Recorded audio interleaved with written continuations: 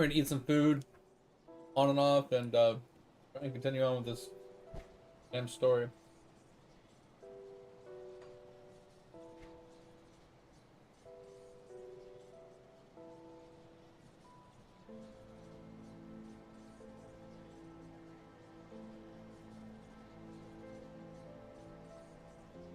I feel like this is kind of like where I left off.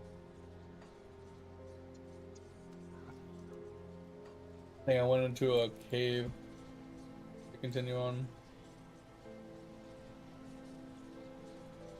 I think I might have missed some of it though. I don't see one around here, or like here, here.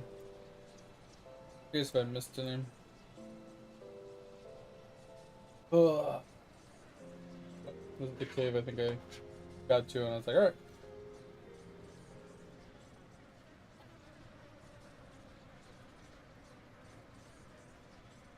All right, build is somewhat coming together.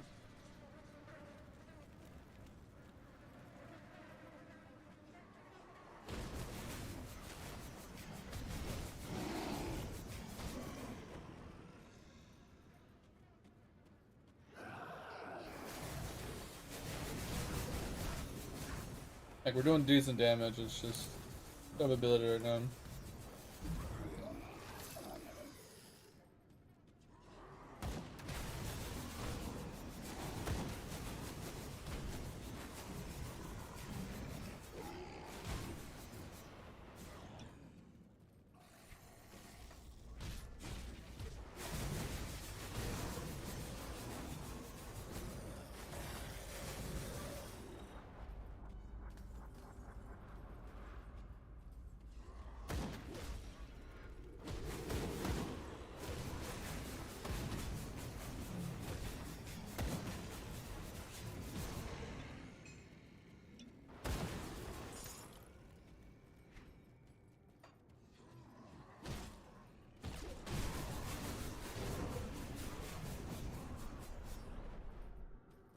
Ugh, I hate it when like one guy just won't die.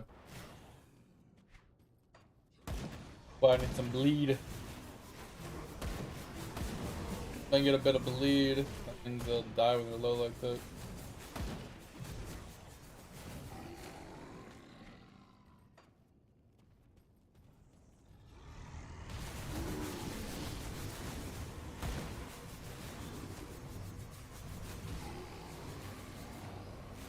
Kind of weird I have the pass-through thing, but yet sometimes it just doesn't go through targets like right now.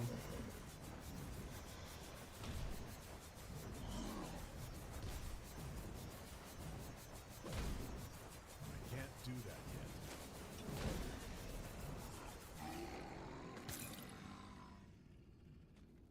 Oh.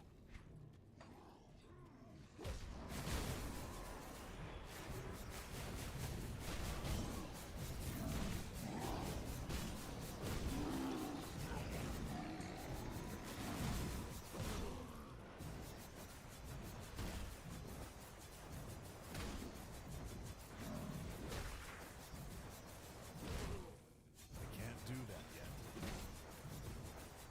Hmm. Yeah, I'm leaning towards the soldier as my secondary, honestly. I mean, I don't know. I'm kind of torn because we could do fire cyclone with the census one for the Ellie Rip. Having Ellie Rip plus fire slash ignite instead of bleed could work.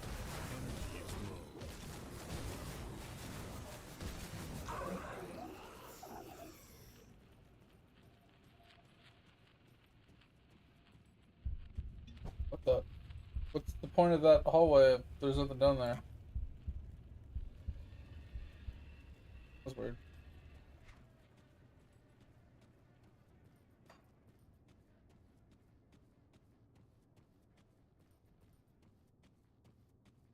Oh.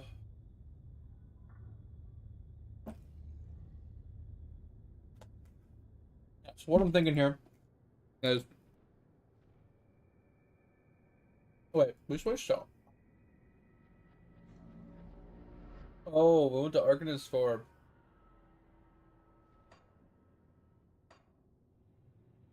Yeah, we went to Arcanist for the leech thing. Oh.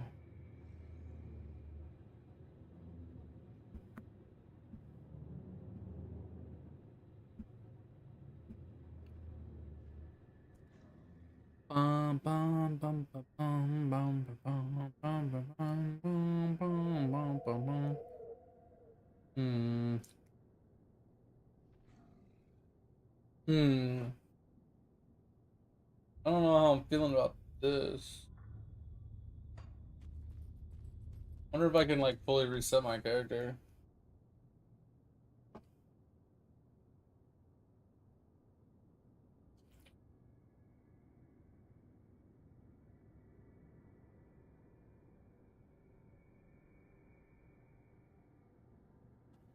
'Cause I'm Arcanist, won't be able to do the fire senses to reduce fire res. To do like a burn build.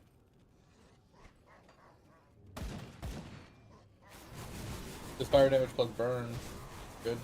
We get initial hits, plus we get damage over time.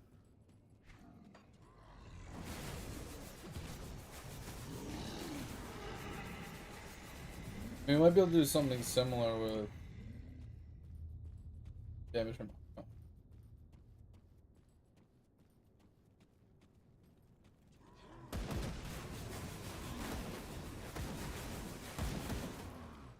I guess it just really depends if we can reset our class after we put points into it.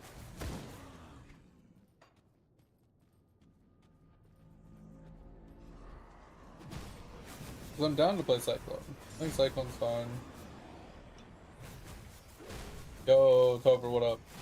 Tover, do you know if I can reset my class after I've put points into it? I ask because, like, I have Arcanist and Oathbreaker, and it doesn't look like I can reset like I was before, like, pick a different class. Ow! I can't do that yet. I was thinking if you refund them, maybe.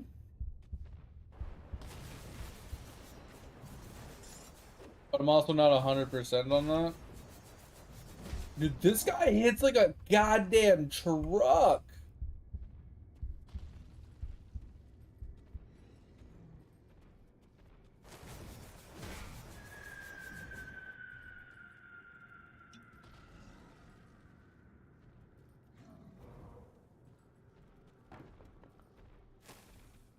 This is where I wish I had like a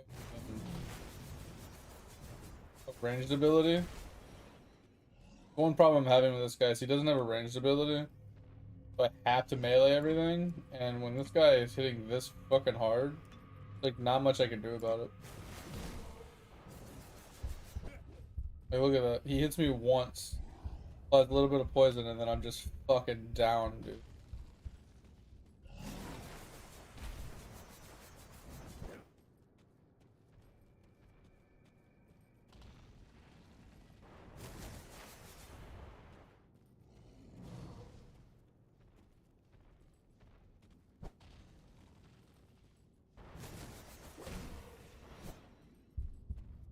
That's just crazy. Yeah, I just remember. I don't know what my fucking cat's doing. He's not.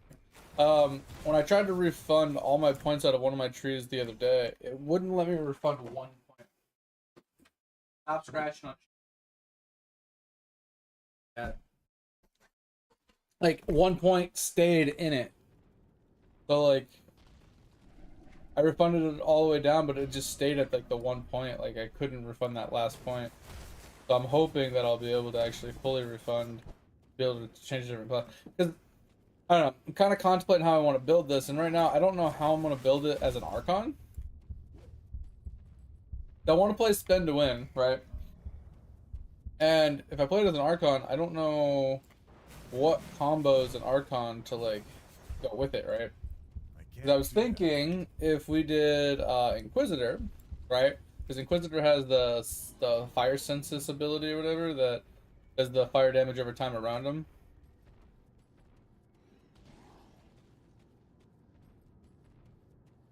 Really? That sucks. I think that's kind of like an oversight. Like, I like this game so far, but I feel like not being able to full reset is a problem.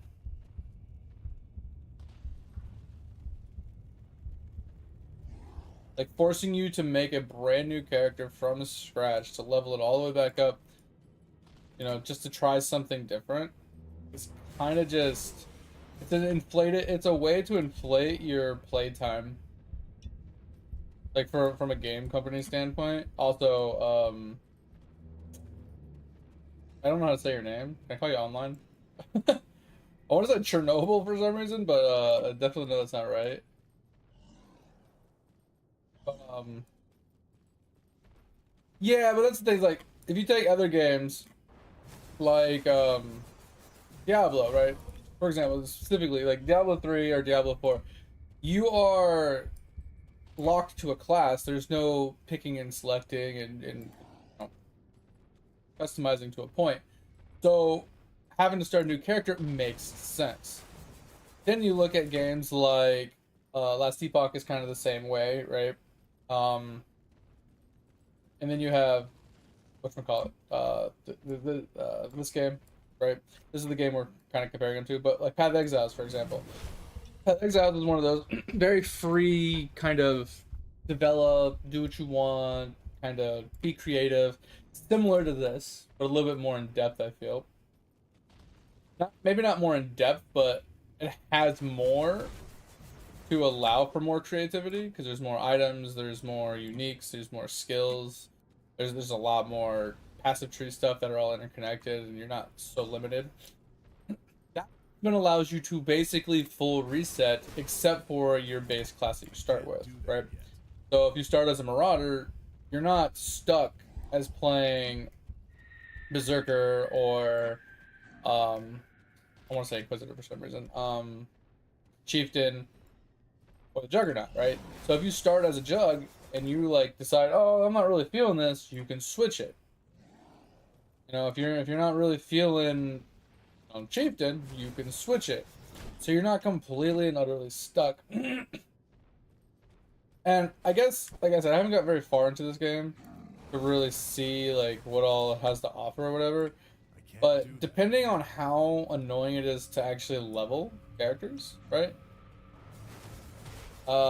If it's actually not too bad to level characters, like in Diablo 3, it's not hard to level characters, especially when you can get like a carry or something. It doesn't take very long.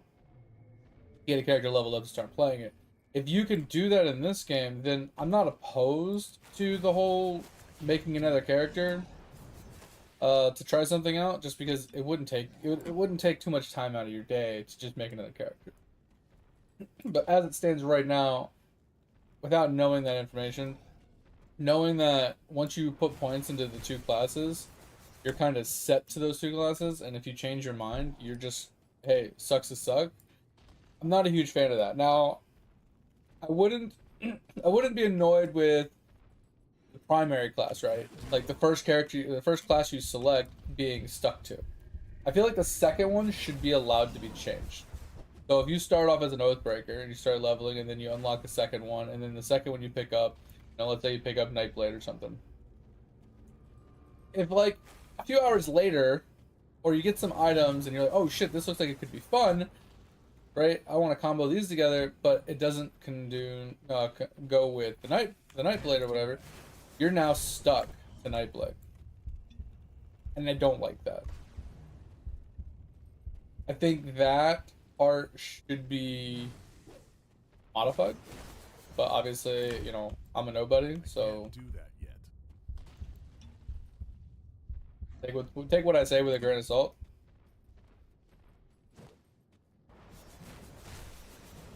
That's just how I feel about it.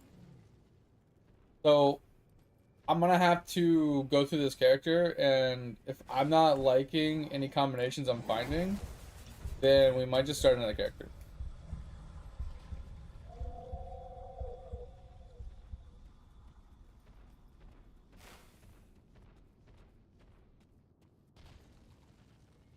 Yeah, I never played Titan Quest. Titan Quest is one of the games that I never actually sat down to play.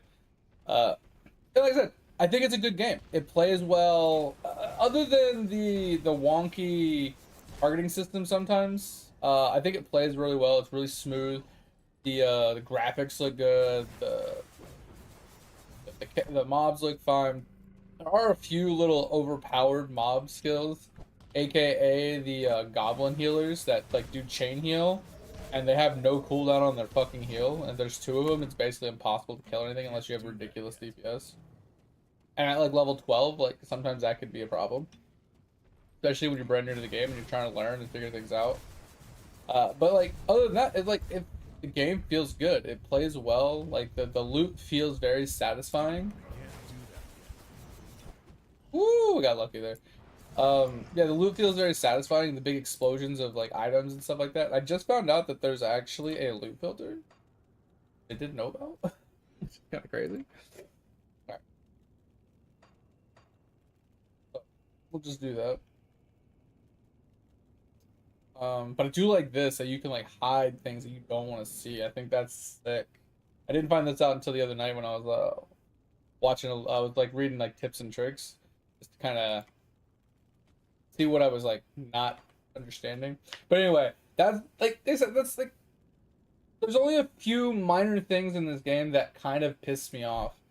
That coming from a person that's played a lot of different ARPGs and a lot of MMOs and things like that. I don't want to be quote unquote handheld the whole time. I want there to be a little bit of exploration and figuring things out or kind of creativity. But at the same time, there needs to be some level of hand holding, aka giving me some sort of actual identification of what the skills do. That is a very, very, very bad thing that they've done here. Is they really don't tell you what any of this stuff does. They give you the stats of like, oh, 6% damage absorption. Oh well, what the fuck does that even mean?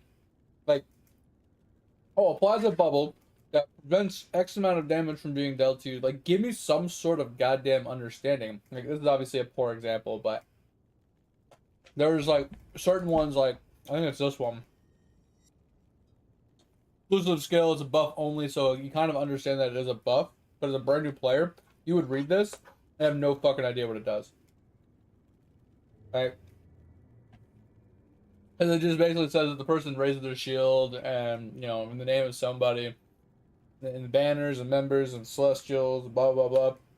Literally doesn't tell you a fucking thing what this skill does. Then you read the bottom, it's like, internal trauma, over damage. Okay. Crit damage, fizz damage, fire damage. Okay, what does it do?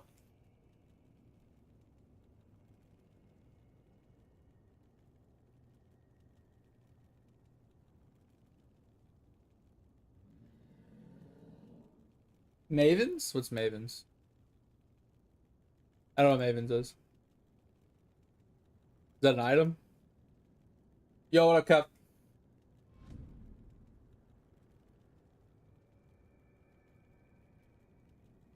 So I understand that now, Cap, but what I'm saying is like since I'm brand new to the game, like these are the growing pains that I have like I'm talking about things that I dislike about this game currently.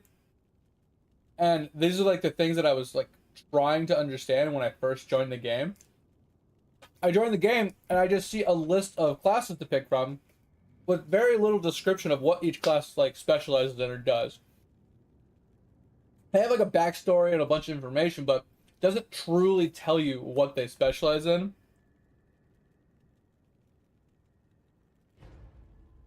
Pet devotion points? Are you talking about these things? I only have a couple. I guess I've missed. I have a bunch of points available. I haven't really dealt with this yet. This is the whole tree in itself. I haven't worried about. But what I was talking about is like there's just a few things in this game that I wish did a little bit better of explaining or giving you more details and whatnot. And that one skill was like a prime example of what I was explaining.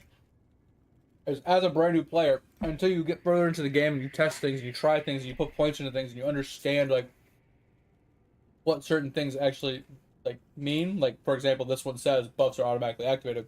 You wouldn't know this was even a buff without that one little line where it says buffs are automatically activated, because nowhere in the description of the skill does it tell you it's a buff.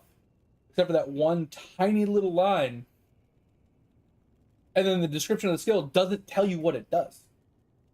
It doesn't tell you it's an aura that does damage over time around things that are near you and buffs you.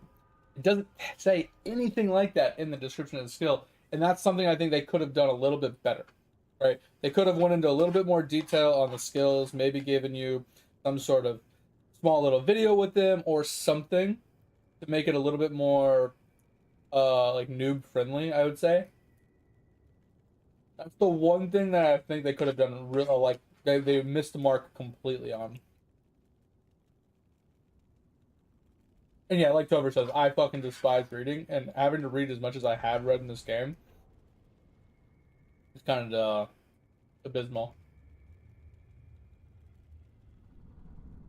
Yeah, but for example, if I was a brand new player and I came into the game and I hovered over this, and I just saw activates when health drops below, this one makes sense. It gives you a bunch of buffs. And you read this one, it says energy cost, skill recharge, 10-second duration, damage absorption, blah blah blah. What does it do? It just 20 damage reduction, and is it a buff? Is it a temporary thing? Does it do damage? Like, I'm just saying, speaking in terms of like somebody that's never played this game before, jumping into it, somewhat skimming through the information and having no fucking idea what these things do. Like, half the time you wouldn't even know. Like this one, 6 charges or charge levels, mayhem, physical damage. But what does it do? Is it a melee attack? Is it a ranged attack? You know what I'm saying? Like, is it a slash? Is it an arc? Is it a punch? Is it a thrust? It doesn't say anything. Like, that's what I'm saying.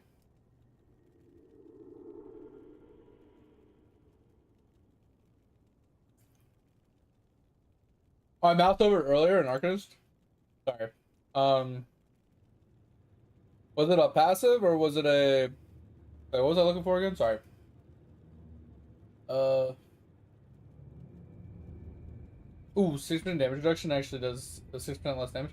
So what if you get like? So I saw somebody make a comment that on some builds for melee builds they recommend getting like 100% armor absorption. I don't know what that means. Is that like 50% damage reduction?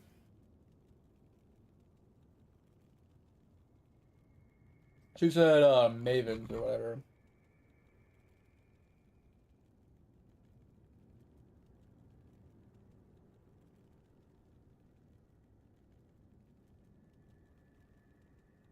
Yeah, I don't remember hovering over. Oh, this. Gotcha. I think I don't actually, it was funny as you said I was hovering over this, but I wasn't paying attention when my mouse was sitting here. That's funny. Yeah, and that's something I had figured out over time, Kep, is the circles were passive to the squares, which are like actives, right? That's something I did figure out.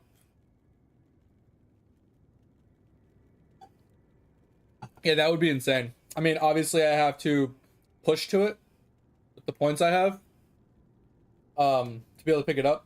So yeah, that would be huge. That would really help us out a lot. So I was going Oathbreaker. So the idea behind Oathbreaker was I was gonna spend to win with Divine Maiden or whatever, or the fire damage and the fire rip, right? So I was gonna do this. Sorry, not the fire rip, but sorry, I wasn't gonna do this. It was the one from Inquisitor, the one that does the sensor or whatever, the one that does the fire damage over time around you, and then it reduce the elemental resist or whatever for fire. I was thinking about doing that, and then since this already does fire damage and then eventually lightning damage, I was thinking of leaning into the fire damage and getting some sort of like burn or something with the fire resist rip from the Inquisitor. I was thinking about going that route, but before we quit last week, someone recommended I grab Arcanist because I was running out of energy, and they're like, "Oh, just grab Arcanist and pick this up, and you'll have energy leech." And I was like, "Oh, okay, that's a good idea." Not realizing now I'm stuck to Arcanist, so now I have to figure out how I want to spend to win using an Arcanist. Now, obviously, this is a pretty good option, you know, for damage absorption to keep us alive. I like this idea a lot.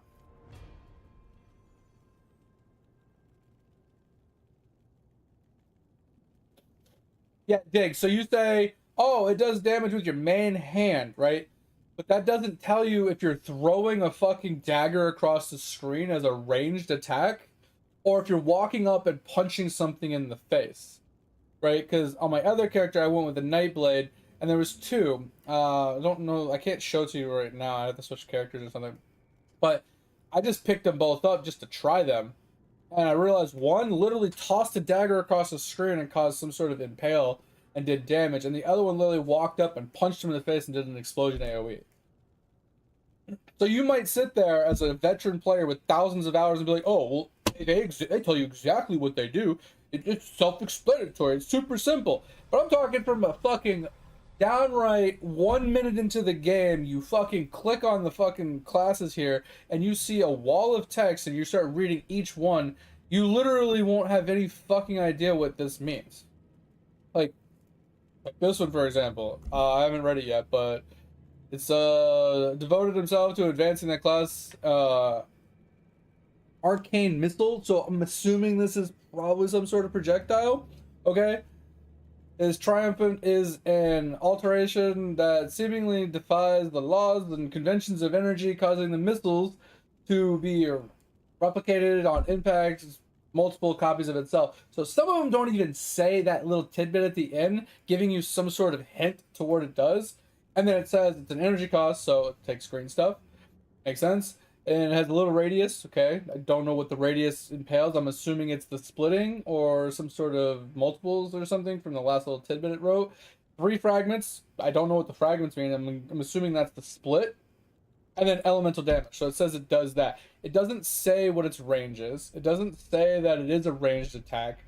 You just have to infer from the information given to you based on the description above that it is a missile attack that is ranged, that splits into multiple stuff. So many other skills don't explain any of that. They just kind of toss it at you and just say, hey, have at it.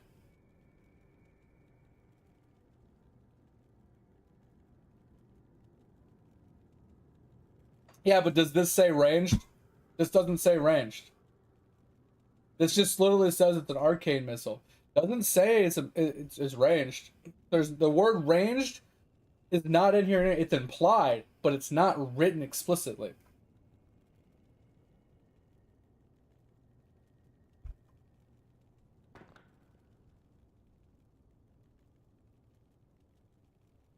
Yeah, and that's what I was thinking, kept too, is like eventually you'll figure it out because you'll put a point into it, you'll test it, you're like, oh, okay, that's what it does, that's what it looks like, that's how it feels, right? And then you can kind of infer the passives past that point of like how it modifies that skill. Makes sense. Totally down for it.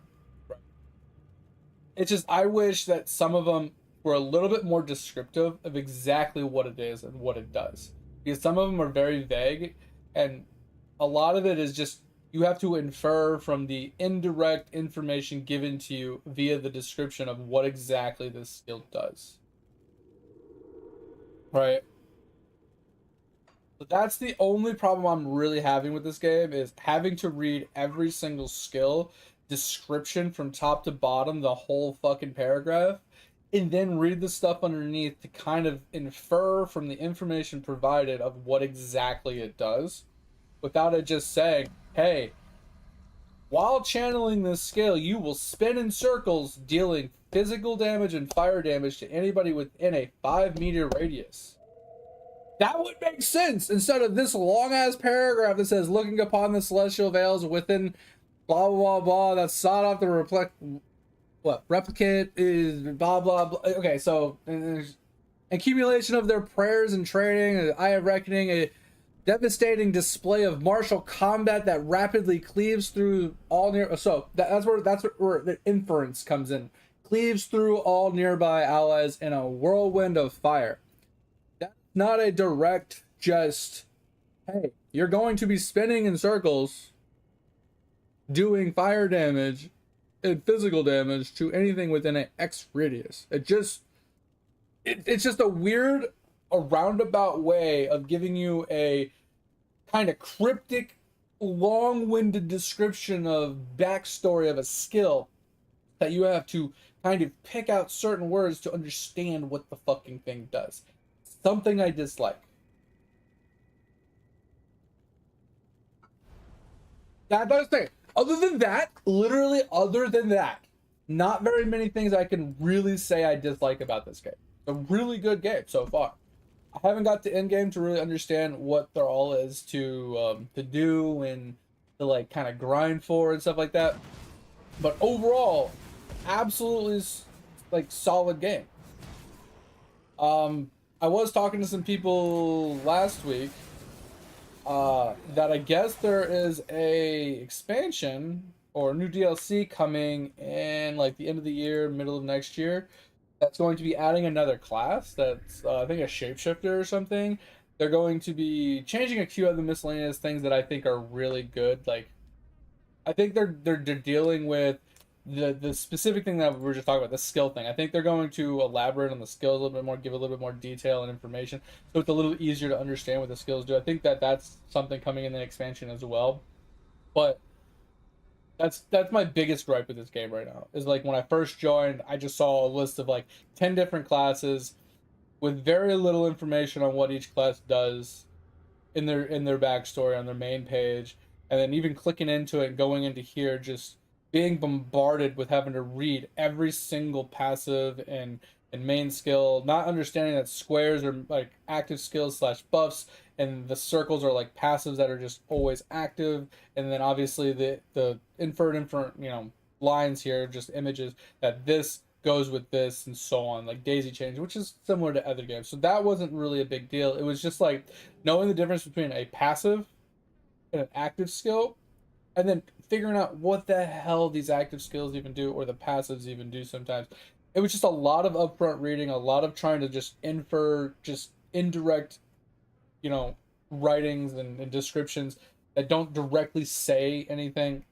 That was my biggest gripe. Other than that, like I said, I'm liking it. It moves well. The targeting system can be a little wonky here and there, which, you know, it is, you know, teach their own. It's not that big of a deal. Uh, but like graphically wise, it plays well. Like it has a lot to offer so far. I do think that it's not as customizable and what's the word I'm looking for? Like creative as say Path of Exiles, purely because Path of Exiles has more to offer when it comes to uh like the passive tree. It's somewhat limits you to only two small passive trees, versus Path of Exiles gives you a massive 1,300 point freaking passive tree that has a lot of leeway to branch and go and, you know, configure the way you want it to work. I think that is the biggest difference. And oh, what the fuck? There's two. But so far, like I said, it's great. I don't hate the game. It's definitely been fun. It's been an enjoyment, and I'm gonna keep playing it and learn more about it. But like my couple days into this game, my day 3, that is like my only real gripes about the game.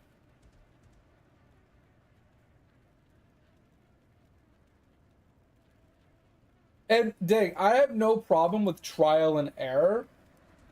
I just want there to be, instead of having to infer what a skill does based off of like some very generic writing of a description, that it kind of more directly tells you instead of vaguely referencing something. And I would love the idea of testing things, right?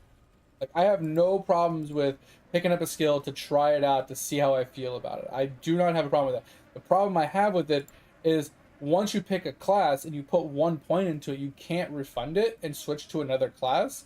That is the one limitation that I dislike about that idea, because okay, it's like, okay, cool, I'm gonna try out the Oathbreaker. I'll put a point into it, I'll try a couple of the skills, play through a little bit, okay, and then I pick up a second class. I'm like, all right, well, I don't know what the combo with this, so I'll just pick up Arcanist and try some of this. And then you realize, well, this isn't really what I wanted. So then you delete your character, or you just put it on the shelf and you make another character, and You're like, okay, well, let's try some other character combinations. Okay, let's try, you know, Elementalist with the Necro.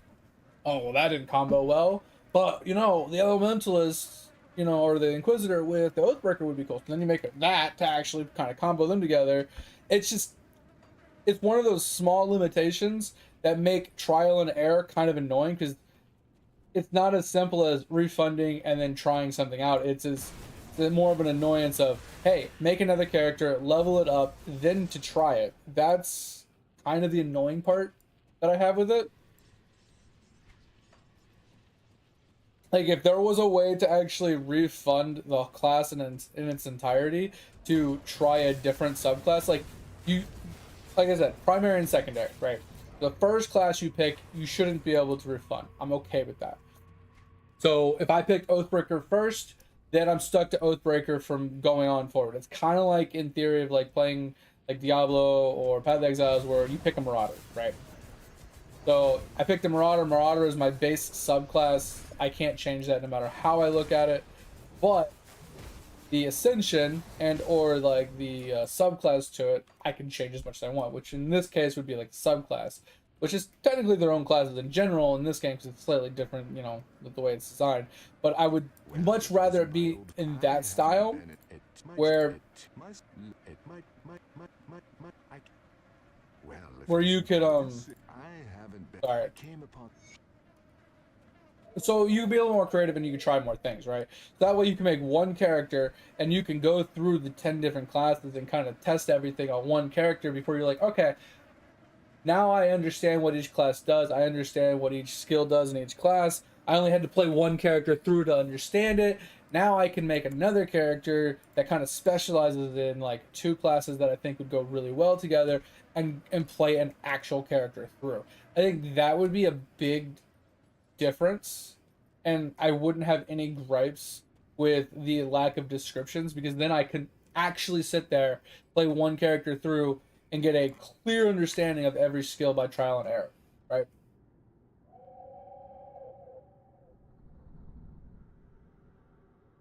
You're not wrong, Topher, about the whole watching a video or reading a thread, but the thing is that's just because there's so much more to the game. There's way too much to the game. Like in comparison, no other like ARPG has as much information or as much like customization and creativity as Path of Exiles. No matter how you look at it, this game might be better from like Diggs from Diggs' point of view. He likes us more, um, because of the customization and creativity and making the builds and all the items and stuff like that, which is true, 1000% true. It does have all that. But I think I think Path of Exiles dives in deeper, which is what causes you to look for builds and or videos and or guides because going into it completely blind as a brand new player, you're gonna be bombarded with so many skills, so many stats, a massive passive tree that would take you hours to read through and understand and try and figure out. There's just way too much information, which is why you're stuck reading pages upon pages of stuff and like just finding a build guide to follow to understand even because the thing is like it's like a three-pronged approach when you first start PoE. Not only do you have to figure out how to even play the game and how to do the quest and push through the campaign and actually get to the end of the game and level your character, you also have to figure out what class you even want to start as because you're stuck to the class, not the subclass, but you're stuck to the class. So most people don't understand that, hey, if you pick a ranger, you're not stuck to range classes. If you pick a marauder, you're not stuck to melee classes, right? Like they don't understand that in the beginning, and then when they see the passive, because you don't see the passive tree at the beginning, right? You just see, oh, pick a character that you want to play, and marauder this, and they give a little brief description, and they give a brief description to each one. You don't know that they start in different points of the tree. You don't know that they all share the same tree. You don't know any of this information going into it completely blind. So you pick one just on a whim, just to play one. Oh, I like magic skills, so you pick them. You know, a sorcerer, or a witch, or whatever. So you play a witch. You get into it. You get hit with a couple skills here and there. You start doing some quests, and then you see the massive passive tree, and you alt F4. Because you have no idea where to even begin, what to start, how to do things. I can't tell you how many times in PoE I've had people come in and ask me a question. What I find silly and simple. And Dig, sorry, I haven't read your message yet. If you just give me a minute, I'll pull it up or I'll read it. But there's people that don't understand that when you pick a class, say you pick a duelist, right? That they open up the passive tree and they're like, oh my god, this is a massive passive tree. I don't know what I'm looking at because this is what they look at, right? They don't understand that this is the starting point where you have to put your very first point. And people like that's something as simple as, hey, you have to put this is your starting location. You have to put a point and you have to daisy chain. It takes people so long to figure that part out. Sometimes it's crazy. I've actually had people come in and ask me, "Hey, I don't even know how to put passive points into my passive tree because I don't I don't even know where to click because every time I try and click it just tells me I can't put it there." Right? So I've actually had to show people how to even put passive points into the game because it's so unhandholding and it's so daunting going into it. Like I said, that's the biggest problem that Poe has. It's too much information for a going in completely blind, just no backseating kind of playstyle. You will just get fucking bombarded with this information and just have zero, and you'll never progress because unless you know how to scale a skill, unless you know how the tags work and how a skill like actually scales, you can't make your skill do any damage because you don't know what stats to be looking for on gear. You don't know what stats to be looking for on, say, your passive tree. You don't know how to branch to certain good spots. You don't know how to survive because you don't know how to like scale your defense. You don't know how to do any of this stuff to actually get your character to push through the game. So you just get absolutely dick punched from the start, and you're stuck in like early campaign, just dying over and over again without looking anything up. Right? As the biggest difference between these games is like, yes, PoE requires you to watch videos and to like follow guides and read a bunch of information stuff kind of before you can even play it. Most games don't. Like this, you can jump into this game completely blind and figure it out. It's not that difficult. You know, Last Epoch, kind of the same way. Now, when you get to the end game, yes, you're gonna have to understand the scalings. You're gonna have to understand how to do, get to certain points and what skills do better, with so and so and the combination. You'll have to look way into that when you get to the late game. But getting through the campaign to get to that point, I feel like is totally doable with all the other ARPGs.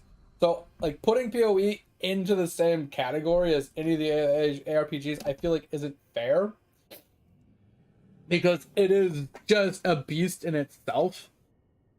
I would compare this more in line with Last Epoch and Diablo, but say that this is more of a PoE-esque version of them because it is a little bit more simple to understand and grasp. It does hold your hand a lot more than the other ones, but at the same time, it is lacking just some descriptive information that is more pointed information instead of broadly just obscurely, you know, thrown up there and hopefully you understand it.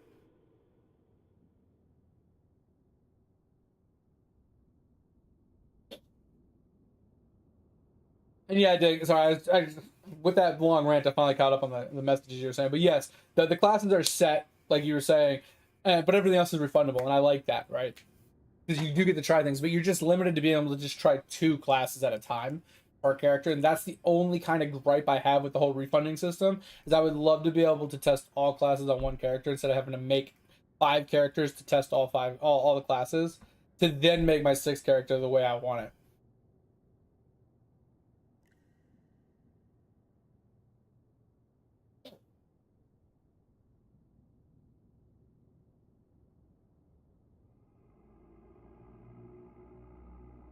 And yeah, Dig, that's what I was saying too. It's like since I haven't gotten super adept to the game yet, the whole making a new character, leveling up to try something new, it's it's one of those things that it can be done if depending on the leveling style and depending on how fast you can get through the game and you can get to the point where you can like actually start playing towards the end game again. If you can do it quickly, kind of like Diablo 3 was, right, where you can get power leveled or you can just jump into rifts and just kind of speed level and you can get there in a couple hours. Like if that's a thing, then I'm like I said, it's a small little gripe that would just save people like noobs time to not have to do that. Because if you think about it, if you're a brand new character and you just want to try all the characters, now you have to spend a week pushing through the game with 5 different characters just to try all the classes, to try all the skills. That could be a turnoff for some people. I'm just thinking in terms of like raw, just first impressions. As a brand new player, I think it would just be more enticing to people to only have to be like to be able to test everything on one character, right? And you're not wrong. No other game lets you do that. Like in Diablo, I mean not Diablo, but Path of Exiles, you can't play a Marauder, a Witch, fucking Templar, blah blah blah on one character. You have to make a new one. So you have to make 10 different characters to try all of them. You're not wrong. And that's why I say you can't really compare PoE to this. I would just the only reason I even brought it up in the same like in the same context is because they are kind of the same thing. But I was just I was giving it like a somewhat of an analogy of another game people would understand that has all that extra information, all those extra skills and abilities that this kind of has, but it's broken down a little smaller and they don't interconnect, right? But you're not wrong. They like none of the other games let you do it. Like you can't do it in Diablo 3, you can't do it in Diablo 4. Once you pick a character, you pick a character, right? And you have to re-level through to even try each character. And that's like I said, I'm nitpicking at that point. I'm just saying as a character as a person that comes to a game that you make a base character that gives you an option a list of 10 like classes to play from as you're playing the game. It kind of makes you feel like you want to try all of them, but then you're not allowed to. Now, if you're at a main screen and you have to pick one of those main classes from the start, it makes more sense, just in the grand scheme of things, to be like, oh, well, I picked this base subclass or this base class right at the rip, so I'm stuck to this class. It makes sense, right? Mentally and physically, like you understand right out the gate that you are stuck to this class and there is no changing it. But when you jump into a game with no subclass, no class, no nothing, you have to pick that in the game while you're playing it and already running around. It kind of makes you feel like you have the freedom to test everything on one character, which is kind of a false sense of, you know, like false. I can't even think of the word right now, but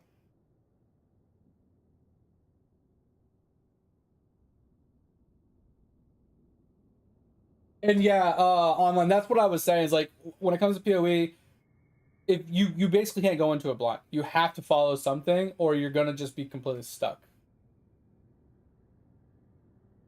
I mean, I would agree with the whole Grim Dawn being the same way, but at the same time, not purely because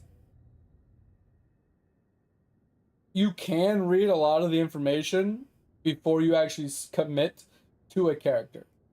So you do have that freedom right out the rip of being able to select an Oathbreaker, read all the skills and stuff, kind of infer what's there, refund it, read all the Arcanas, and fund it, read all of this. You actually get that in-game knowledge before you commit to one thing. Now, obviously, that's very minor, right? Because you don't know what items come down the road. You don't know what kind of like things are going to combo well together and how things scale properly. But you do get that brief understanding right up the front that, hey, I can read everything from each one of these. PoE, you don't get that option, right?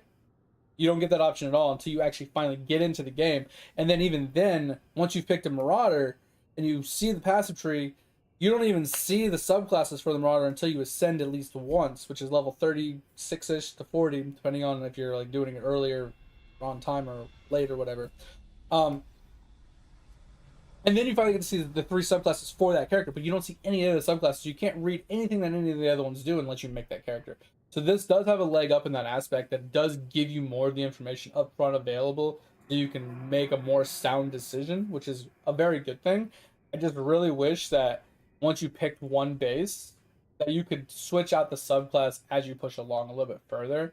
You can try different builds without having to make hundreds of different characters, which not a big deal in the in the end of the day, grand scheme of things. Like Dig was saying, it's like no other game lets you do that.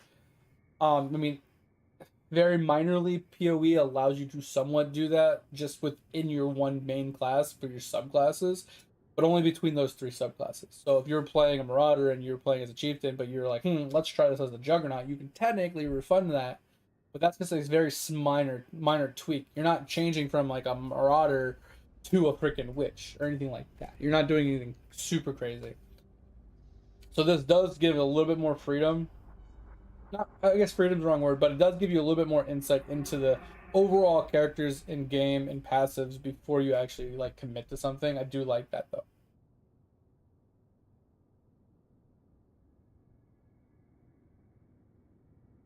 start playing when you hit the wall early in mouse. Oh, really, Dig? I mean, well, that's the thing. Like, like we were saying, PoE is way too much of a complicated game. Like the way like the tags work with the different class, like the skills. So like for example, if I was to hover over this in Path of Exiles, right, this would say I'm just gonna guess because I have no idea what the fuck this skill does, but it would say like attack, melee, AOE, and maybe like physical, right? It would have tags at the top that tell you what scale that specific skin, or that specific skill. But then it doesn't tell you that adding a support gem to it can add tags that can scale it further past what the original tags are. Things like that. But then once you understand, okay, these are the tags that are associated to this skill, now I know what will scale this skill. So then you can look at the passive tree, you can look at the gear and see, okay, this says added physical damage to attacks. Since this tag is an attack, then it would add physical damage to that attack, making it stronger. And then if you had something that said percent increasement to fizz, if it was a fizz-based tag, it would also scale the damage of the skill. This doesn't really give you that information, but that's the problem you're running into in PoE Dig, is understanding how to scale a skill, right? I only know how to scale certain ones because those are the only ones that I like heavily invest in and heavily like jump into and like grind and try my damnedest to play, right? The but most of them completely elude me. Like having how to scale like a lot of like the Ellie builds, how to scale a lot of the fizz converted builds, how to scale poison builds. Some minion builds are really hard to figure out how to scale as well. It's just you can scale them generically and kind of somewhat understand, but at the same time, to get to a certain level of these like high level PoE players that are like super giga chads, to scale it to the point of what they do is so astronomically different compared to how you understand it to how they understand it. And that is the biggest difference in PoE players, is heavily like investing time into one build, one class, one playstyle to really understand like what scales it hard, what scales it minimally, what double dips, how to like super like juice it past a certain point. It's like I said, that game is completely out in outer space compared to all the other ones. This one's a lot simpler, but it does have a lot of like the same quirks to it, and that's something I'm trying to figure out right now. Is like, I'm playing this build, I'm playing this class, so I'm trying to figure out how to scale this skill a little bit harder because it's fizz damage and fire damage. So I know items that give percent increasement to fire will increase my fire damage. I'm assuming there's like fizz damage ones as well, so I can scale my fizz damage. But I don't know what else will scale this other than maybe some attack speed, right? But we can add things to it, right? So plus levels to the skill will obviously help. But like there's additives, like so you can have a weapon that applies burn damage or bleed or stuff like that, and then you can juice out the extra bleed by getting stats on the weapons and the gear and the armors and the jewelry, and there's a lot that you could do in this game, and that's stuff I have to figure out down the road. But that's the one thing I'm like struggling with. Like, I'm playing the skill and I'm trying to get his damage to get up, but I'm also trying to figure out like how to maintain my energy because I'm just juicing through it too hard. And then on top of that, I'm trying to make myself survivable and tanky. And like as a first playthrough, it's a little hard, just a lot of trial and error, a lot of getting my ass kicked and figuring it out as we're pushing along. And obviously, you guys are giving a lot of helpful information and helping us out, so like that's helping, push us along as well. Uh,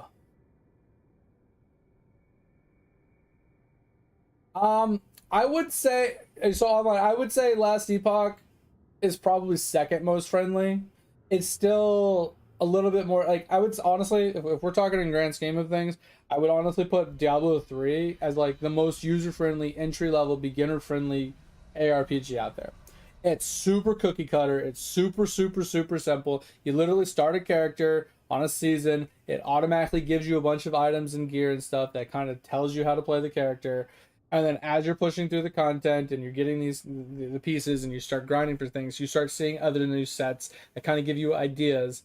And then from there, you see all the skills, you see all the abilities, you kind of see what the set kind of scales off of, and you kind of just make the build around that, and it just kind of gives you all the information on a silver platter, and you kind of just play, right? There's no really testing I mean, there's some testing, there's some trial and error, but it kind of just thrown at you. Last Epoch kind of gives you a lot of information, but I feel like it's more in line with this game where you're kind of just pushing through the game, you're kind of just figuring it out as you go along, and you're getting a bunch of like stats and different things that are thrown at you via the gear. And then obviously the build kind of like, I feel like the Grim Dawn and Last Epoch are very, very similar when it comes to like a lot of their aspects of the game. I just think this one's slightly better done so far than Last Epoch. But I will say it is I feel like they do describe the skills a little bit more. They do give you a little bit more pointed information instead of broad information. There's not as much fluff, I feel like, in Last Epoch. So I would say it is a little bit more like noob friendly than Grim Dawn, but Grim Dawn so far is like a good game. I'm not opposed to it. I'm just one of those jaded people that I kind of I'm used to going into a game and kind of looking at it and understanding what that thing does right off the rip of reading it instead of seeing some vague, roughly outlined information and kind of inferring and testing it to feel like, oh, I am right. That's my only, like I said, that's my only real gripe. Like we've been talking about it for like an hour, but like that's my only real gripe, honestly, so far.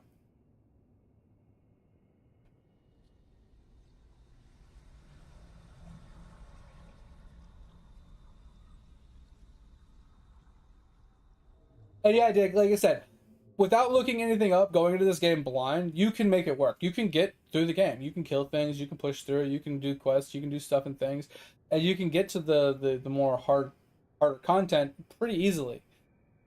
I just feel like if you're going to make me trial and error stuff, make it a little bit easier to trial and error things. That's the only thing I'm asking.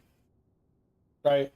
Either give me more descriptive information so I don't have to infer so much information and then test it to see if I'm right, or make it easier to trial and error everything.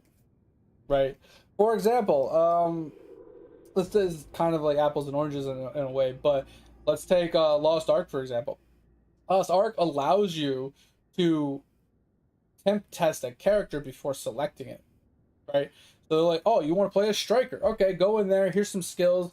Put some points into things. Try a few things out. See if you like the character before you actually create the character. I thought that was a very cool idea.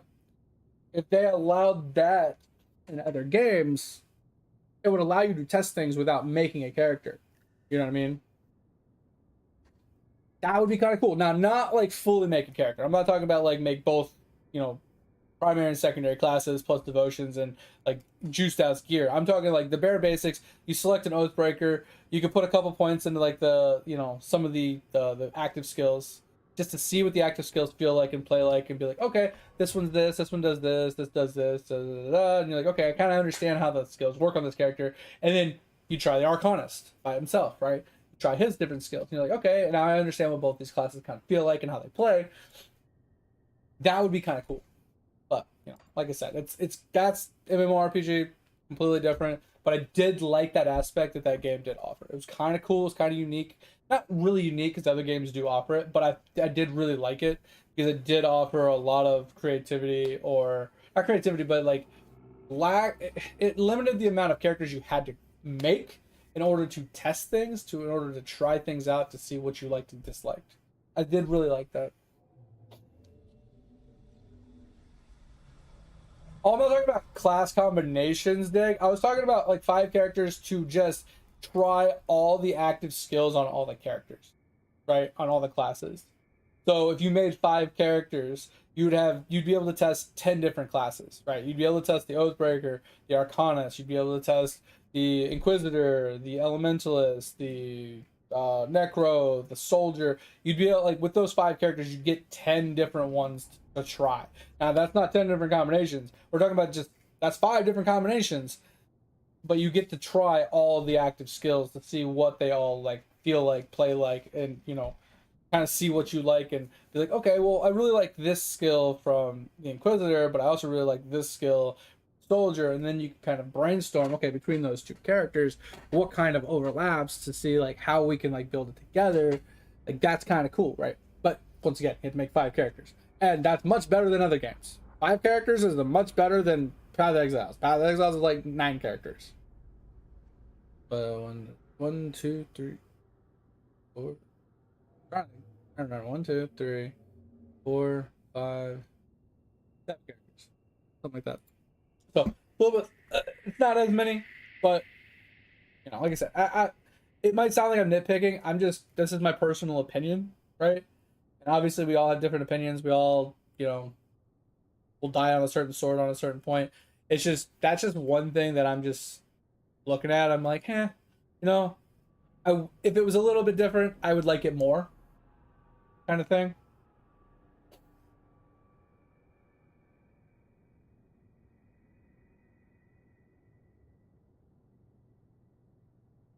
No, I think you're probably right that it says it's unrefundable. But I do remember before I put a point into Arcanist, I had the option to, you know, refund it. I didn't realize putting a point into it took that away. I thought since, you know, the main base, right? Put this down. Since the main base had the refunder lady, I thought if you refunded all the points down to 0, you could change the class. That's what I thought. And then I tried to refund a bunch of points the other day, and I realized it wouldn't go to 0. So I haven't tried it.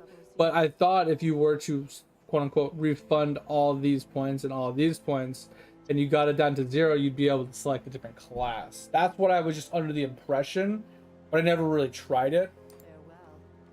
Kind of thing, you know? I still haven't tried it, but I'm just saying, like, that's... it was a guess. It was like just one of those, since I knew that you could refund points, I thought, oh, well, if I can refund it back to 0, I can just retry it, right? And I could try a different class. And that's why I wasn't opposed to picking up Arcanist the other day when someone recommended it, because it would fix my temporary problem. I just thought I could refund it later and, you know, do something different. Because literally my initial thought, I wanted to play Inquisitor because I wanted to have the AoE fire damage around me while I was whirlwinding. That was the intention behind this character to start with. And knowing I can't do that now, either A, have to find a way to do it with the Arcanist in a different way, or I have to just make another character already. That's the only problem. I do have to go to the bathroom, but I do want to catch up on chat. So let me catch up on chat, and then I'm going to go to the bathroom, and then we're going to keep playing. Sorry.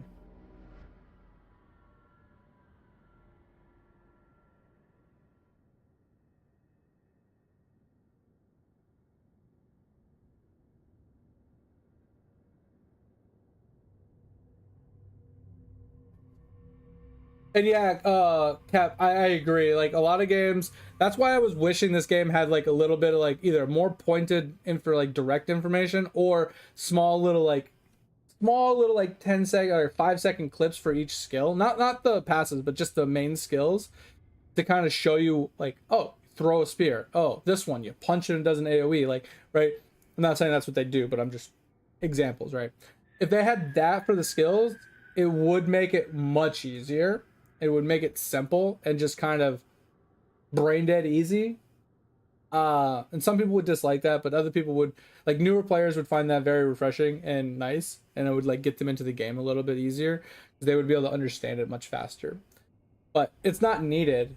It's just for people like me that don't want to read novels and infer information.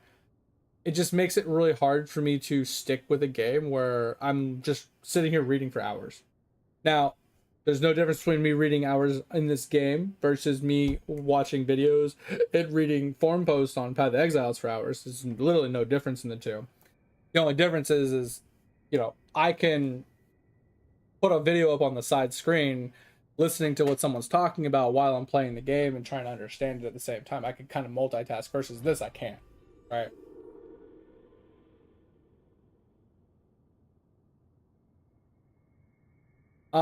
Smite and Righteous what? What's Righteous Ever?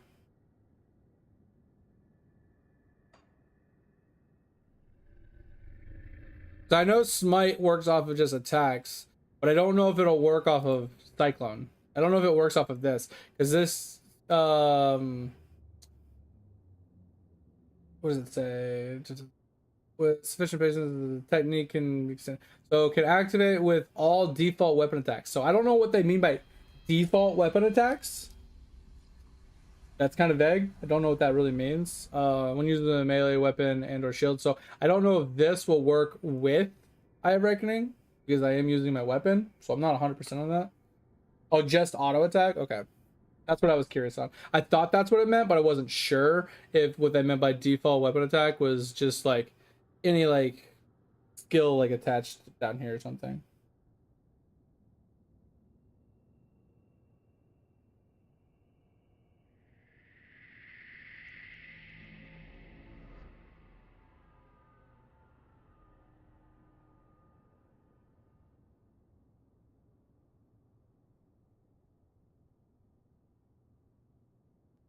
Yeah, exactly. That's kind of where I'm at right now. Dig is like I'm doing okay damage, but I have no defense, and I wish that there was like a different image or icon that shows you defensive skills versus offensive skills, because like this one's kind of, you know, after you read it, you kind of understand this is a defensive skill, right? Just straight up damage absorption, super good. It allows for me to you know, absorb damage, which makes me take less damage, right? That's kind of inferred based off of, you know, creating a protective shield, blah blah blah. This is really strong as a defensive player. I just wish there was like a different like square versus square versus square versus square versus square. Like these are offensive skills. This is a defensive skill. I wish there was a little bit more icon difference, and or at least it's saying defensive buff or something like that. Just saying it's a buff, like I said, once again, it's the difference between inferring the information and kind of determining what it's meaning based off of the vague information given to you versus it just directly telling you what it is. Demo with two in? Really? I haven't played demo yet.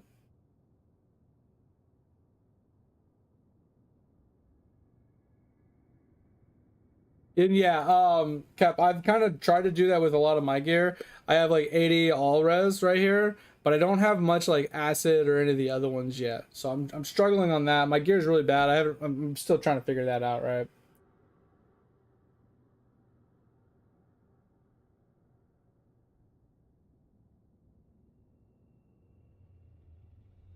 Oh, demo has the nuke, not the Arcanist.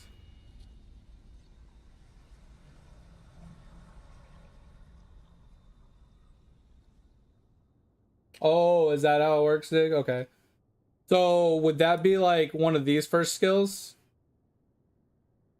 Like this one would like, wait, that's a buff. Never mind, sorry. So this one, like this would kind of overwrite like the basic attack for the Arcanist.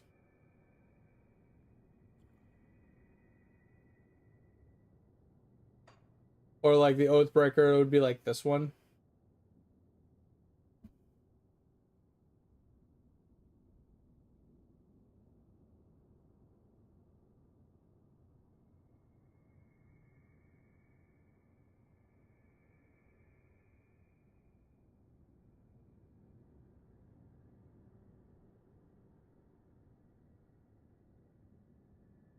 All right, guys, I'm gonna be right back. I do have to go to the bathroom, and then we'll get grinding.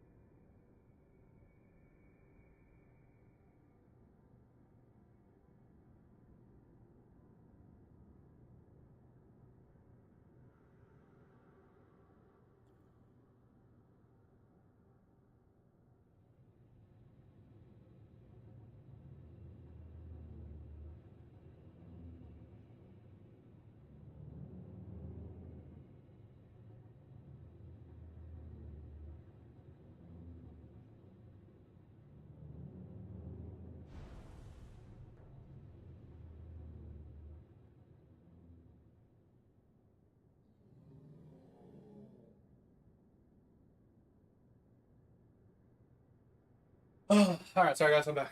Anyway, so Dig, I know we got a topic and subject or whatever. Travis, welcome in. I'll read your message in just a second if you give me a second, since I just got back to the computer. I wanted to welcome Dig. How was your vacation or whatever it is you were doing? Hope you had a good time. I never really got to ask you in Discord, so I figured I'd ask you now while I have a few minutes to ask you. All right.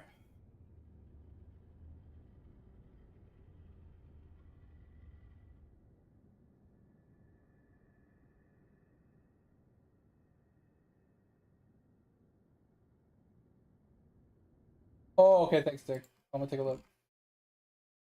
When used as your default. Oh, okay, okay, got you. So it specifically says when used as your default weapon attack. Got you. Yeah, but that's my big gripe though, Diggs. Like something so minor, like a little tiny little like thing like that, right?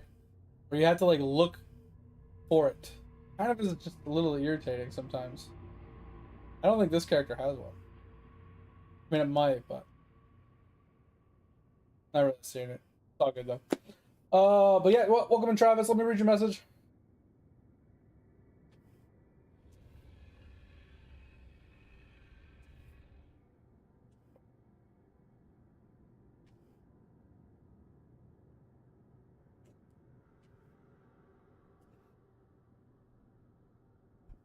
Yeah.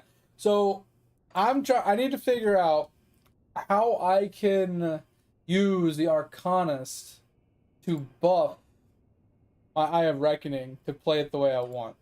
That's what I'm trying to figure out right now. Like obviously we can take this for damage absorption, which would be pretty helpful defensively speaking.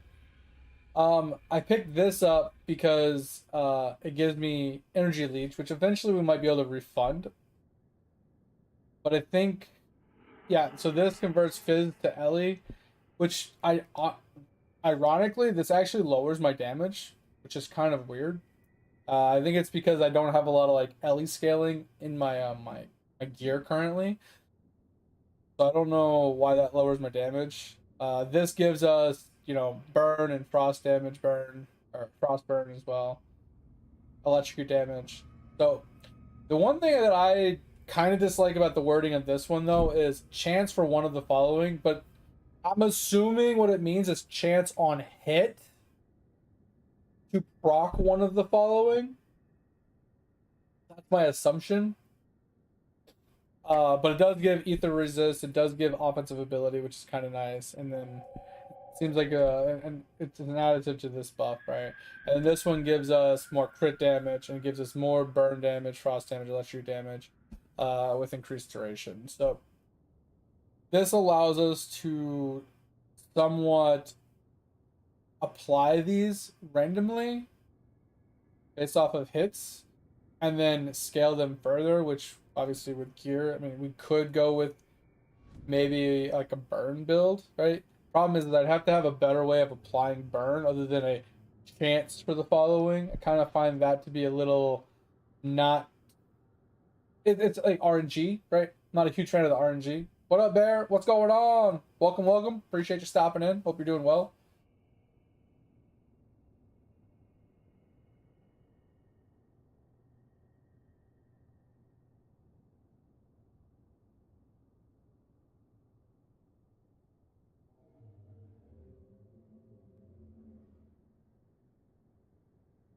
Where is the mirror one you're talking about, Travis?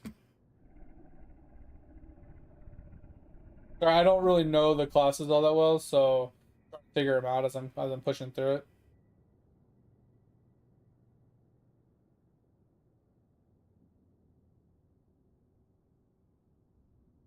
Oh, this one. Okay, gotcha. Oh, but this is okay. So, but this is like a situational, like hit it as like a oh shit button, right?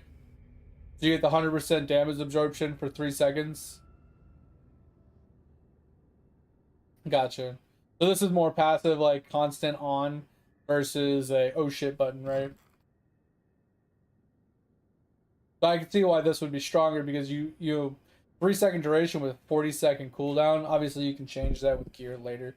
with like cooldown reduction and stuff like that. You probably don't need more than that unless it reduces its cooldown or something.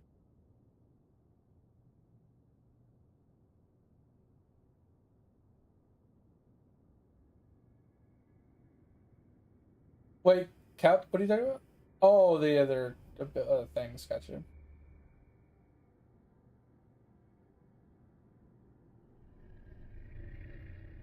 What's up, Bears? You guys are about to hit an ad, so I'm gonna wait a few minutes until you get out of the ad to continue talking. So let me know when you guys are back.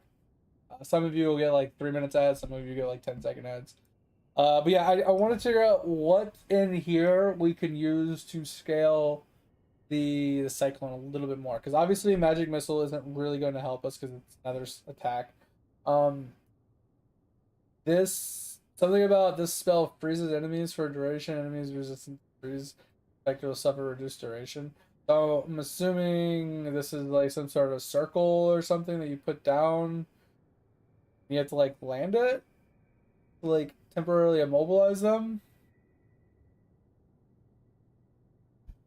So that doesn't really like passively give us more to Cyclone. Uh, this also has a meteor radius of like cold damage, dropping some stuff. Uh, this seems like it reduces targets of damage a little bit. That's all. For 1 second, bro. That sounds terrible. Um, Crossburn over 3 sec. Okay, so what? So this isn't too bad of an option, but it's Frostburn versus Fire. I mean, it does give us lightning with electrocute damage. Fizz damage converted to cold, so it does give us cold damage. Skill cooldown reduction. I'm not opposed to maybe going this route. There might be a better one.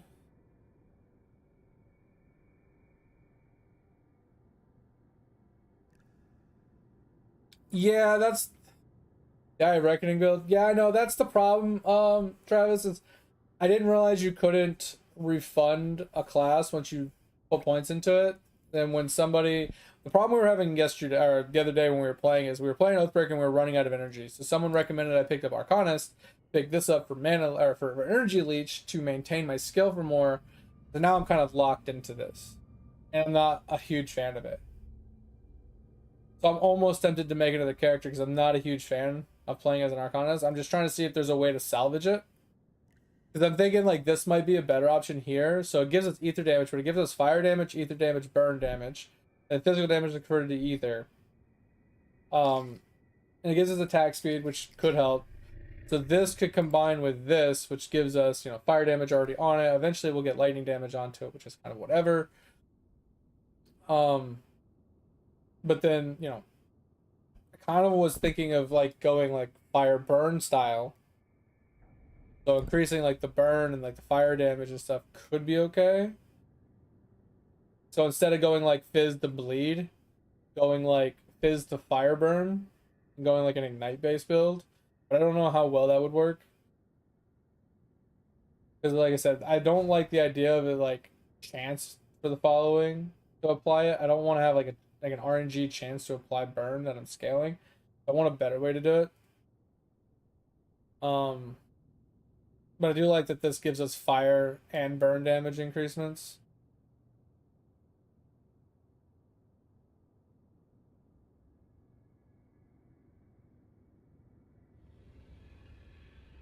And that's kind of what I was doing, Bear, is like this is the main skill, right? It does fizz, it does fire, and then eventually it adds lightning into it as well. But I don't really know how to scale it past that. That's where I'm struggling. Because like a lot of it's gonna come from gear, right? So there's gonna be a lot of pieces of gear that might do like, full fizz conversion to fire, which might help. So I can do like full fire build. There might be another one that possibly can remove the fact that I'm doing fire and put that into fizz damage or something. I don't know exactly what I'll be able to find items wise.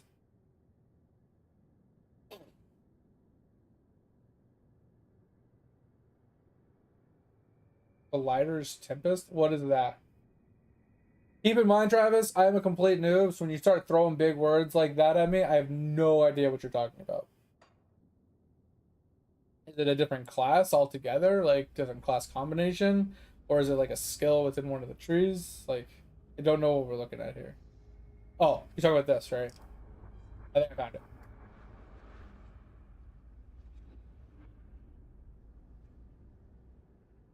And that's what I was thinking too, Bears. There's a lot of ways to convert damage from one to the other. And if I wanted to like heavily focus into one, there might be an item or some sort of passive somewhere that would allow me to do it. And like I said, I could do like pure fizz into a bleed build, which isn't a bad idea. But I could also do pure fire into a burn build, things like that. But this is really good right here. But is this a buff? Or is it looks like it's an actual skill I have to place in a radius.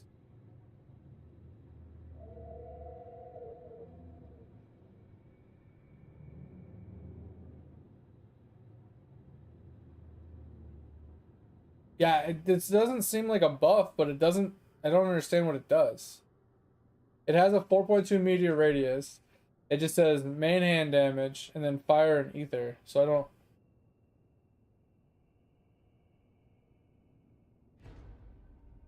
Oh, I got you. Okay.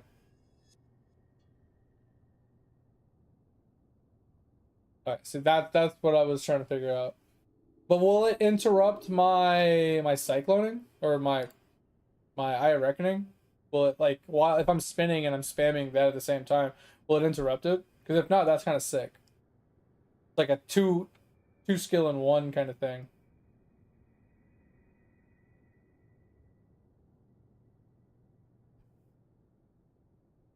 That's pretty dope. It's so. Oh, let's just go get our asses kicked. I think the goal was to try and get to here. Yeah, so now we're here. Now I can pick this up. Start picking that up.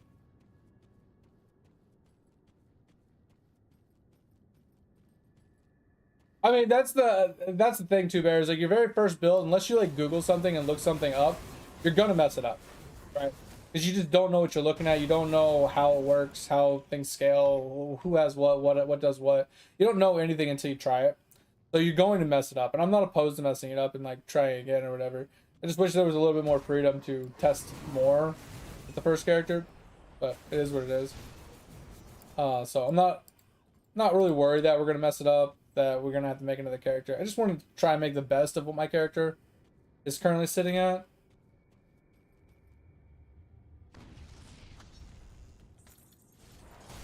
Yo, penises.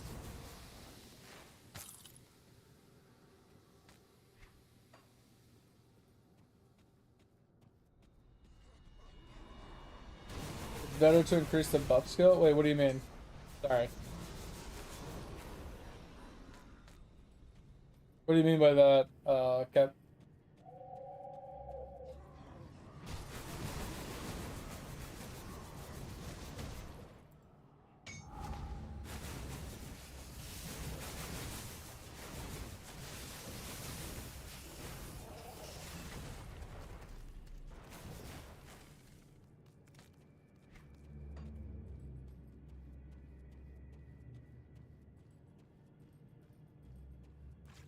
And yeah, what I was getting at too, Bear, was since I'm already in the class or whatever, there's nothing wrong with just putting coins into it and trying it out and seeing how it feels. All right, pick that up. Thank you. Just knowing it exists to try it is really all that. Like that's the biggest battle.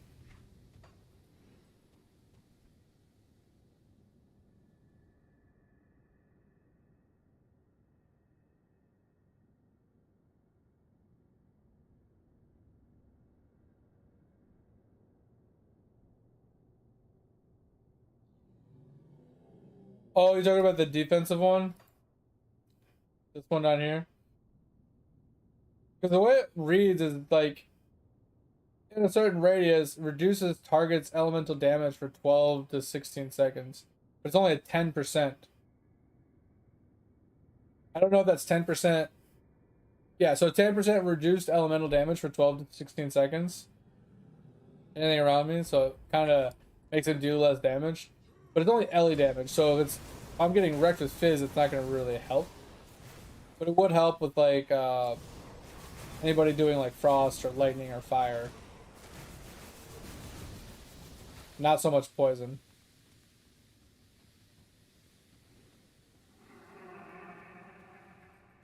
Yeah, you're not wrong. Like I feel like the Archon would mostly be used for its defensive capability increasements.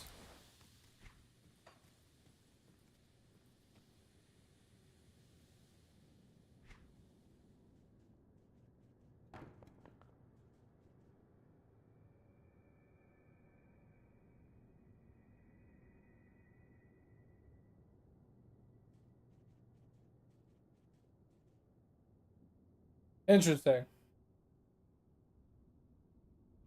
Dumb question about the nullification, Travis. Is that like permanently removes?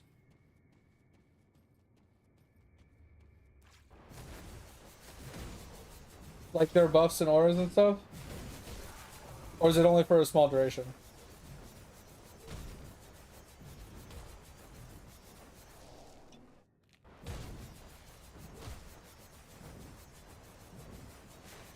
But that's the thing, Travis. That's what we were arguing about earlier, or like discussing, is like just the lack of pointed information given via the skills. Like some of it is like just pure backstory in the white writing, and then some of it like gives you the information you're looking for in the yellow writing. Some of it gives you neither, but it gives you if you can infer what it does based off of the stats underneath of what it actually applies or does or whatever.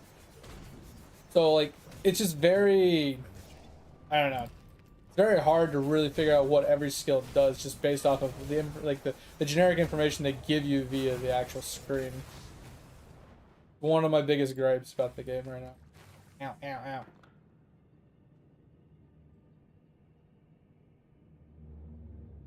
A top skill? Are you talking about this one? Like go into this?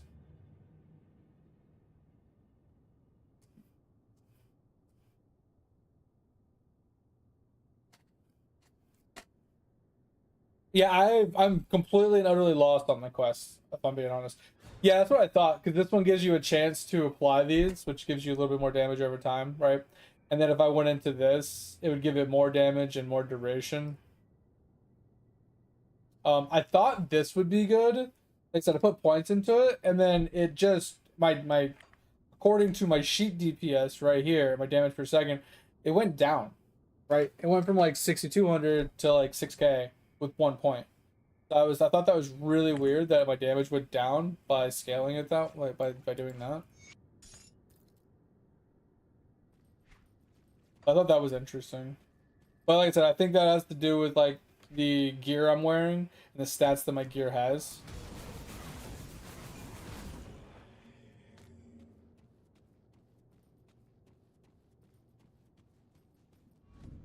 Yeah, Bear, that's my biggest problem is like, so you like read a skill, right? You like read a skill, and then you're like, well, what the fuck does it really do, right?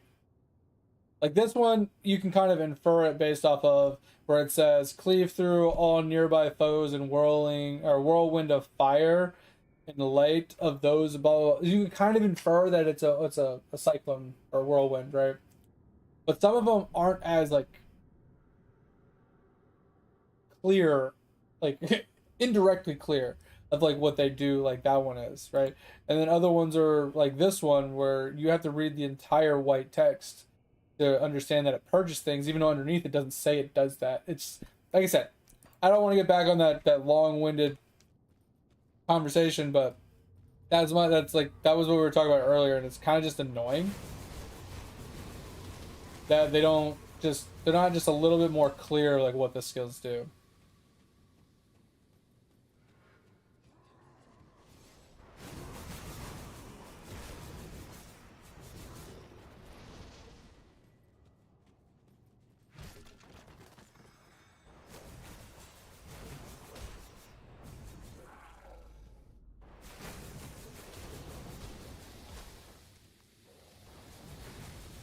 I'm trying to read what you're writing.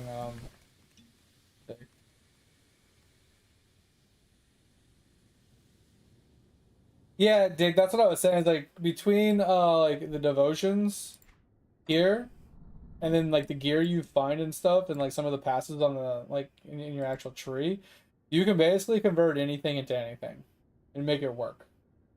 Kind of cool.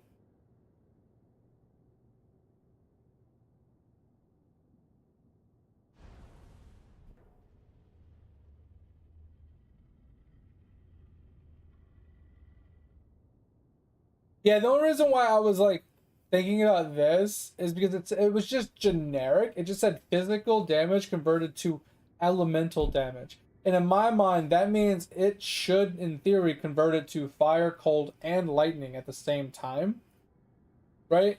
The only downside is that is I don't know if it does it in 33% increments for each one of them. So 10%, let's hypothetically like one of them would get like 3.3%, another one would get 3.3%, another one would get 3.3%, for all three of the elements. And then at that point, you'd have to scale fire, cold, and lightning via the gear or the percentages to actually scale the damage because now it's doing three different elements instead of just two, right?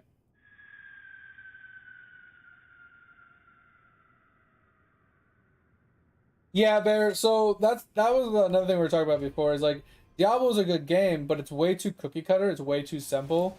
So it doesn't hold your interest for a very long period of time. But it is very user and noob friendly because it kind of just hands it to you and says, "Hey, this is the set. This is what works with the set. This is what the set focuses on." So you kind of know what to do based off of like what the set gives you.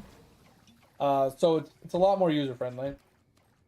Games like this cater towards more creative minds and like kind of trying to make things up, like kind of trying to find a new way to combine things. Unlike Diablo, you can't really do that in Diablo, right? There's no real creativity in Diablo. It's cookie cutter, straightforward, point A, point B, done, right? There's no detours, there's no trying of other things or anything like that. It's very one dimensional. But it's very good for a lot of the player base. A lot of the player base don't want to really try hard, right? They don't want to put a lot of effort into anything. They just want to log in, have fun for an hour or so. Why am I not moving? What? What? That was weird. Once again, not moving. Oh, I'm assuming these guys are like stunning me in some way, shape, or form. Why the fuck do I just keep stopping? What's going on here?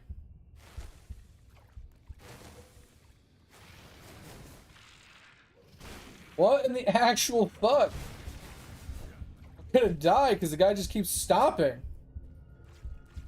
That's super fucking frustrating. This guy must have like a buffer or something that he's putting on me that uh keeps making me stop moving. It's really annoying. Well, I mean, it looks like I'm stunned, but I'm not. Like, I don't see any swirls. I don't see. I was trying to read the things, but and that's what I was assuming. Hello, is I was being stunned, but I couldn't figure out like what was doing it, or if it was like a buff that he was putting on me or a debuff that for being near him. I couldn't figure out what it was. So I was trying to like figure it out, but like I said, with how fast those things go by, and I have to hover over each one of them while I'm trying not to die at the same time.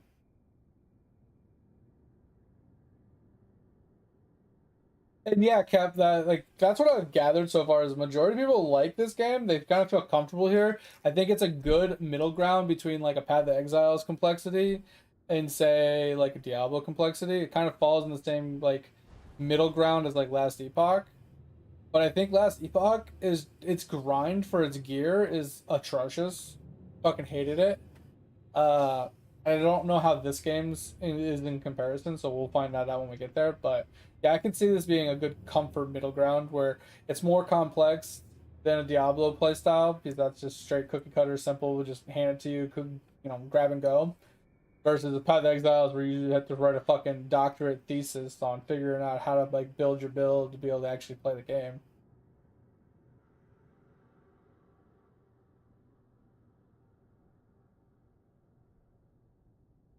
Oh, so the head being down means you're stunned? Gotcha.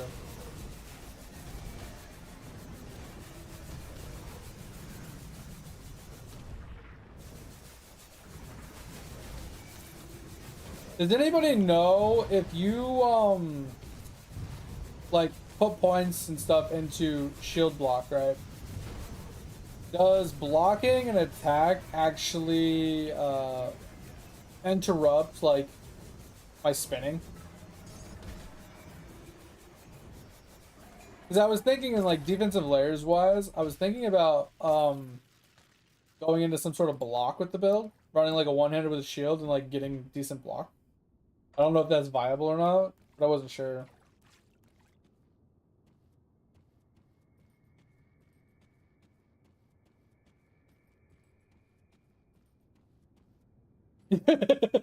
Not wrong, Dig. Not wrong, Dig. I have been dazed, but I've never actually been stunned. I remember me and my cousin were boxing one day, and he punched me in the jaw about 15 times, and I spun around. And I was like, "Where'd you go?" And we all just started laughing. I was so dazed. It was crazy. Oh, is the farming pretty easy? Okay, I'm not opposed to that. No, I didn't.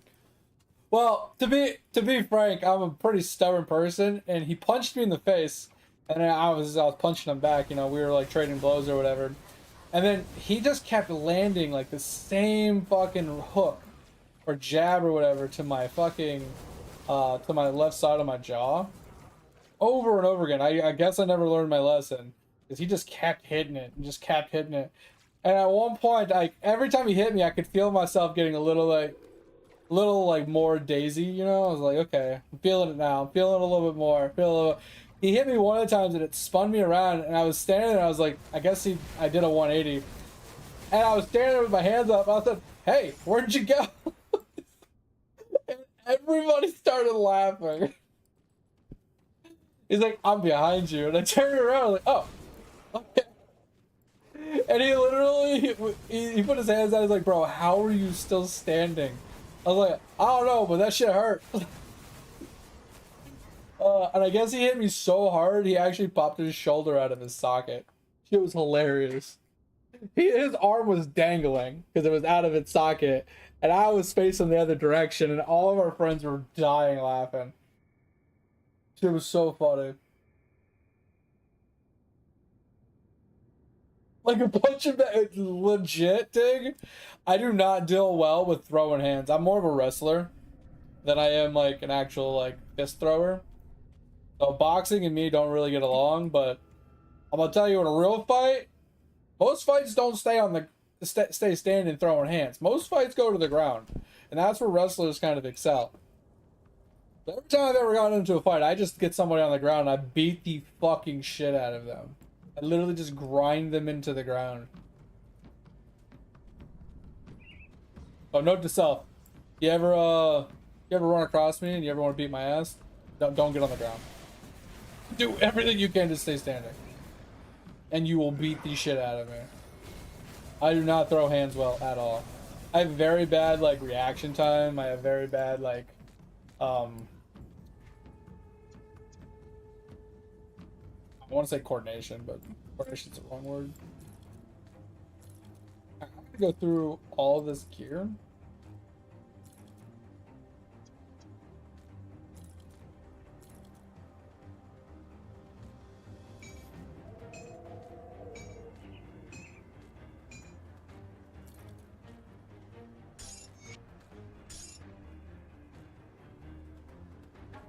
Ugh.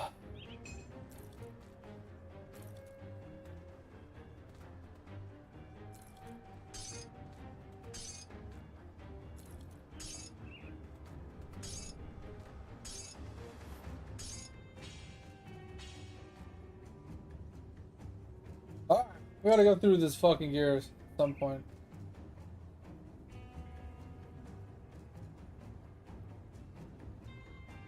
Oh, do we finally get a new actual damage weapon? Let's go! Alright, sorry, I wanna catch up on chat.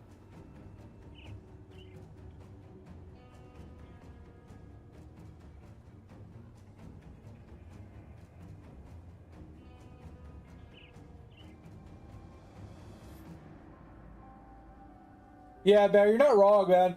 Guys are weird, right? So we'll be like pissed at each other, you know, and we'll throw hands, and like after we throw hands, 90% of the time, beef squash. We're chill. We're like, all right, you know, and you guys kind of become friends after that. It's like a bonding experience. So weird.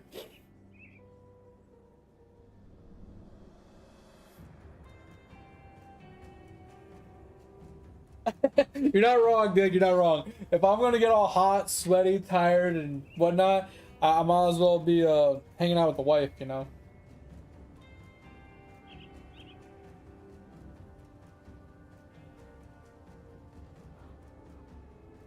Yeah. So, hello. Also, welcome in. Appreciate you stopping in. I have. I'm so lost on these quests. Like, I started another character over the weekend while I was working just to try out some other stuff. And I don't have nearly as many quests as I do on this guy, and I don't know where I missed them, where I'm supposed to go, how I'm supposed to do them. I just kind of kept walking on the map, and if I found stuff, I found stuff. If I didn't, I didn't. So I'm kind of lost to know where to even turn these in, or where I missed them to begin with, or anything.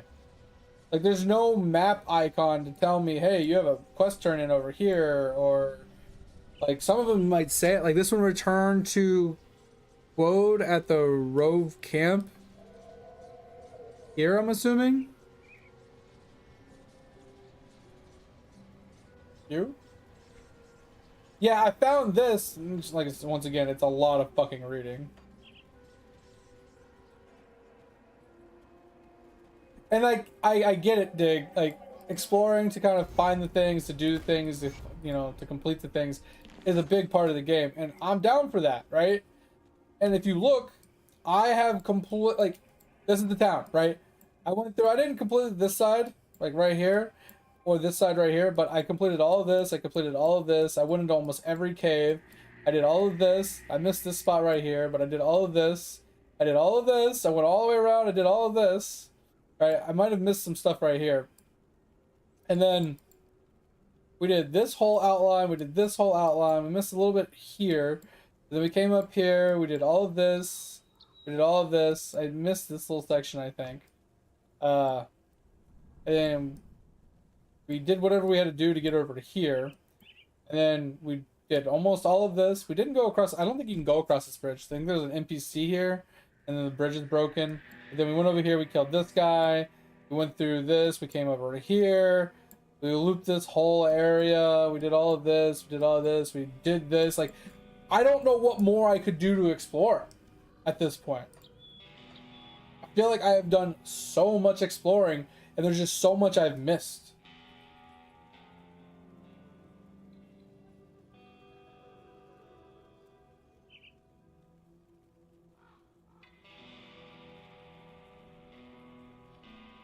After Devil's Crossing? Wrong button. Are you talking about the lower crossing? Or are you talking about this one?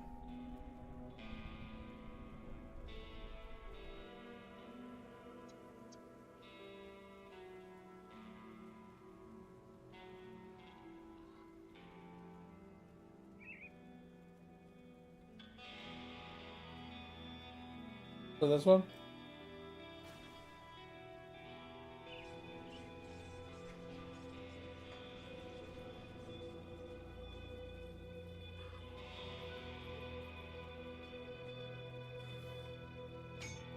Well, this makes sense why I had so many quests, because I never turned them in. Alright, so this one says... Oh my god. So why do these ones have stars, and these ones do not?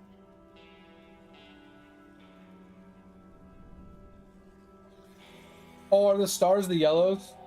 Main story?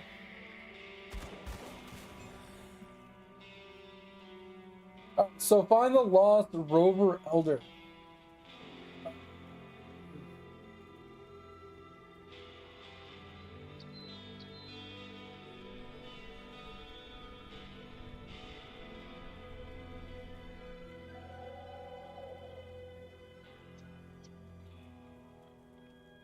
The ruins west of some mine. Strontium mine? Where the fuck is that?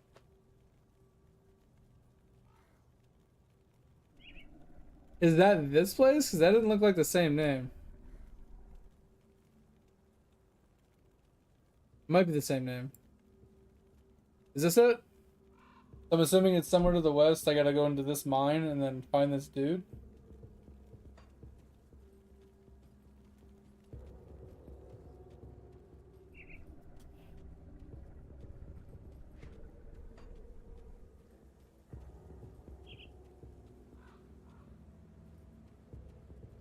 So this is the mine. Bro, dig, don't even get me started. Don't even get me started.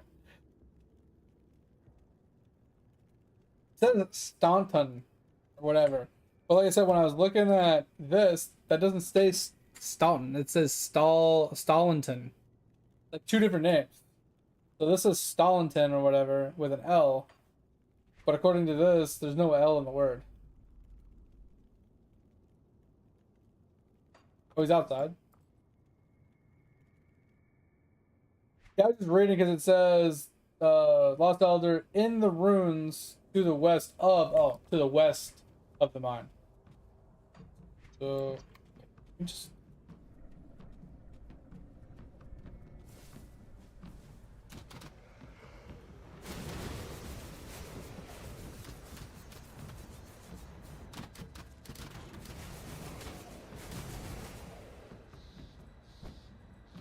yeah, I didn't come up here last time.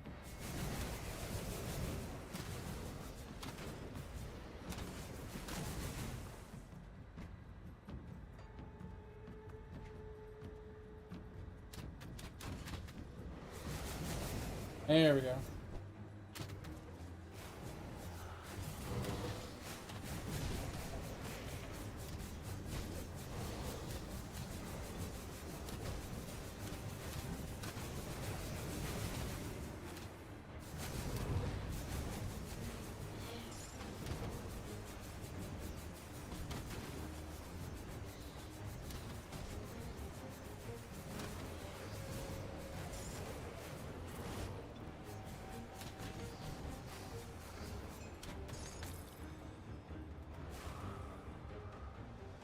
Be over level 80, really? Okay. I just gotta return.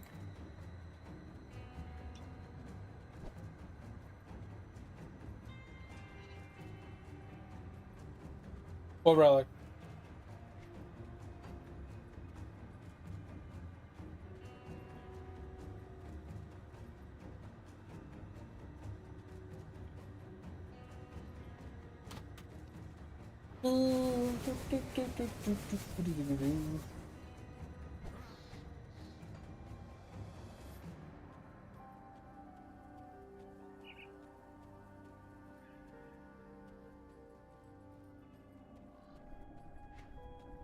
Yeah, I mean, is there any other way to level other than doing what I'm doing?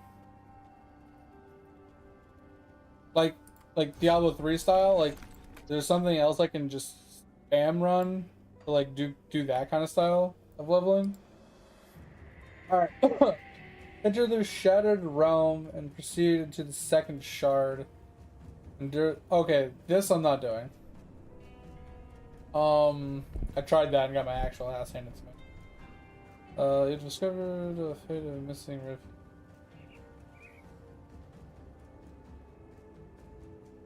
Dead Man's Gulch.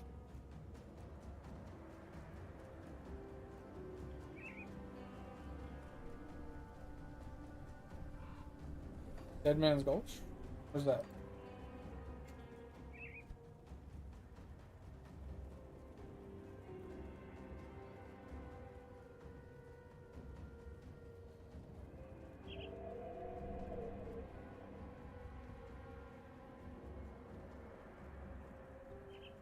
Have we not got there yet or something?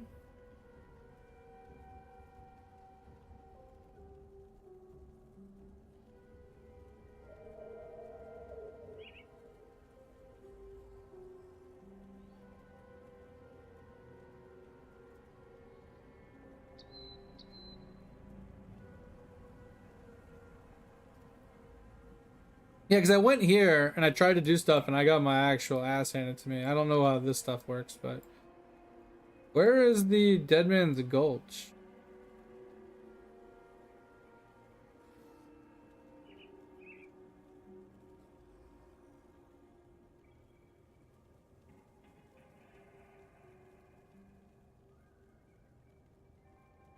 Oh,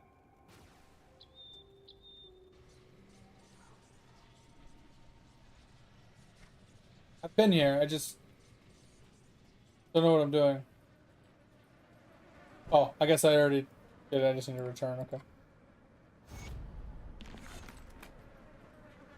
All right. So now we're stuck with just these ones. So, uh,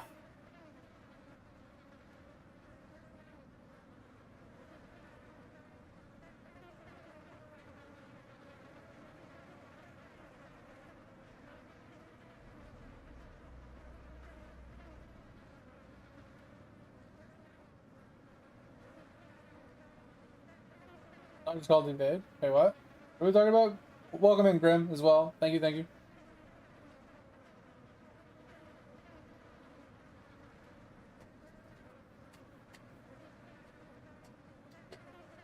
Yeah, I heard about that. Hello, that we're getting a lot of quality of life at the end of the year or like mid next year when the next thing comes out. They're giving us another class and a bunch of other shit.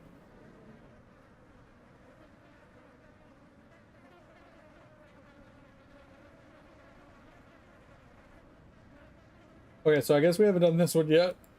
Um,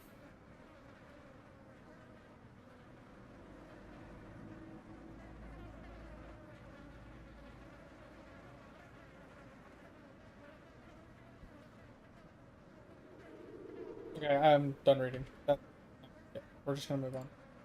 Uh, I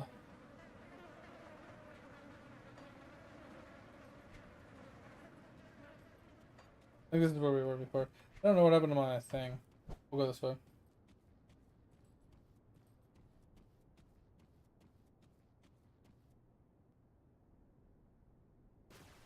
You know what's funny too is I didn't even realize there was a dodge mechanic. Uh, Till after I died a few times and got stuck. I was like, why can't I move? And I got mad and I smacked the keyboard and I dashed. I was like, wait, there is a dash. What the fuck?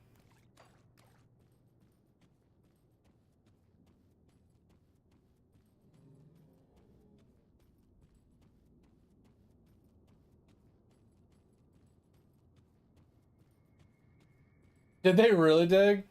Wow, that would suck without a dodge skill in this game. I think every game should have some sort of dodge skill. It's like one of those mechanics in a game that once it gets introduced, people realize, hey, that's a really good feature. We should add that to all the games. Kind of like the revive mechanic in BRs. Like, if you have a BR that doesn't have a revive mechanic, you are literally the worst.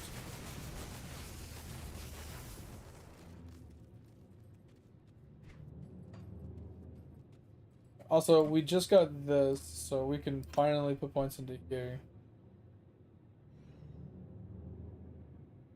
Okay, we'll just go full out. I don't even care at this point.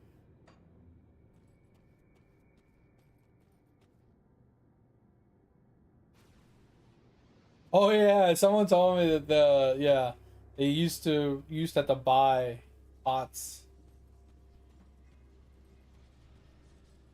which is crazy in my opinion. Like not having a like an infinite pot like Diablo 3 has and stuff, like it's crazy.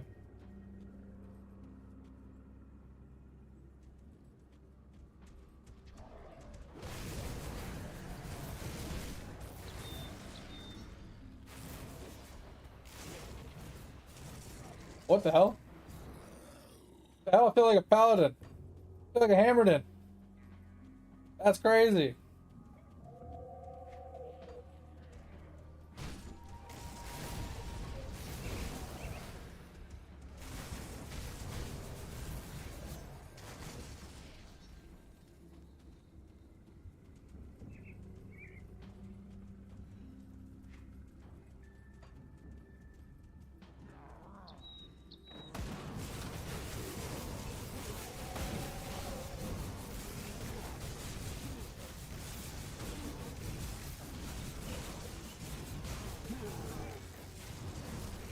These fucking goblin healers can suck it.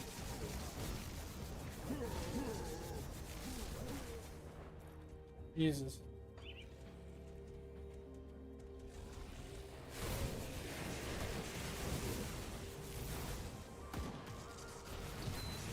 Yeah, I figured that out the other day because I got one of the pages right here. Or 5% of attack damage converted to health. I tried it out. It's 5% is really bad, but it's something.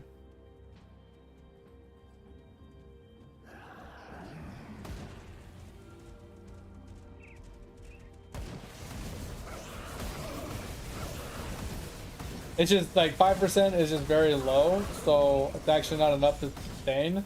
And I don't have any defensive layers. So since I have no defensive layers, it's all offense right now. I kind of get dunked on pretty hard.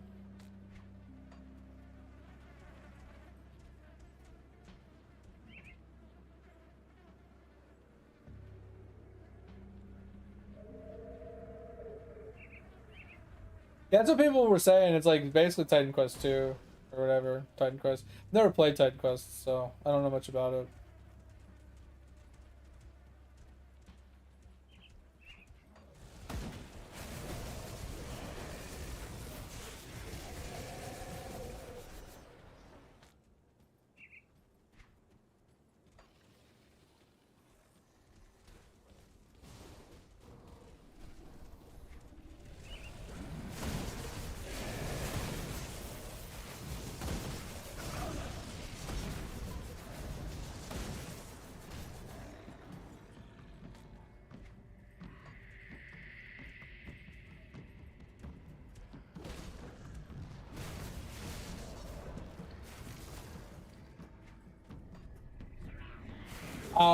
So I was gonna send this in the Discord the other night, guys, but I'm kind of really bored of like all of my games right now.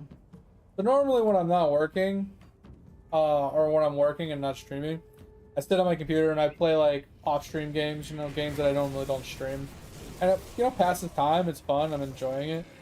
I literally went through like 15 to 20 games, and I couldn't for the life of me stay interested for more than 5 minutes on each game.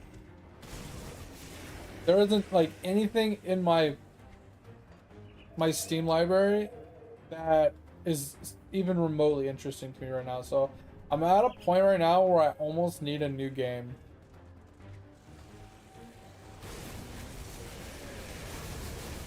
Like, I kind of want to go back and play some more Lord of the Rings with Dig and a few of you, you know, and get some more of the Moria done. We can fucking finally get the fuck out of Moria. But I kind of want something new. Kind of in one of those moods where I want something fresh and new that we can jump into that's not an ARPG. Like, I'm down to play this ARPG for a little while longer. Just because it's different. I'm enjoying it. But I need something new. Like, I tried playing some Throne of Liberty. I tried playing some New World. I tried playing EVE Online. I tried playing Black Desert a little bit. Like, I played some old school RuneScape. I played some RS3. Like, I've just been like turning on every MMO I have, just seeing if anything is piquing my interest, and nothing has been fun.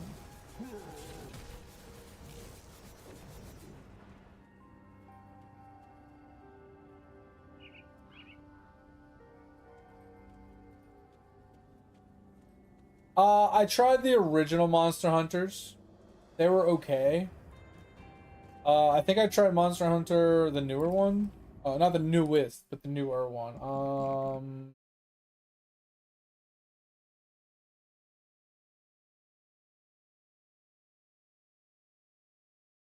I tried this one. I only played it for about 14 hours and kind of just, eh. Like, it's okay. The problem I have with those games is I typically play almost all my games solo. Oh, you're right, you're right. I do have ESO to try. Ooh, yeah, you're right, Grim. And I have Final Fantasy 14. I haven't played either of those yet.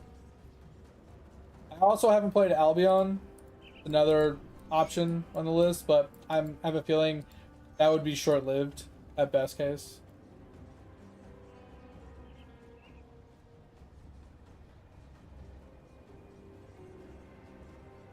Was it my co-punk? What's that?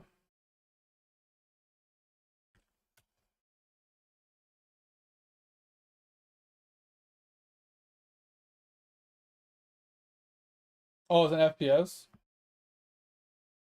Yeah, I mean, I'm not opposed to FPS, but I don't really like streaming FPS because it takes my focus.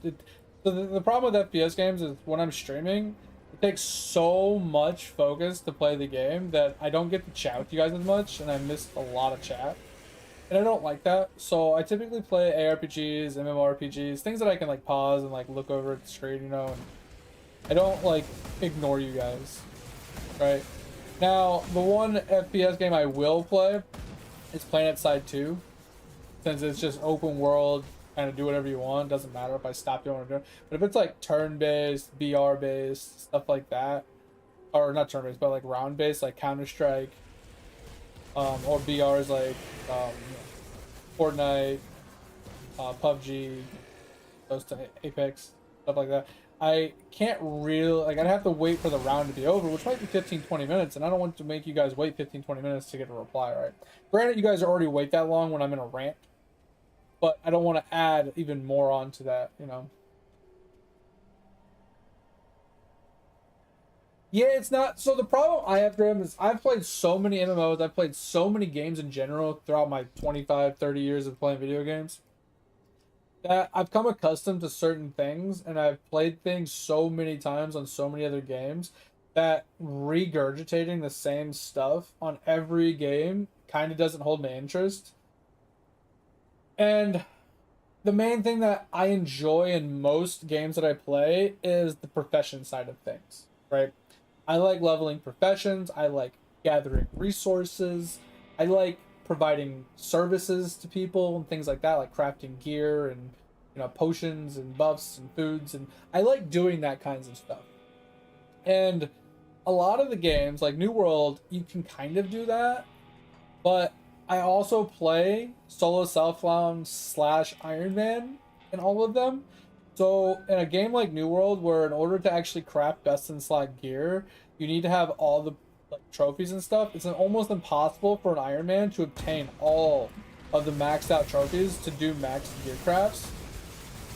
Like I have like 500 hours on one character and I haven't found a single trophy to do. Right. So with that in mind, though, I don't want like I played WoW for 20 years.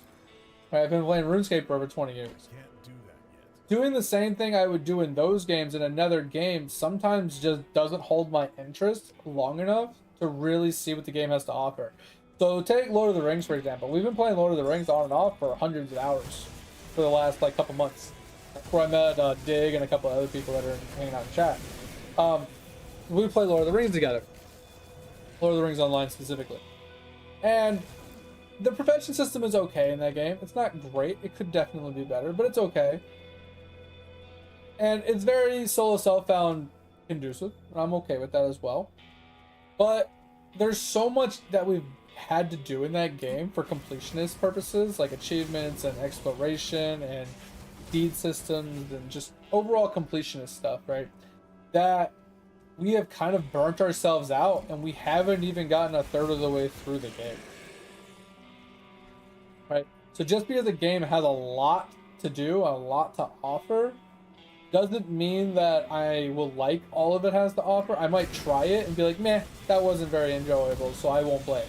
Especially like PvP, anything PvP oriented that requires me to force me to fight other players, I won't do it.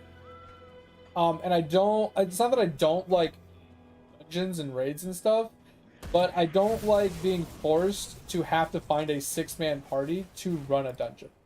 I want to be able to run it solo if I, you know, or at least maybe like a duo, because I don't typically play with players. I mean, not with players, but like with people. I don't have a group of friends to play with. I don't get into guilds. I don't do that kind of stuff, and I don't like going into public chat and be like, hey, looking for a group to run this dungeon, because then you have to deal with other people. And I'm not a people person. People are very self-centered, egotistical, just one-dimensional bullshit where it's like me, I. If you're not min-maxing and doing like the most meta bullshit fucking shit, right? Like when we played Throne and Liberty, for example, I would go into a dungeon and they're like, oh, well, you don't know how to do this method where you glitch the boss into this corner and then you just beat his ass. Like, yeah, no, I don't know how to do that. Well, what do you not like look at YouTube or you don't Google things and you don't look things up? It's like, bro, I know how to fight the boss like a real man. I don't need to like look up like gimmicky glitches and stuff like that to fight dungeons. So I don't like dealing with people because that's what you run into. You run into this like elitist children that they see something on TikTok or something of how someone glitched out a boss and how you can recreate and do it yourself. And that's all the meta wants to do. Every single party you get into, they want to do this gimmicky ass bullshit. And they don't want to play the game as its intended form. Also, you guys are in an ad, so I'm going to wait. Keep talking. So.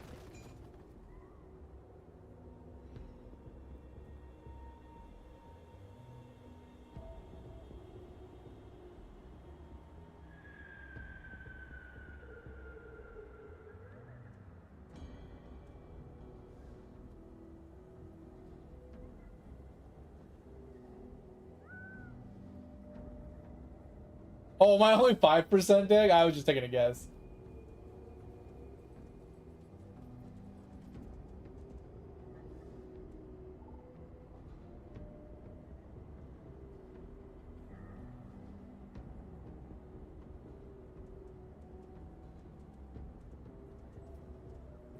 Cap, can you still hear me? Oh, I was gonna reply to your message if you can.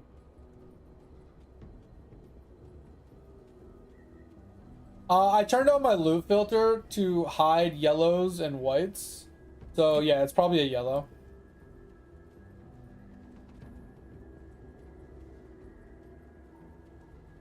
Oh yeah, with the way we're playing, because we're trying to complete everything. You're not wrong. Yeah, you're right. Big, yeah. I would say we're probably like anywhere from like 1 to 5% done. Yeah, because we're trying to complete everything, and I'm not opposed to it. It's that one's definitely a marathon for me. I'm not that I don't want to play it. I need to play something else for a little while before I can you know, continue on kind of with it. And yeah, it's over. If you want to try it, you can. There's a lot I could do to make this build better. It's just understanding what I can use out of this tree to make me better. Because right now, it's just I need levels, right? Because I have 1 point in here just to get me to here. Because this is like one of our buffs, right? This chance for one of the following: internal trauma, bleeds, offensive abilities, you know, regen energy, whatever. Into this. This is just our straight shield block, shield damage block. You know, healing effect, health, and whatnot. In theory, I can go to this. This would actually really be beneficial because it'll give us a lot of fizz damage. I'm assuming that'll give us a lot of damage increasement. But I was trying to get this first. Knowing that this is actually giving us that like spinny lightning orbs, it's actually kind of fire. I'm liking it a lot. I didn't realize it was gonna do that.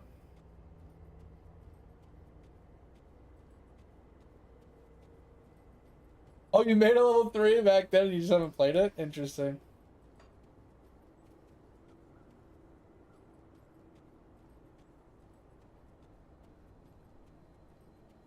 Yeah, that's what I've noticed so far, Hello, as well, is it boils down to nullification to...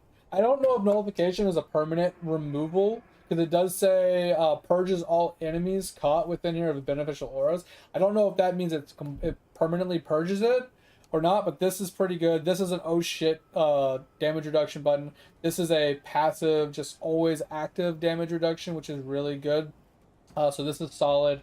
And then this gives a little extra damage. And the rest of it I don't really know much about. Right? This is spirit offensive abilities, which is pretty nice. Spirit percent, which can be okay for more energy and elemental damage. This is another thing for when health drops below such and such. For 6 seconds you get damage increasement, defensive abilities, and energy recharge on a 6-second duration with a 6-second cooldown. Pretty nice to constantly have that going up and down. Could be useful as long as you get your health above 75%, and then it goes back down, it goes back above, goes back down, goes back above. Pretty helpful. This energy cost reduction could be helpful to keep your energy going. And then this is just added you know, ether and chaos damage to your skills, which could be helpful, but, you know, not very necessary. You can use points probably somewhere else for something better. So that's kind of what I've noticed so far. Nothing particularly crazy, but it's mostly, oh shit, constant buff, and the purge kind of thing, and then like the few passes at the bottom. That's the only thing I've really seen from the Arcanist.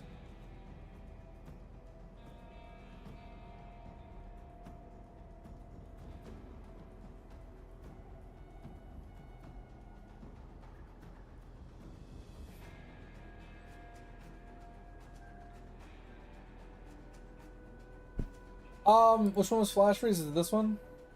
Yeah, I thought about this one for like a CC effect, like a ranged CC effect of some kind, where it's a 6-second cooldown with a 2-second duration, and you can like hit them with. It reduces their fire resist and their freeze resist, which is interesting. If I'm doing fire damage, to reduce their fire damage could be kind of nice.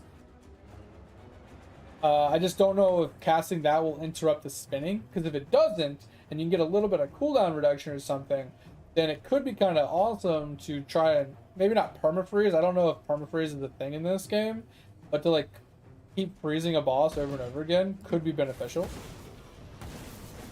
Or like a group, because if they're frozen, they can't do damage to you, right? Like an indirect defensive layer kind of thing.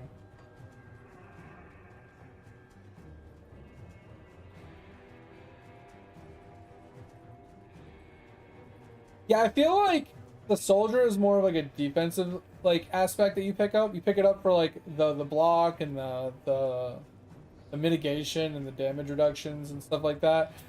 Not so much for the damage. I mean, you could, because I think it does have like a bleed ability. I don't remember what it's called, but I think there's a bleed ability he has. That's like an AoE like Phantom Knives almost, like a swing or something that he does. That can apply like a pretty big bleed, I think. But I don't know. I feel like both of those together, there might be a decent build in there somewhere, but not in my playstyle. Like Soldier, in my opinion, I would definitely run it as a defensive aspect, right? Instead of Arcanist, I would run, you know, Soldier for defensive layers that it has to offer, for sure.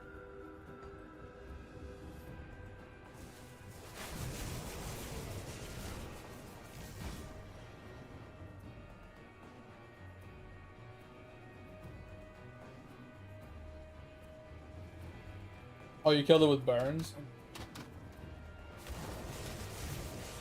Wait, what's the, Iskandra? Is that an item, or is that a skill? You know, Shaman was the first one that kind of was, like, singing to me, but I'm not a huge fan of, like, having to place totems and things like that. So, my playstyle, Grim, and almost like all the builds that I play in all the ARPGs, is I like to move while doing damage. So I like to combo it in a way where I don't have to stand still to cast. I want to continue moving while doing damage. So the constant movement is an indirect damage reduction, because while I'm doing damage and cycloning around them, I can be dodging some abilities and skills indirectly, instead of, oh, I plant my feet and I have to cast, I have to move and then I have to cast, and then I have to move and I have to... Now that's another playstyle which I'm not opposed to. That's an easy way to level as well. It's just when it comes to like later game, I prefer like this style of playing. So I don't know if you know much about Path of Exiles, but my main go-to Path of Exiles build is Righteous Fire. Right, aura damage over time effect around me, and that's kind of how I was going to play this character. My favorite skill of all time of any game is Cyclone / Whirlwind. I love that skill in every game I play. It's like my favorite go-to. So when I saw this on the Oathbreaker, I was like, oh, I'm sold. And then I was wondering if there was a like a Righteous Fire skill, and I found one on Inquisitor. So my thought was, okay, why don't we run Inquisitor plus this guy, or plus Oathbreaker, and we'll do like a fire-based Cyclone with the aura of a sensor or whatever it's fucking called, the one that removes the fire res and does fire damage over time around him, right? That was kind of what I was leaning towards. And like I said, we kind of messed up because while I was doing Cyclone early levels, right, like right now, I keep running out of energy. So one of the viewers recommended that that I possibly pick up Arcanist for energy leech, so I can maintain my Cyclone for longer periods of time and stuff. And I was like, oh, that sounds like a good idea. Not knowing that once I put points into Arcanist, I was locked into Arcanist.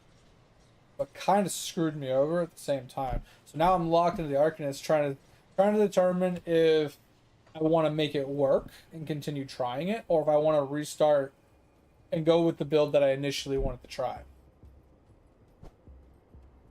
The only reason I haven't done it is because I don't know how to level my character faster to get me to where I'm at now. Ragnarok? If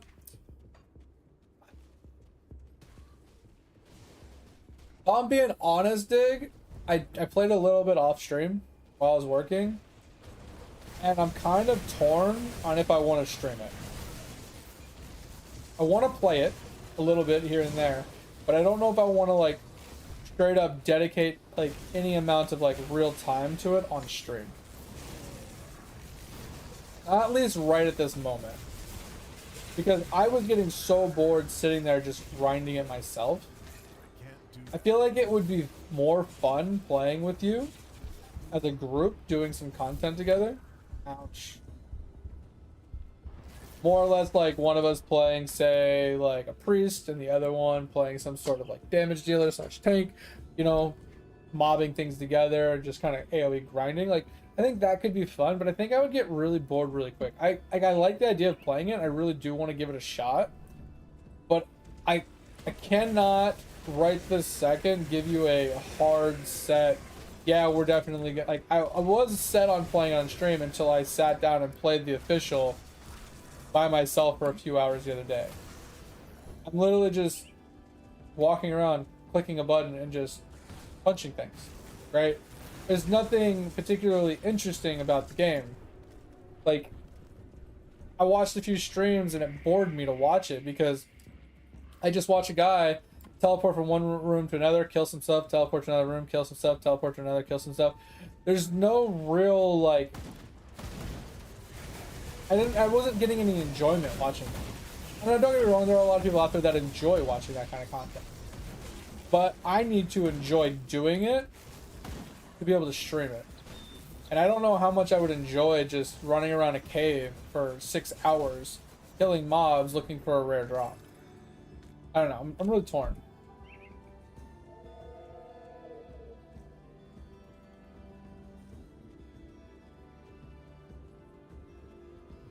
Oh, just dying to MVPs. I mean, I wouldn't be opposed to like leveling up a character to do like MVP hunting, like as a duo partner, right? I don't know if we could really do that as a duo, right? Like maybe we can set up like a build combo that we can run around and we can like go and just duo some MVPs. I don't know if that's something we can do. I'm down.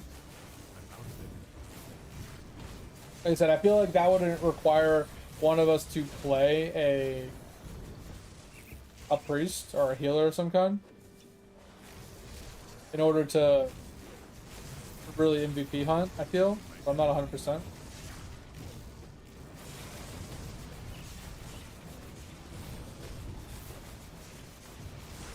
But like I said, I'm not really opposed to it. It wasn't really one of the... When I was like sitting there trying to think of a game to play, it didn't like I looked at it and I kind of just went meh, maybe not yet. Even though I do want to play it, it's just remember when I was saying earlier how I was sitting there for work and I was like trying to find something to play that like would hold my interest for more than 5 minutes. I tried playing Ragnarok. I made it to the login screen and I turned it off. If I can't even like stomach logging into the game to look at my character, I don't know how well I'll do actually trying to stream it.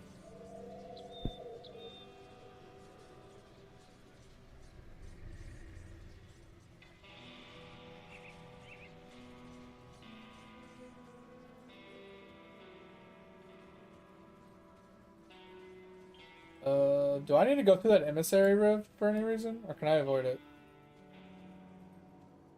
These are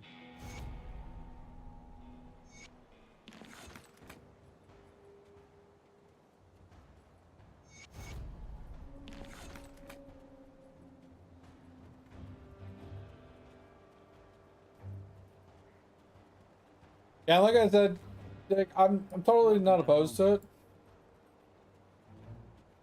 It's just I don't know when yet. What up, Dem? It's going slow and steady. I'm kind of a little let down because I didn't realize that picking the Arcanist last week locked me into the Arcanist, so my build's kind of not what I wanted it to be now.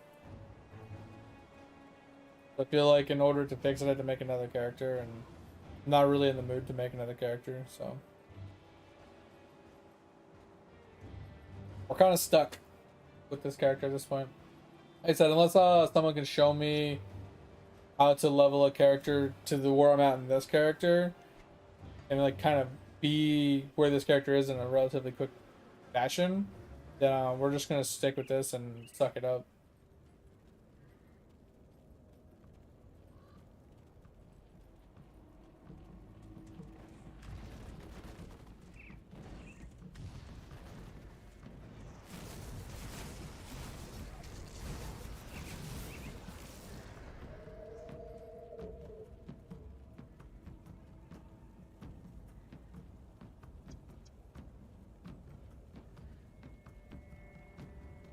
And that's the thing too, because I feel like the only people that would enjoy watching a Ragnarok stream are the people that are really into Ragnarok and are invested into the game pretty heavily.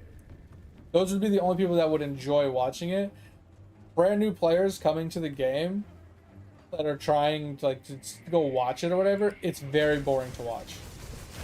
It's kind of like trying to watch EVE Online if you're not like super into EVE Online, because you watch people stream it and you watch them like doing stuff, but they don't explain what they're doing. They don't talk about what they're doing. You know, there's no explanation of what's going on. There's just a lot of like clicking all over the screen and spamming this, spamming that, and things are dying and things are, you know, just shit's happening all over the screen and you have no idea what's going on. And it's not a very enjoyable experience because you're just lost.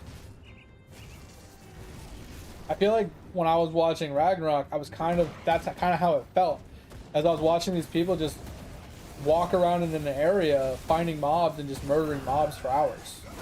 And they were chatting with their stream or whatever, just having conversations, but they weren't really talking about like why they were farming the mobs, what they were really doing there, like what the goal was. Like, you didn't really know why they were doing what they were doing. They were just like mindlessly grinding mobs. And I don't know, when it comes to watching a stream, I like to understand why they're doing what they're doing and the reasoning behind it, so I could kind of understand like what they're doing, why they're doing it, how they're doing it, you know, and stuff like that, so I can kind of grasp, you know, information and understand it a little bit more. All right, I'm assuming I'm not supposed to go in there.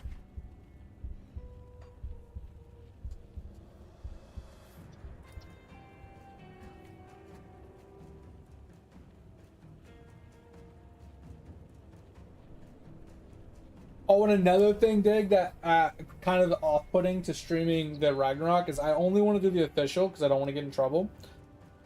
And at the same time, the UI of the official is absolutely atrocious. I'm not feeling how zoomed in it is, and I have to play it in like a windowed mode. It just feels weird in full screen because I can't like off-click it and stuff like that. Like I can't click off of my other screens. So that's kind of why I'm leaning towards not streaming it. Like I'm down to play it with you off stream, like we were doing in the hardcore server, which honestly we need to talk about if we're gonna keep playing it or not. I don't mind either way. I know we've brought it up a handful of times, but you sent that message about how a lot of people left. I'm not sure how much longer the server is gonna stay around if everybody's leaving. So I figured we'd chat about it, but I'm down to continue playing it with you. I just like I don't know if it's going to be a stream thing, just because mainly the UI just feels really bad. I don't know how good it would be for like streaming purposes and stuff like that. So I'm terrified to go in there.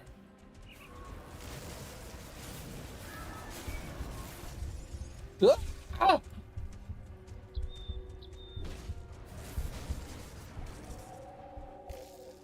Rose Online? I don't remember that one. Talking about like Silk Road? I haven't played Silk Road in a hot minute. That was nothing, Dick. You heard and saw nothing.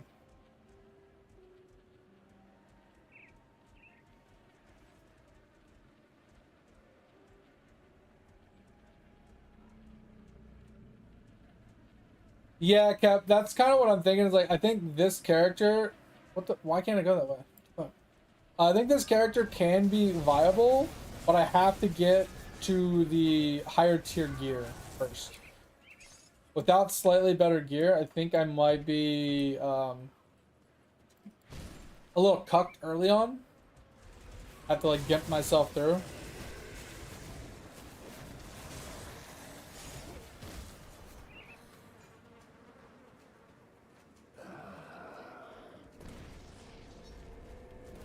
Is there a specific place that I can farm dynamite?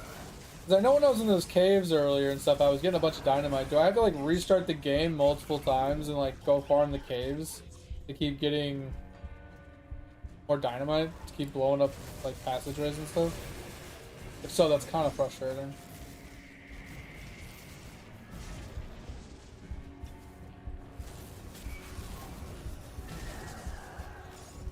Not a big deal, it's just frustrating.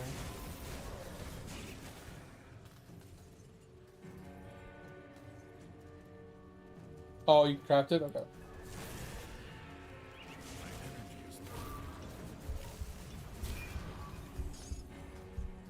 I'm not liking this zone at all.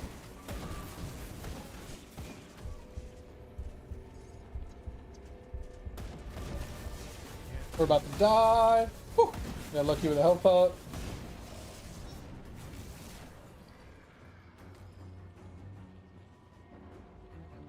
Yeah, I know. I'm exploring and just killing everything.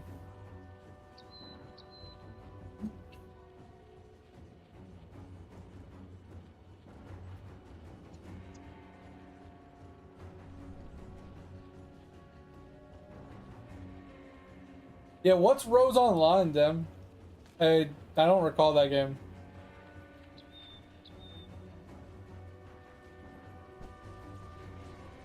Oh, okay, I don't know what I just clicked on. Ruh-roh. Ruh-roh, Raggy.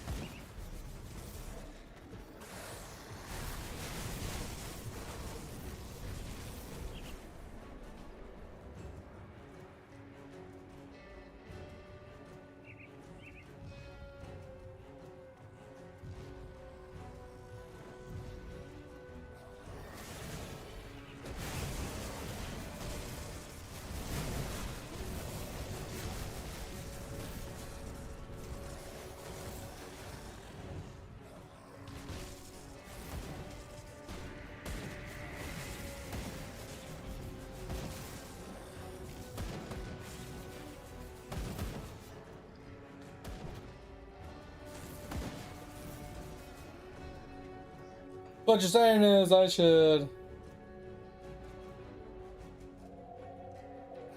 go back here? Because I'm here. And I didn't know what to do. So how Doom could work. Because there was this, and I don't know how to get through this without dying.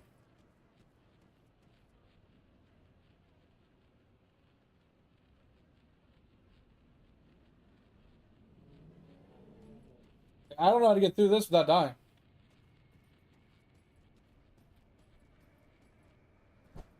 There's obviously something down there. Door down there. Talking.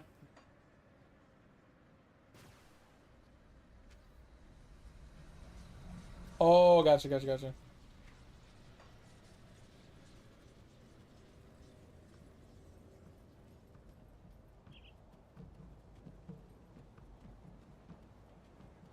I wasn't sure you'd make it. I wish that I'm going to check in with. Yo, we're level 35. Let's go.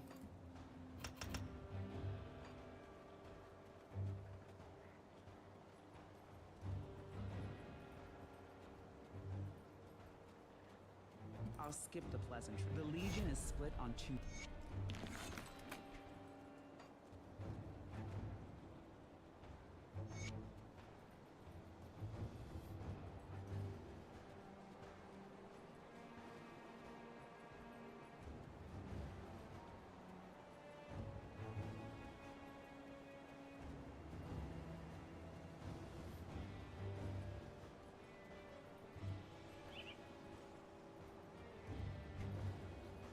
Yeah, because there was a door over here I was trying to go through, and it wouldn't let me through.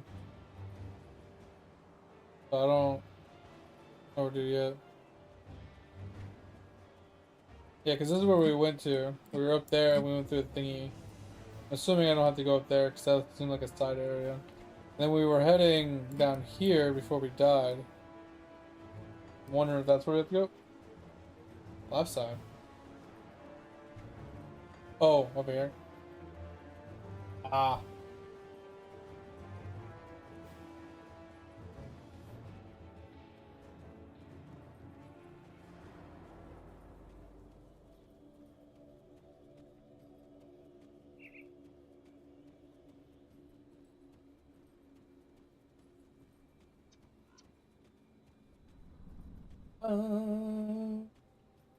Ba-da-bum-bum-bum. Ba-da-bum-bum-bum-bum.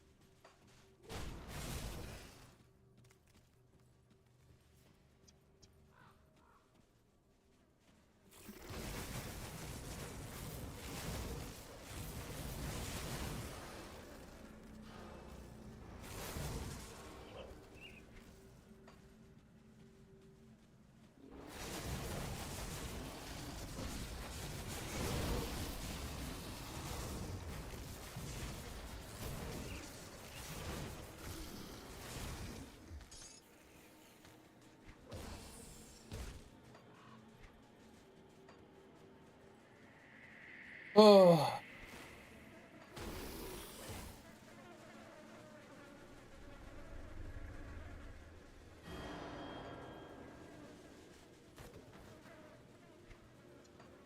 Alright, so I'll turn this in. You come back out here. I think that was one of the quests we wanted us to do.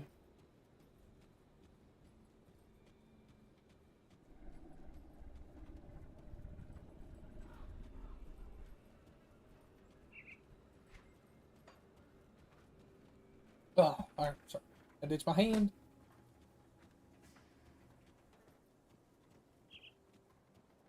You get some water soon.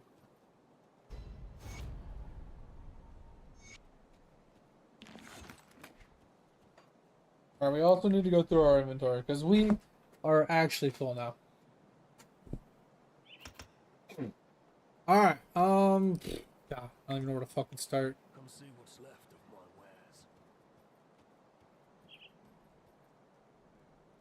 wares. Alright, I like this shield because it gives us fizz damage. And then the 2-set bonus gives us his damage as well.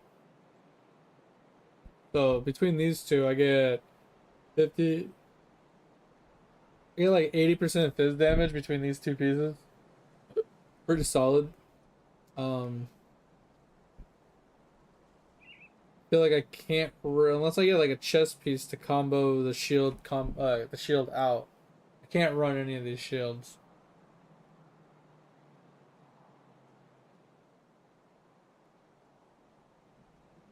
I feel like all the shields are pretty much out for now.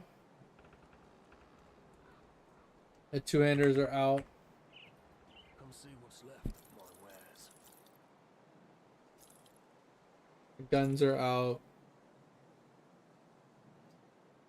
Oh, all right. Get rid of the guns.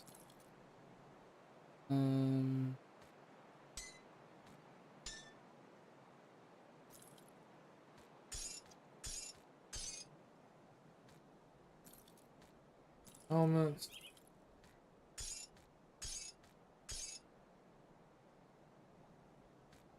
I have like no dynamite left.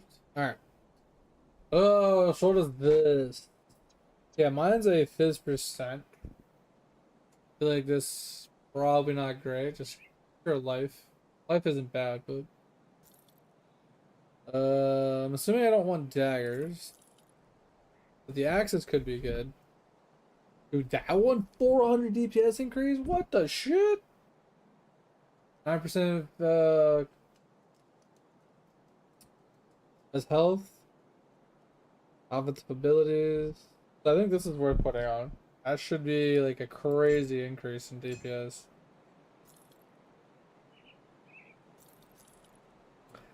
Alright, and then we got this is cold, vitality, frost, and health percent versus our fizz percent, fire percent. Yeah, I don't think it did much better. And then we got this. Obsidian steel isn't very good. It's just armor defense, all res. I don't really want to give up our all res, but this is 30% fizz. So we could probably swap out our green one.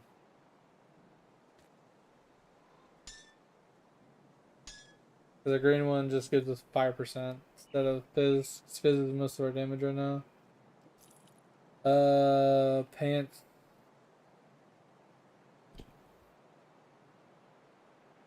Just give us all res, we can lose elsewhere, but rebuke and defense and HP. My current trousers are terrible. All they give us is elemental damage, offensive ability. Shoulders wise, what do we got? We got fizz percent, which is pretty good.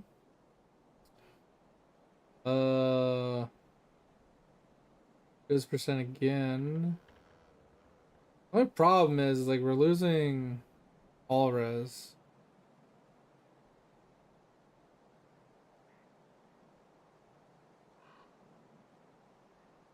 Oh, I'm torn.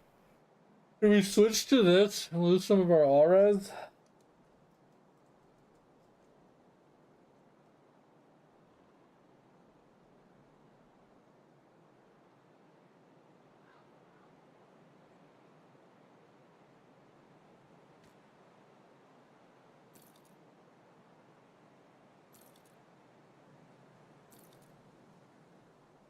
Like, I don't know which one's better here. They still have max all res. I guess that's not a big deal.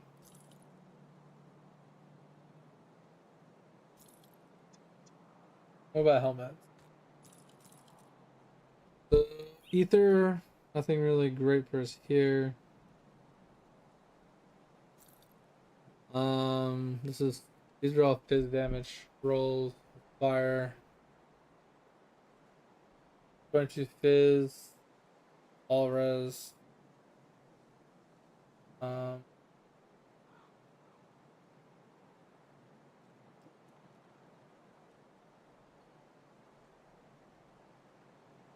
So Escandra is the thing you were talking about earlier. 100% fizz damage to that skill. Not gonna fuck me? Kinda curious. It does bring up our damage though.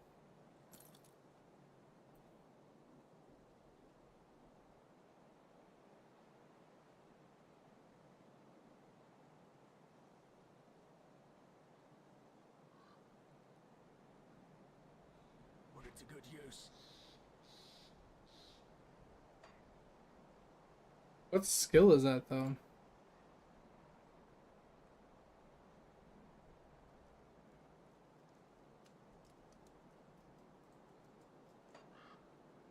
Oh, it's this. Interesting.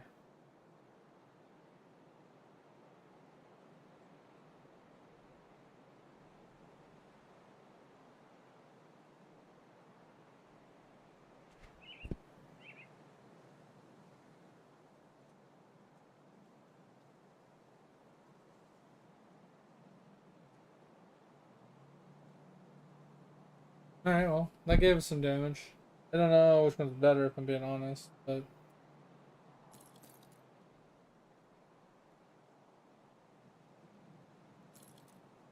I'll give you a good price on what I've got left. alright, and then boots. Current boots are just 50%. Honestly, nothing great.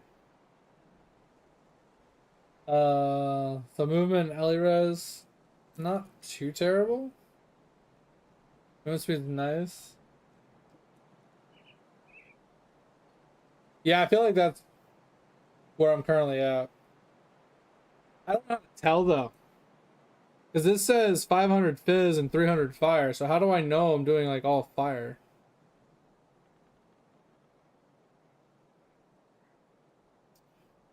Plus physique, and then physical bleed. This is basically the same thing I'm wearing. And this is bleed damage, which we're not doing. Movement speed, slow resist. Alright. Iron well spent. How can you tell I'm like full fire damage right now? Because like this is just 100% plus 100% fizz damage to that skill, and then plus 100% trauma damage. And that's all going towards this. And this just gives me a plus 100% Ellie damage.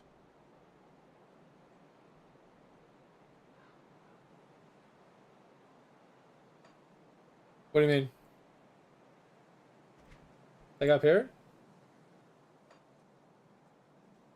Because like, I just see attack speed. All skills.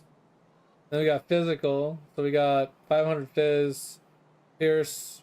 We don't really have any bleed. We have a little bit of trauma. Then we got magic. Alright, we got fire damage 55. Cold 51. Lightning 49. Like, we don't really have much of anything. Like I said, this character just feels weird. But I mean, we do have 240%. 200%. 200%.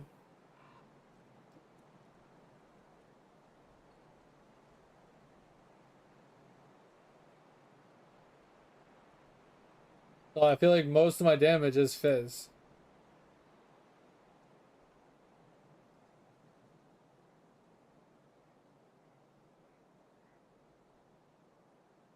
That's why I kind of feel like this doesn't do anything for us except for gives us energy leech. Because it does give us a flat 155 elemental damage. Which is split between the three different skills. Or not skills, but the three different things. That's why we have fire, cold, and lightning here. All around 50%, or 50, right? And then this gives us 100% to Ellie damage for all three of them, once again. I mean, that's all that's doing is giving us 50 damage to all three elemental types, then increasing that by 100%.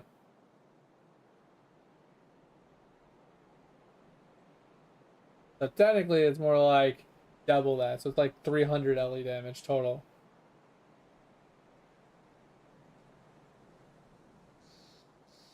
But if we converted some of the fizz to element, right, we'd get more Ellie damage. But the problem I'm seeing with that is our fizz is 430% multiplier versus 200 multiplier.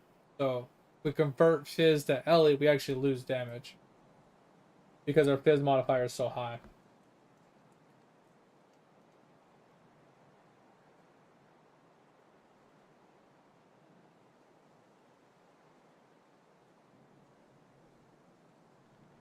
No, I get you, Dig. I get you. Like I said, as we get further in, if we start gearing our gear towards elemental damage, aka just the 3 types, and we like spread them out with like fizz conversion to Ellie, we could in theory build into all 3, or we can specialize in a specific one, fire, cold, or lightning, and then do fizz conversion to that specific type with a huge percentage. Because like I said, with my gear right now, all my gear is focused on fizz modifiers, which is why fizz is the only thing really scaling, and why we can't take advantage of this yet.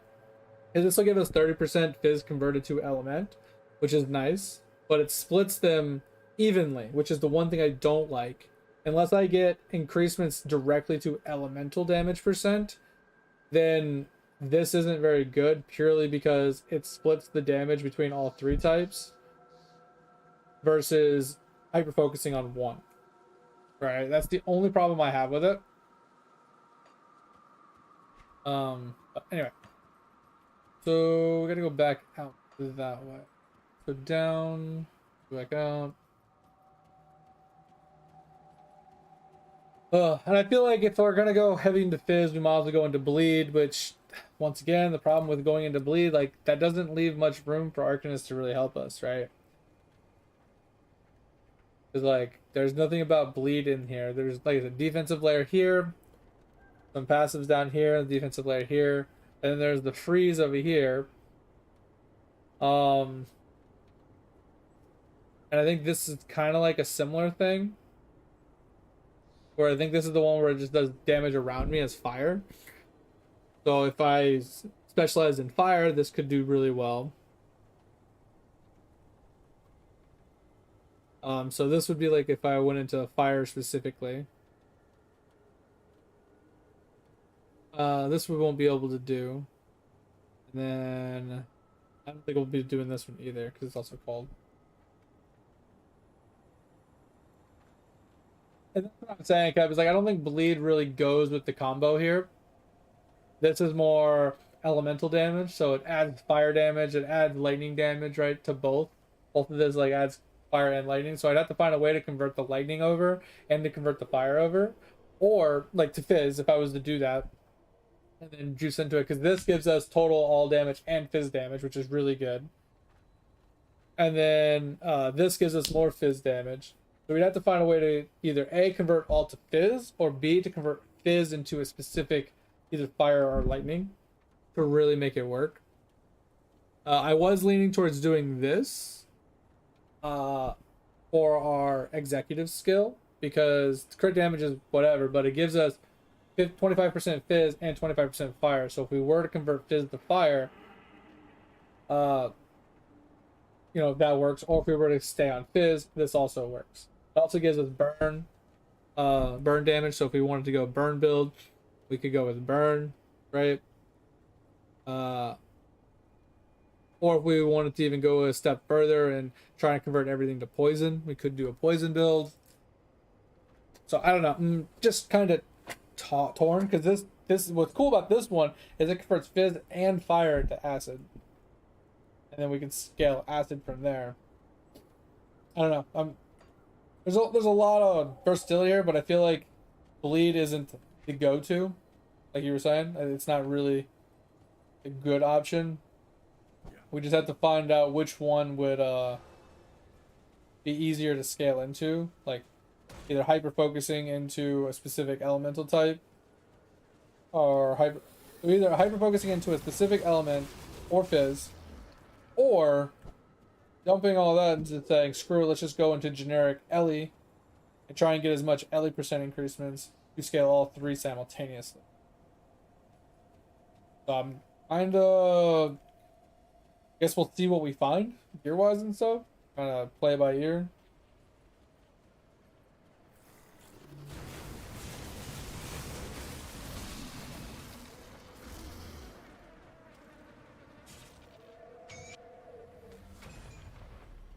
Oh.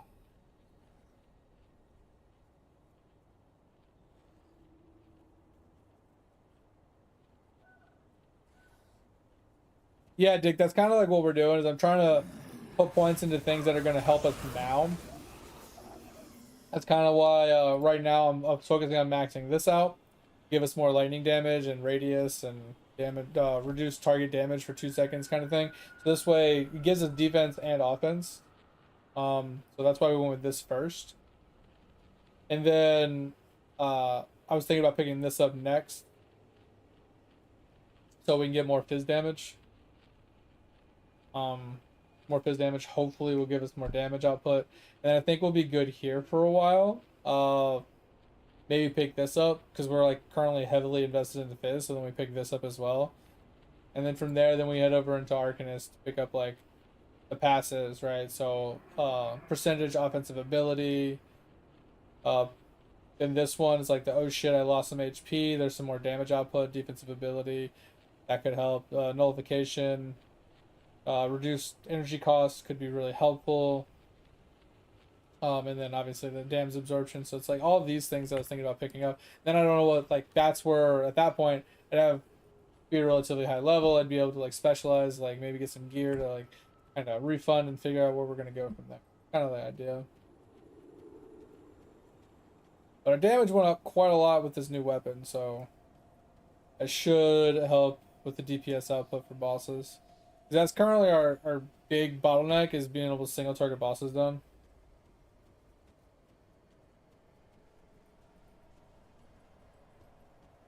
I think I already chose a faction.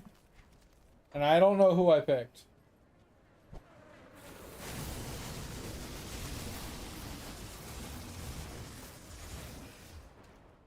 I remember going through a green portal over in the first town.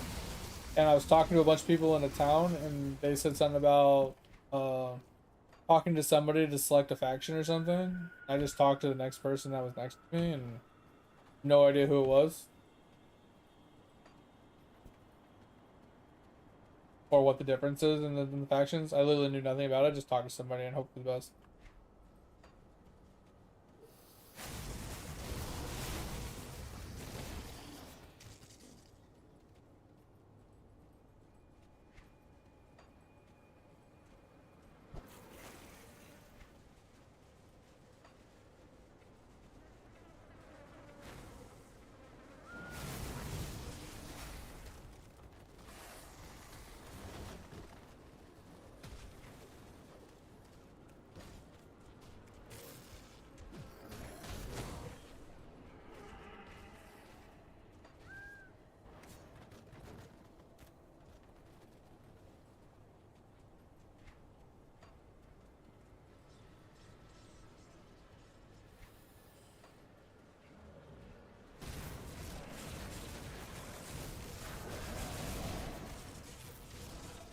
I kind of don't want to just keep killing everything and everyone.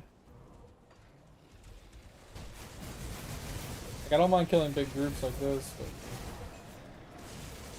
I hate stopping to kill every single little dick and head.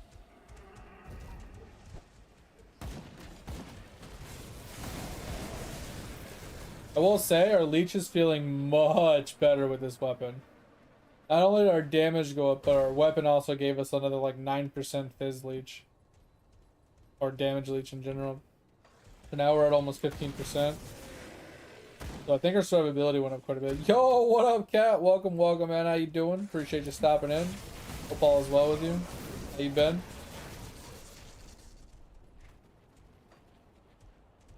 But anyway, so Dig, when it comes to the Ragnarok thing, like I said, I'm down to play it off stream on my days that I'm working and stuff. You just gotta let me know, you know, are we doing hardcore? Are we doing the official? Because I know you're not a huge fan of the official. Like what exactly you want to plan to do. You know? Because I know on the hardcore you have a healer, you have the mercenary, you have or like a ranger or something. You have a bunch of like characters to work with. And I know on the official you're not a huge fan of it, so I don't think you have as many characters there or anything. But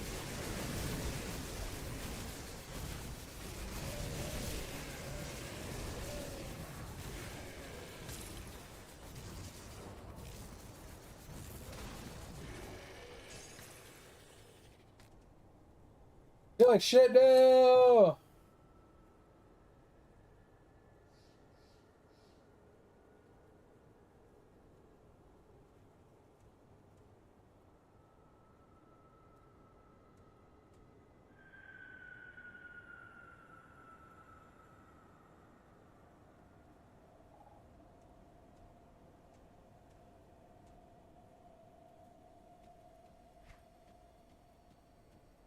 Kat, are you in an ad?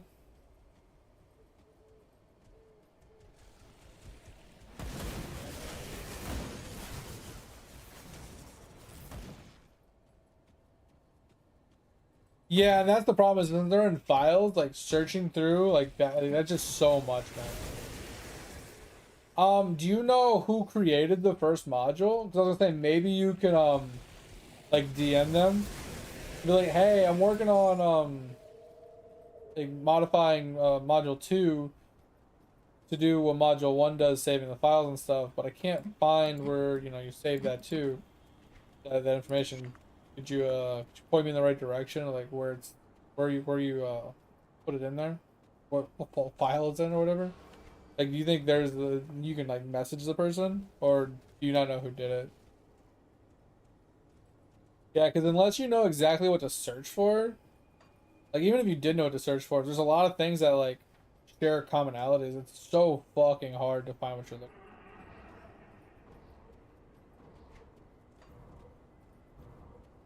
Like the only other thing I could think of is possibly, in theory, doing some sort of like tracing program, and then just like simulating the program running and saving a file, and then like seeing in the tracing program where the file gets sent to, kind of thing.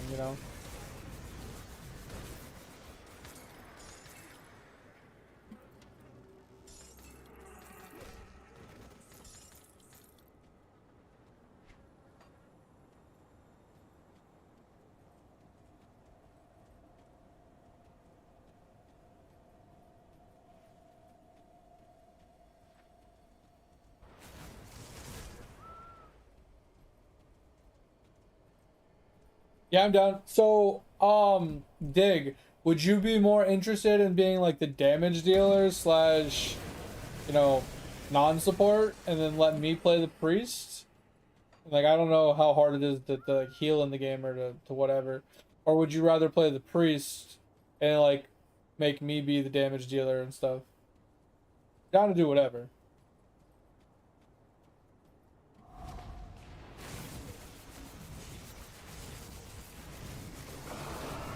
Would you like a cup of water? You look thirsty as fuck right now. Oh, mate, what's go? Oh shit, what's going on, man? Welcome in. I need to go get some water, so let me kill this group, and I will go grab some water. Do your hydrate.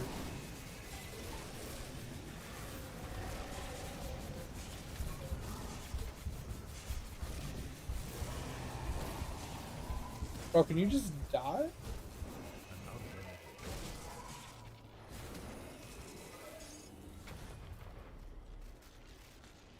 Give me just a second, guys. I'm gonna go grab some water so I can do this hydrate.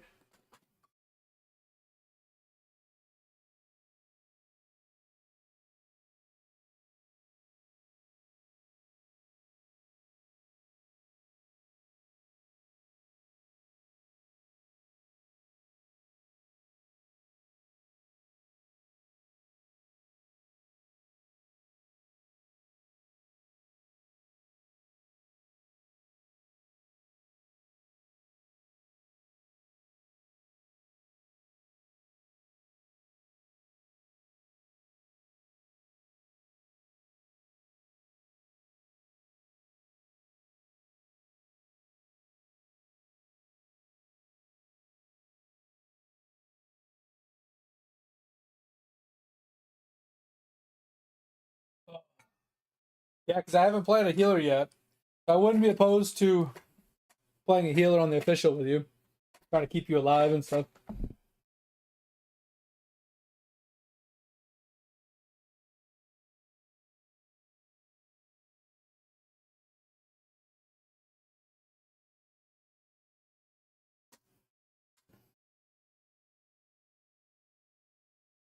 Yeah, that's what I'm saying. Like maybe I can make one and like let like because what I'm thinking is like since it's a little easier to play official, like I can power level like one of your characters and vice versa, right? We can easily power level while playing the game. So like me making a priest and just leeching EXP from you killing mobs, I can level the priest up real quick and easy, right? Just so we have like another priest, and vice versa. Like we can use my character to level up one of your damage dealers and vice versa. So it's not a big deal making extra characters. So we have a little bit of versatility. I was thinking though, like if I play, I don't know if the knight can do it, but if I play the crusader slash the paladin, right? I have a build for that. Doesn't he have a heal? So I could technically play like a like half support, like a half healer support as a paladin. So I could like throw out like off heals every once in a while as the crusader slash paladin while we're both doing like damage builds, something like that.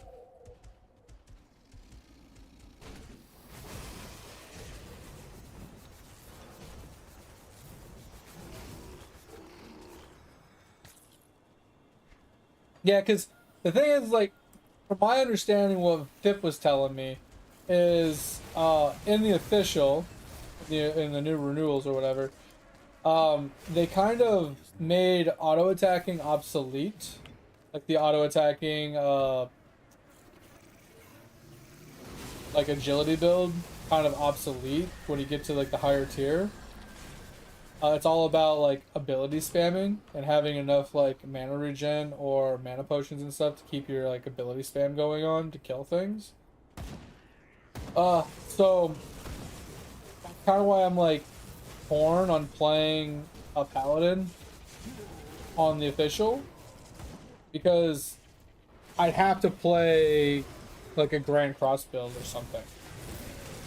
Right, I had to play something like that. I wouldn't like. Yeah, you could play as an agility build leveling, but once you get to paladin, you're supposed to make the swap to an actual ability instead of just relying on attacking. Because if you're not running like Pierce or something to be able to hit targets more than once and just spam them down with abilities, you're kind of just lacking overall in damage.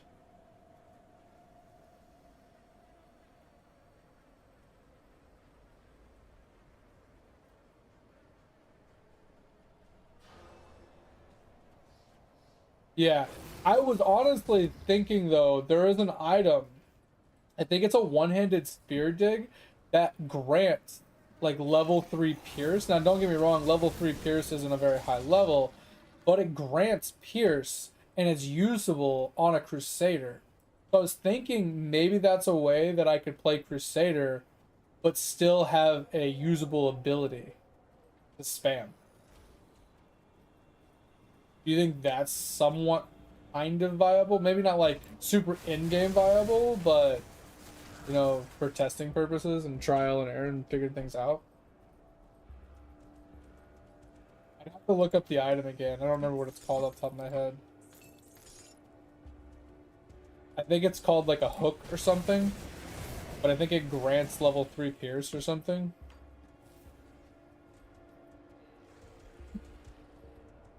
And then, like I said, you could technically play it as like an agility build with like high attack speed and crit, or something like, you know what I mean, where you just have like a high fizz damage base and you're attacking often with the pierce or something. I don't know. Like I said, I'm not very fluid in the game. I haven't really, it's been a hot minute since I've sat down and thought about it. On the hardcore, the agility works perfectly fine because it's, you know, pre-awakening or pre-renewal, whatever. So it makes sense. and people even say, even on the renewal servers, it's fine to level as an agility, but once you make your like second ascendancy or whatever, you want to go into abilities, and you know, that's fine, whatever. I just don't know how to build them after that. I don't know what skills to go into. I don't know what stats to like invest into, things like that. So I don't know how to play them at that point. That's where I get lost.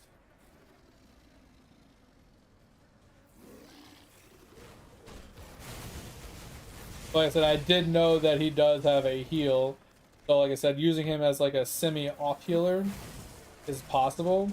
That's why Grand Cross kind of works, because like yeah, Grand Cross hurts you, but then you can just heal yourself right after. So you Grand Cross to like chunk things, and then you just heal yourself back up and just keep going. But at that on that build, you need to like heavily invest into Int, I think, to get Grand Cross damage to go up. So it's kind of completely different. More like defense with Int.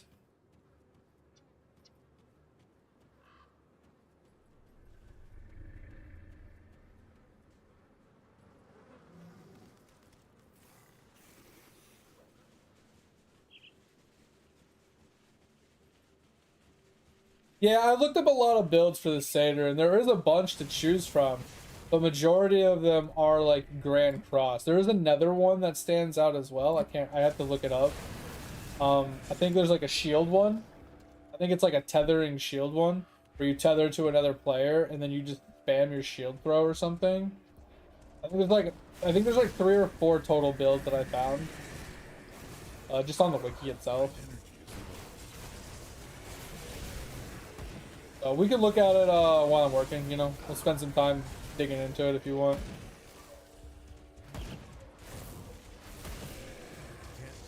But I mean, in the grand scheme of things, like, worst case scenario, I can just play a Knight. Instead of going Crusader, I can just play Knight, and I can just play a Pierce Knight. Because Pierce Knight's, in my opinion, I think Pierce Knight could be good for MVPing. Because since MVPs are larger characters, like larger models, Pierce hits 3 times on large mobs and twice on medium mobs. So it's like a double or a triple hit on like every time I use Pierce. So it, like the damage kind of ramps pretty hard. Or can, I should say.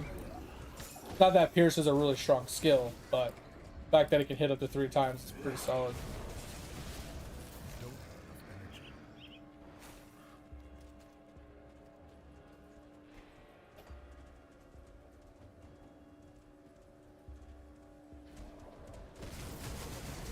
I don't think it's the best build anymore, Dig, from the information I was looking up for solo MVP builds, but it's definitely still solid.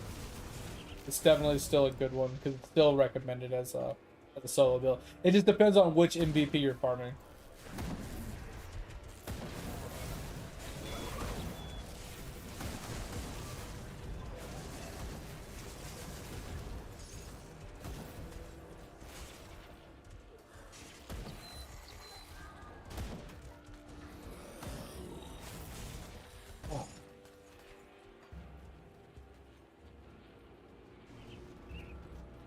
Oh shit, that's a big boy.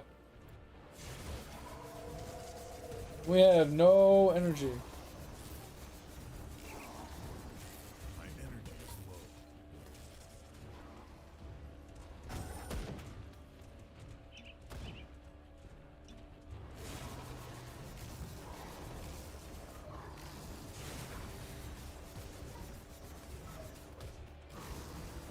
My energy is low.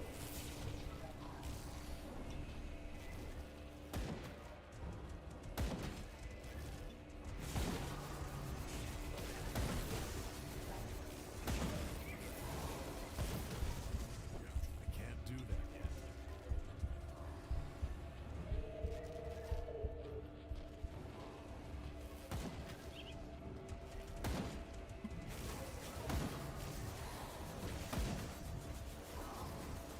Yeah, oh shit. I haven't really looked in the Grand Cross all that much. It's just one of those skills that doesn't really scream like my playstyle Can't do that. because it's One of those, you grab a bunch of mobs together and then you like self-harm yourself to do damage to everything around you. Just seems really weird. Like, it's strong, don't get me wrong, it does a lot of damage. It just seems like a weird build to me.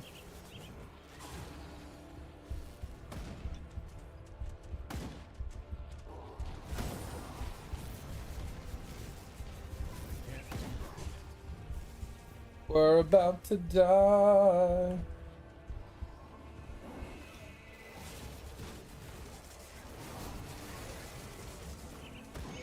So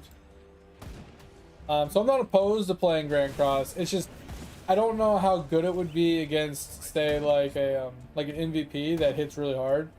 Because if he's already hitting me really hard and then I'm doing more damage to myself, I feel like it could be just a easy way to kill myself, you know?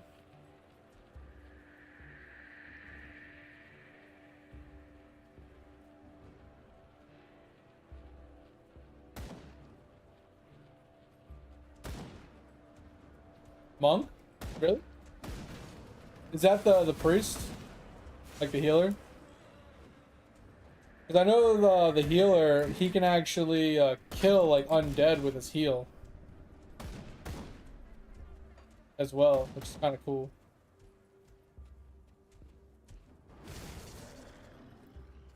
Alright, so we did this. I don't think I missed anything.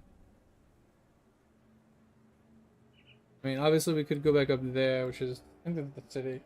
And then we're gonna go back down here. I don't know what we're fucking doing, if I'm being honest. I'm just walking around, just moseying around.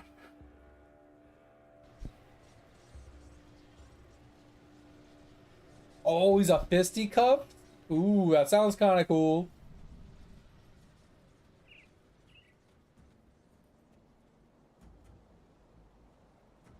Interesting. Okay. I mean, I'm down to try different characters. Like, that's a game, like, I don't know how many characters you can make, but that's a game that it's really easy to, like, get your levels going and get a character up and running, I feel like.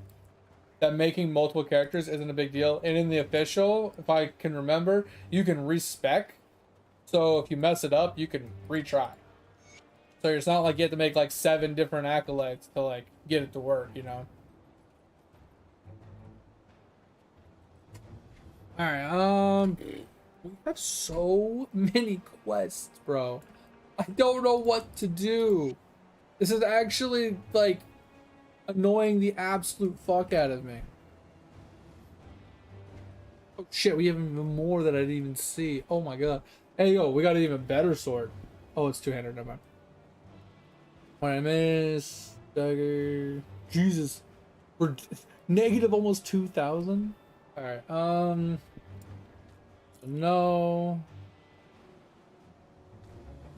No. Yeah, basically I need one that has fizz % on it. That's huge fire. Holy crap. That's huge. That would be crazy for fizz to fire conversion.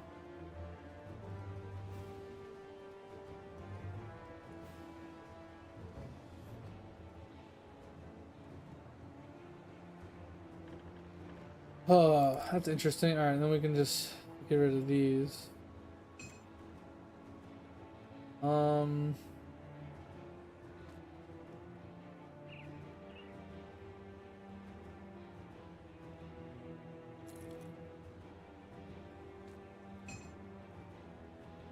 Here's another fizz the fire one. Those are pretty insane. Alright, over this helmet. We already have one of these, but yeah, it's cold, so no. This one is base stats.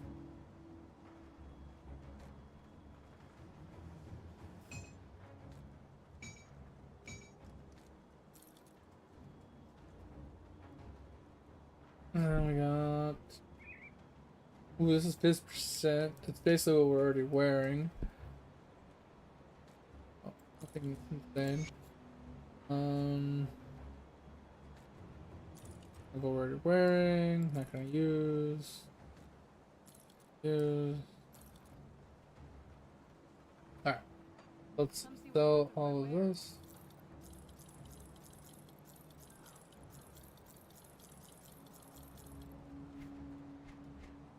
See you around. Alright.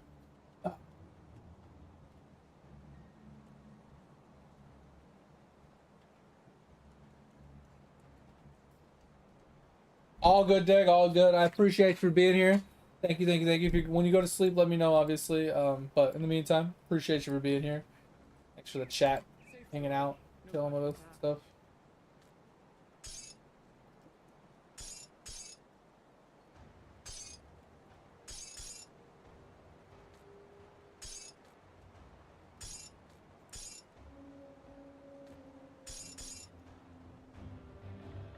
Alright. I don't figure out what the fuck, bro. I don't know what to do. I am so overwhelmed with these quests on the side of my screen. I have no fucking idea what to even do.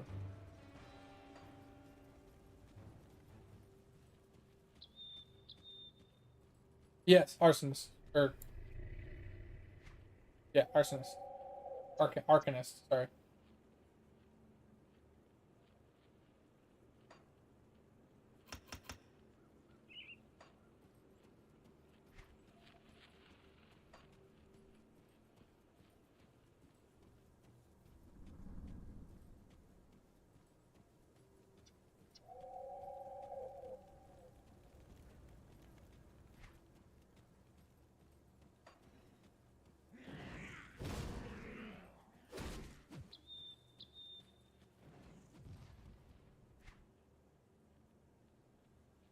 Talk about this one.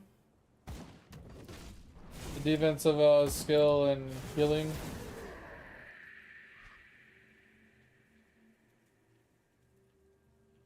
Oh yeah, when health drops below 66%, 5-second duration, 15-second recharge, defensive abilities, physical max hours. Yeah, I saw this one. It seems pretty good.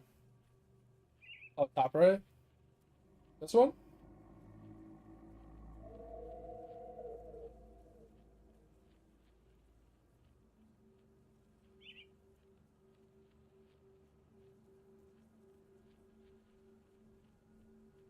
Oh, Heaven?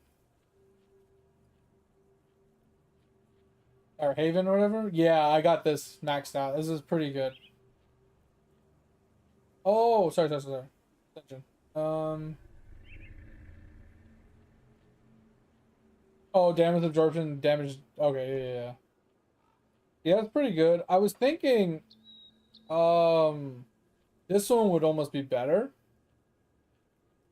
Because this one is it procs anytime you go below 75% HP. It lasts for 6 seconds and it has a 6-second cooldown. But it gives you 25% all damage. And then 30% or 30 defensive ability, which is pretty solid. But yeah, like Dig said, both would be good, right? This is like an oh shit button to like add an addition, because this is straight damage absorption rather than defensive ability. And it also gives you extra damage. So both is really good. Yo, what up, mate? Yeah, they both are really good. For sure. And this one can go a step further as well. More offensive ability, and then reductions to all the durations, and the energy leech resist and stuff, like for the life leech and stuff. So this is useful against certain bosses that do a lot of life leech. Kind of required, I feel like. But anyway, mate, how is your day? How are you doing today? Appreciate you stopping on in.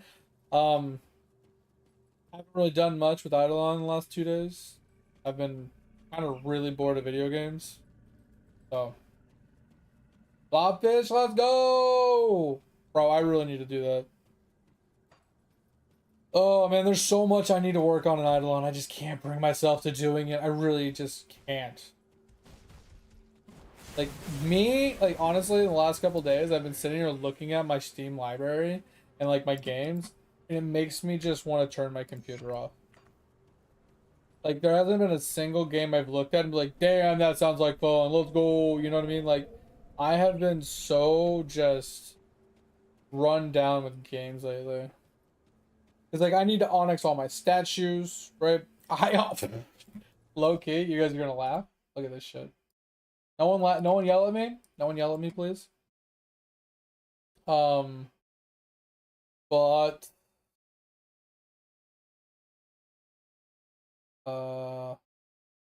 wait, where do I see my forge upgrades or my points for my anvil? Where is my anvil points for the characters?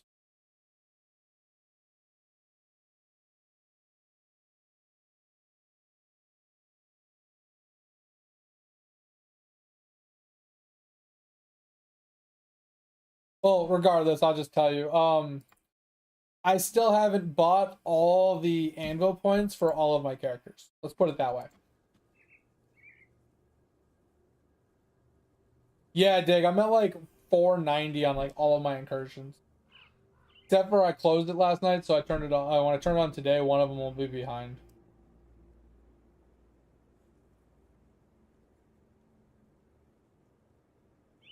Oh, they did a completely different cat. That could be a big problem. But as long as you know where it's sending it to, like, so the question is did you need to know where the file was going because you need to send your thing to the same place? Because as long as you know where it's going, even if it does it in a different method, as long as you know the location, then you should be able to make it work in theory.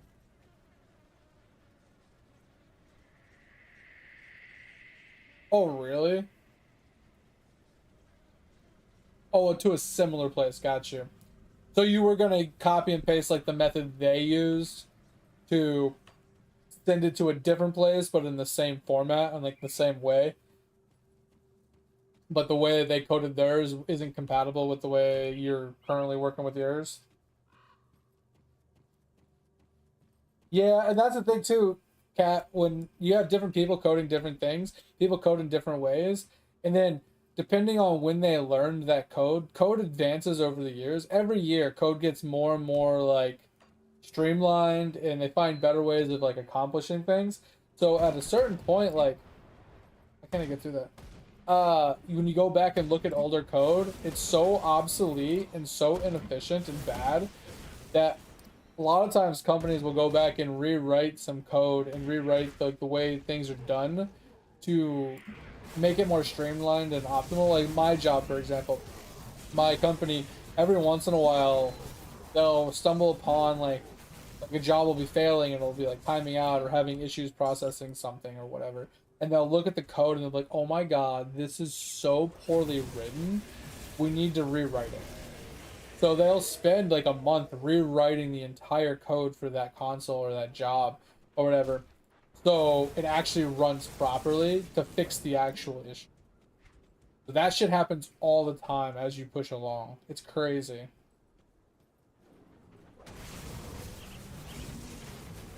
But it's also one of those things where you don't know what you don't know, right?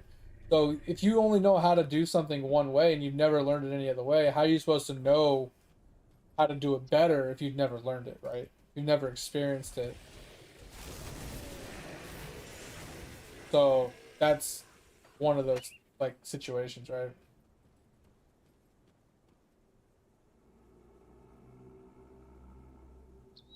All right, sounds good, Dig. Thank you, thank you, thank you. I appreciate you, Dig. If you didn't know as well, we did start multi-streaming to YouTube as well. So if you haven't, subscribed on there or, checked it out, I'd appreciate you helping out wherever you can. But yeah, I appreciate you. Have a good night. Sleep well. We'll catch you probably tomorrow. And if you need me in the meantime, always hit me up in the Discord. As always, appreciate you, man. And I hope you had a good vacay or whatever it is you were doing the last couple days or weeks or whatever.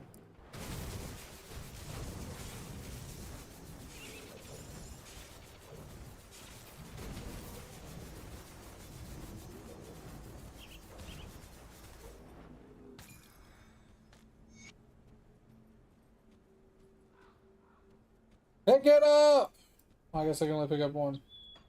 Bullshit.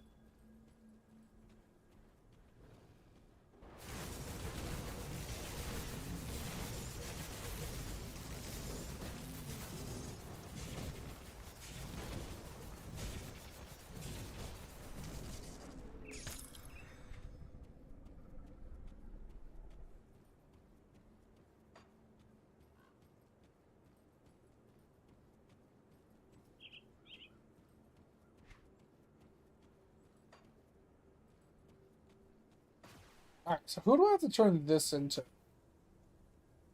That is the question.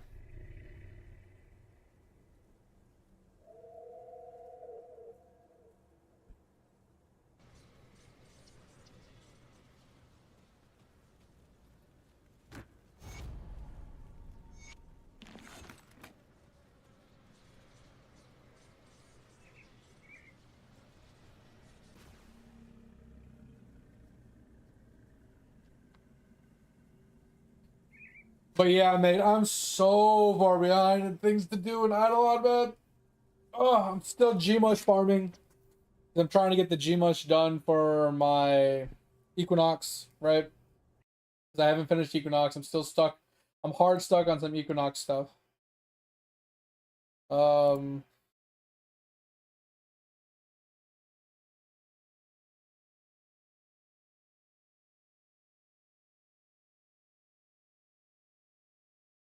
yeah. So we're hard stuck on some Equinox things. So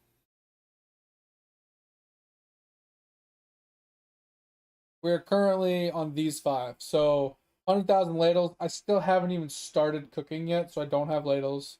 200 or 2,000 kills in Kilroy. The closest I've gotten is 1,500, so I'm off on that still. 100 billion Gmush. I don't even know how close I have to go check that one, but I don't know how close I am to that. And then 1 billion print. I could probably do this one. This one I can probably do because I haven't reprinted in forever and I've been juicing my mining one for a long time. And then this one I haven't even tried yet. I'm pretty close to probably being able to do this one. And then this one will get done the second I, unlock one of these. And then successfully take red frisbee sample Gmush. Okay, I could probably do this one as well. Get 100 5-star Ruby cards. I don't know if I'm even close to that one. 10 mega feathers. That's easy. I'm good there.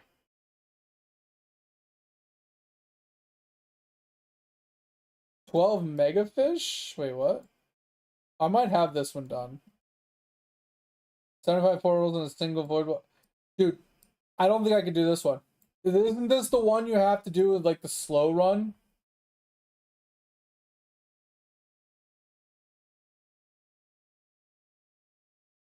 Isn't this one like the slow run you have to do? Like it takes you like hours to do it, and you have to do it like go to the character, swap to the character, go to the character, swap like so your thing like the cooldown goes down, but the time limit doesn't go down. Kind of bullshit.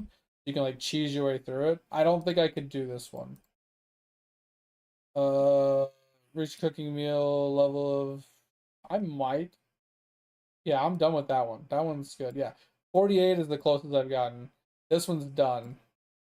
Um, find every type of sneaking, including yeah, that's not gonna happen.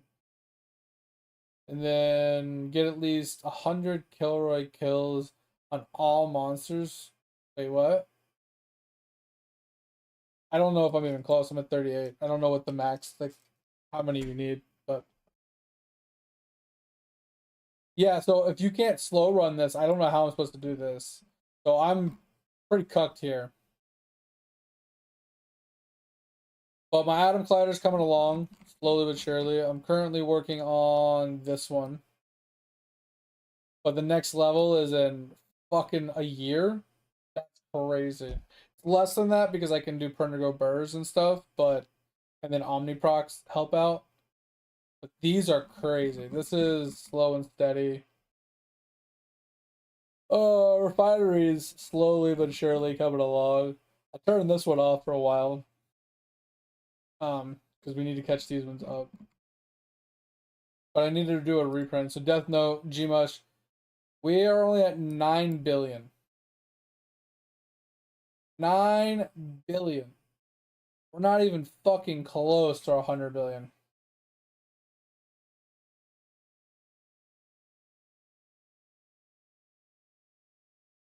Wait, what can I check in the Rift? Also, I haven't unlocked all my prayers yet either. My prayers are kind of fucked. Because warship wise, what are we at? So I got to 100, 100, 100, 110, 110, and I haven't even tried World 6. And I tried this, I haven't tried this in a long time either. So I need to try and do these again. I haven't done my traps in a very long time. Basically, everybody's blobfish. Because I was trying to get all the blobfish for my lab stuff. So I can get the last couple lab crystals that I'm missing. Because I'm missing the 2 black ones. And then these ones will come like in the order of this. But I'm missing the 2 black ones. I have to still buy these 2. So I'm waiting for these ones to come up in rotation. I was trying to get all the materials for them. Because the jewel... where's the black? Yeah, so this one isn't until, wait, dude, this one just, oh, 993. So in like 2 months, we'll be able to get this one. I just got to go farm some pearls. So that's one of them I'm waiting for. How many kills on each Kilroy? Oh, that one's gonna be hard. So you said in Rift. Where do I see that at?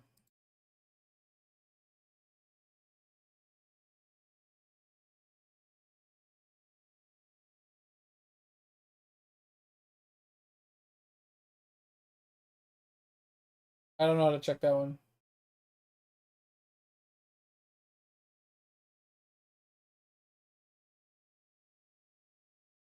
Anyway, yeah, like I said, we're just so far behind. It's unreal. Like our sneaking is struggling, our farming is still really struggling. Our endless is still struggling. We still haven't unlocked like almost anything in the hole. Our hole is struggling. Like we're just straight struggling, honestly. Oh, in game, gotcha.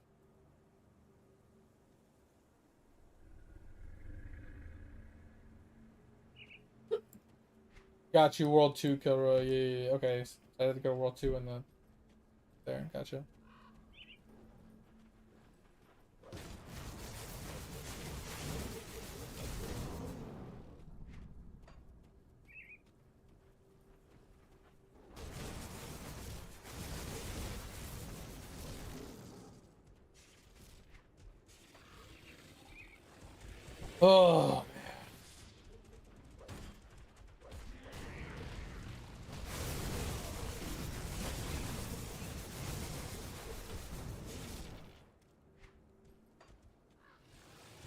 Oh, yeah, Topher, one thing that could really help my build out is actually using my my devotion points. If I use my 15 points in here somewhere, don't know where, I could really juice this character out quite a bit, I think.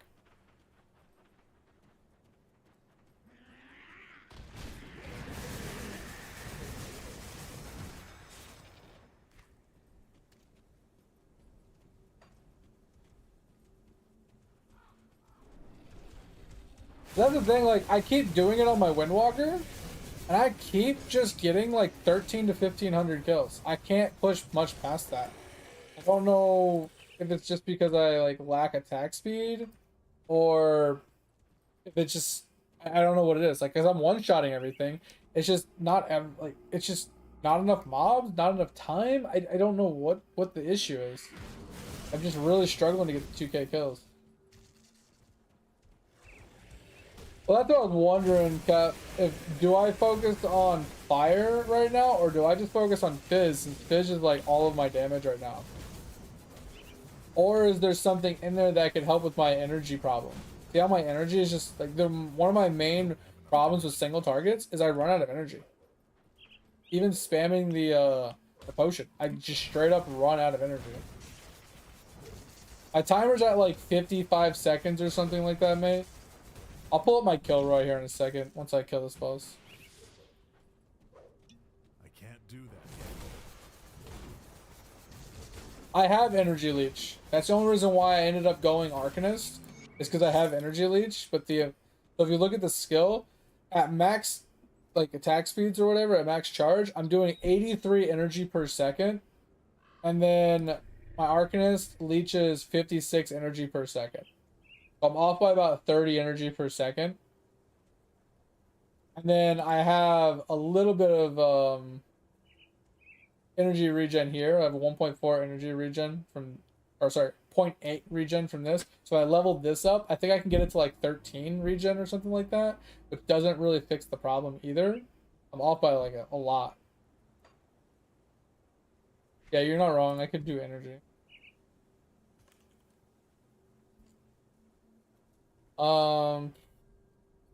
There's a lot.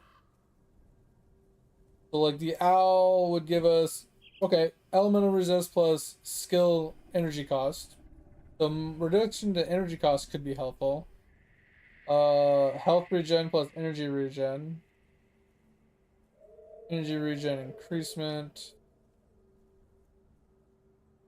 That's just flat energy regen. Flat energy regen. Increase regen rate. Second. Oh, that's a skill.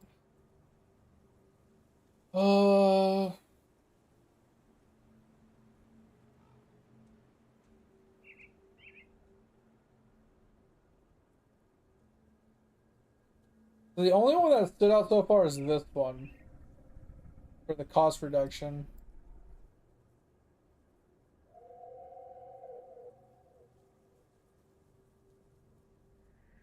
Because I don't think energy regen rate is really good. Like energy regen percentage. I don't think that's going to be good for us. Flat regen could be good. I got enough of it.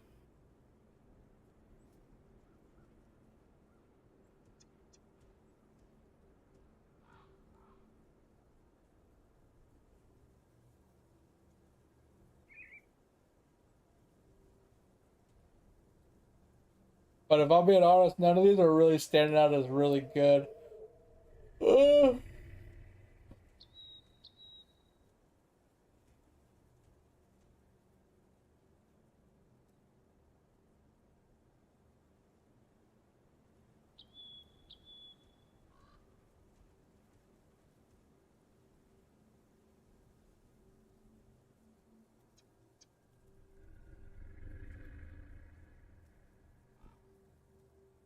Life leech resist, energy resist.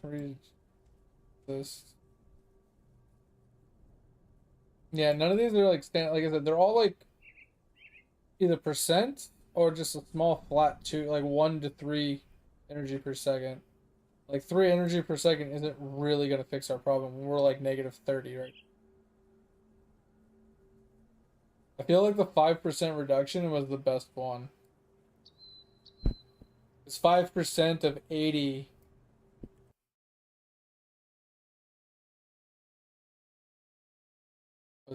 Let's just say 80 times 0.05. It's like 4. It's like having 4 regen, basically.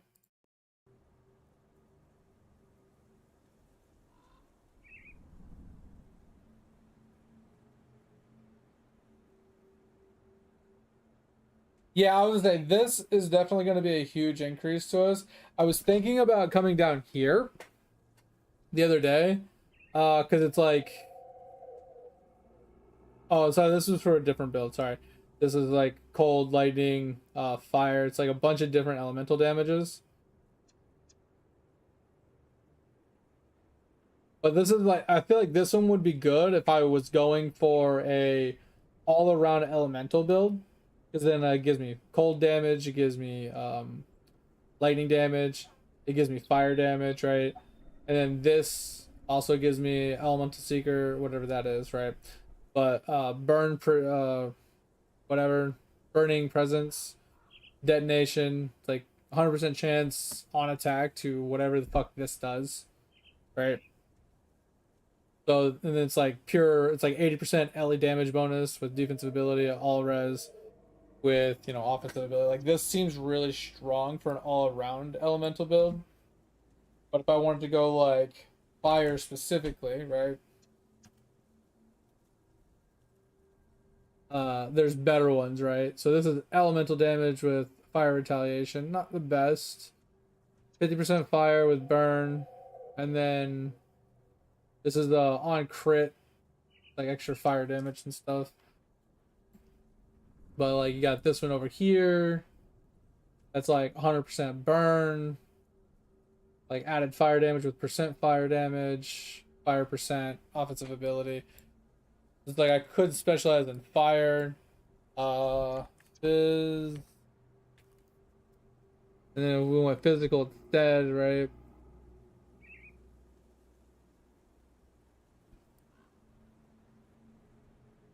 Do we even have any physical damage? Or, here's the physical damage one. So this one's like a 50-50. I don't hate this. 50% Fizz and 50% Ellie. Since the skill does do both. Kind of cool.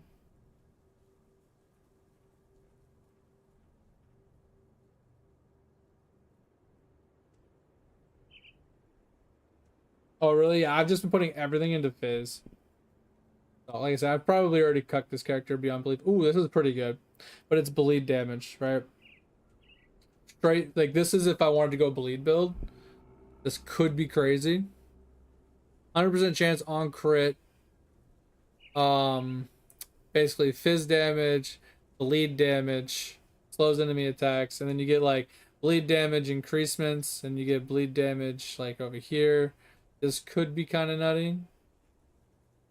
Going hard into like bleed if you went this route. But here's some more Fizz. Like this one gives a decent amount of Fizz in this little scepter or whatever. Fizz percent with add like flat Fizz. These are pretty good. I don't know. I don't know what to do. Like this shit's so complicated.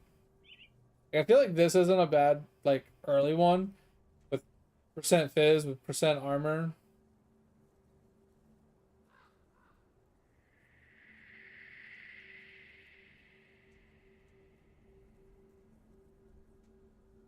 And this is once again, it's got bleed and Fizz. So I'd have to find a way to apply bleed to make that one kind of work.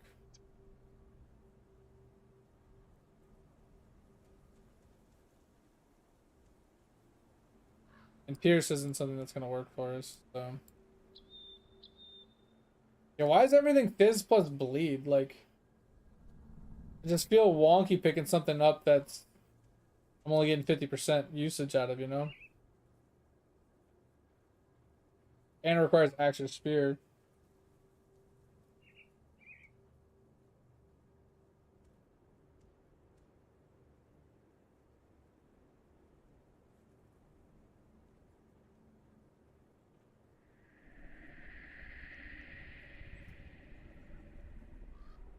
What do you mean? I mean, I thought you could respect these later on. I saw somebody who was like, oh yeah, pick this up early to get you some points and then respec one of these points into something else. I'm like, wait, what? You can do that? I don't know how, but supposedly you can. What are you saying? Like, let's say I picked up the bird now, and then that kind of cucks me in the long run.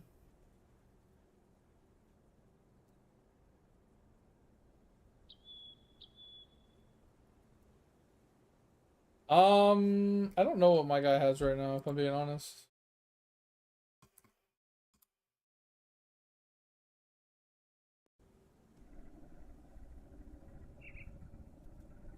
Pretty sure I have truck weapons.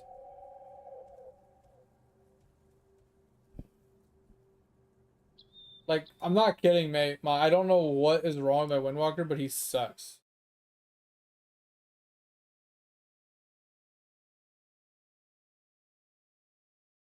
Okay. He has a dust bow on right now. But his main weapon is yeah, the truck weapon or the magma weapon, sorry.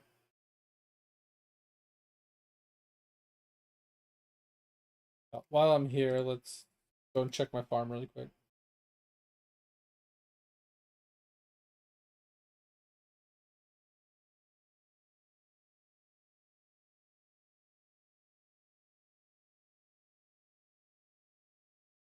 And then this week it's all warriors. All three of my things are warriors. Yeah, I don't know. This devotion thing is just, it's too much for me to handle right now. It's something that would definitely help me out, but it's way too much for my brain to fathom.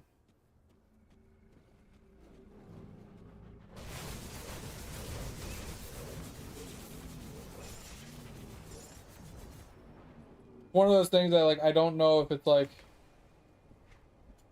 if I can refund it, and if I can, how many times can I?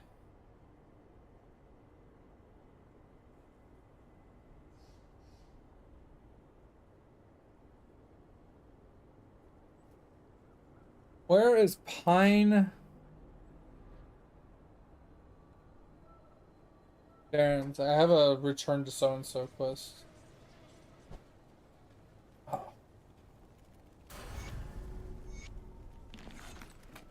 Okay. So this wants me to clear out something. This wants me to kill something, collect some things from some soldiers, cover the lost cannon. Bro, I low key cover. This is a little hard on me right now. I don't know what to do.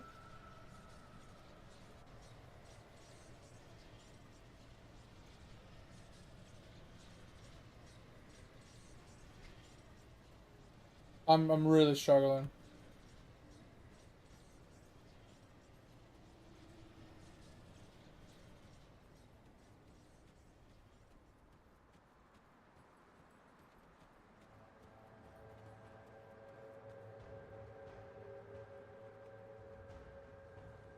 Oh, I see what you're saying, Cap. So, um, you're saying that I want to make sure I'm picking something to get me more points, push me down to what I want, but also doesn't waste points into things that aren't going to help my build, right? So finding the optimal path to get me the points I need that are also still useful. Alright, so we have 3 points. Now the question is, do we just push it to the end to pick this up? Ooh, we could just do this. Oh, let's double check. We are currently sitting at 13.5.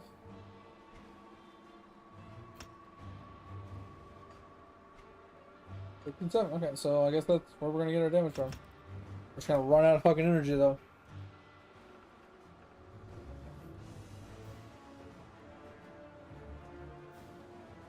Yeah, that's what I figured, but I wasn't sure how to do it. Alright, so gather blood of the Watcher. Alright. What? Alright.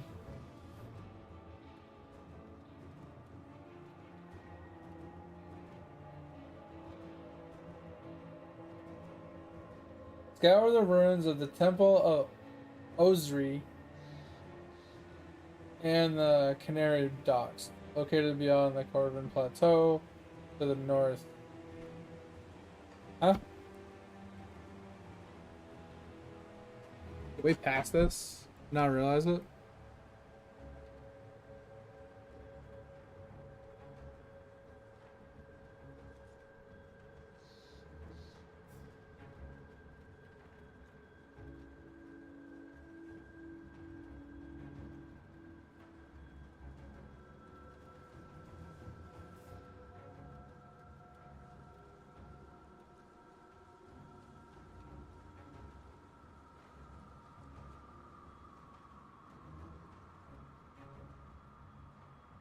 Okay, no idea where that is.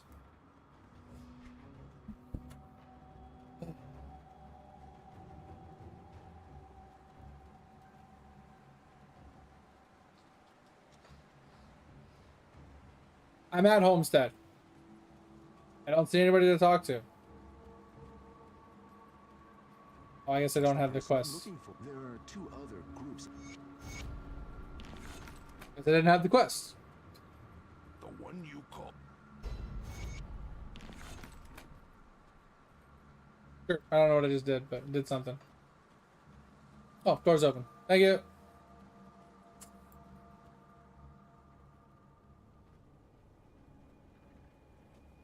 Yeah, that's why every time I complete it, mate, I've been putting points into the timer.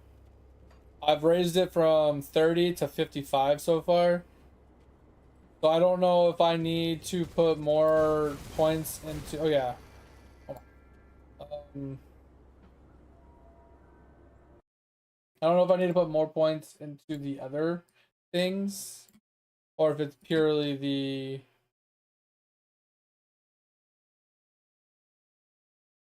Or if it's purely the time. Because I have 53 on this. And then I only have 30 on this for bonus skulls.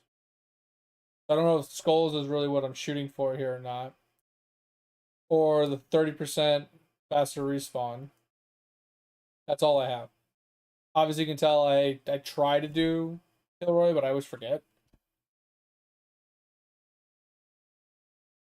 So I don't know if I need to just keep focusing on timer, or if I need more respawn / skulls, or what.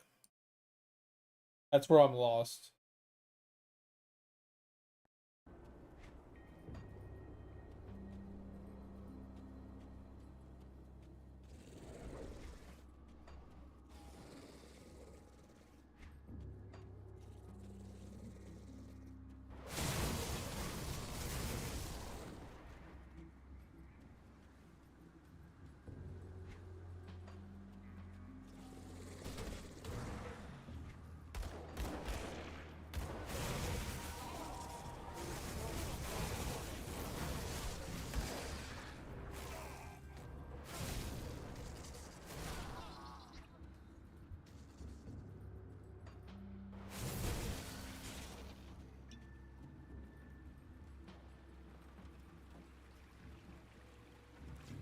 Yeah, so I felt like I had enough time. It's just I feel like the skulls aren't dropping enough, which is why I was thinking maybe skulls would be better. Because I have a lot of mobs on the screen sometimes. On certain maps, I don't have enough mobs. I run out of mobs, and that's why like I never hit the 2K mark. And then there's other times where I have a lot of mobs, but I'm not getting a lot of skulls. I feel like, and I think my timer is decent enough to make it happen. Yeah, I think I'm just lacking the skull chance. Because I don't know, is the skulls like counting as like a double kill kind of thing? Oh, does it soft cap at 40? Okay. Because I don't know what the skulls do.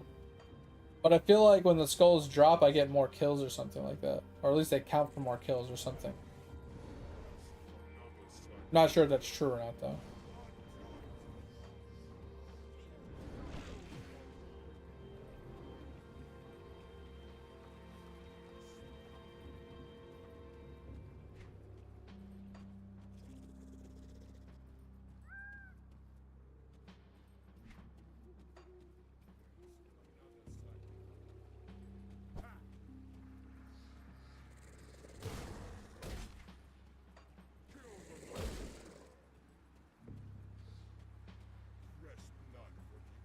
Oh, so it's the currency for the Kilroy shop when you're out?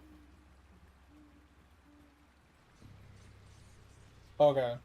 So that's not gonna help me get to 2,000 kills.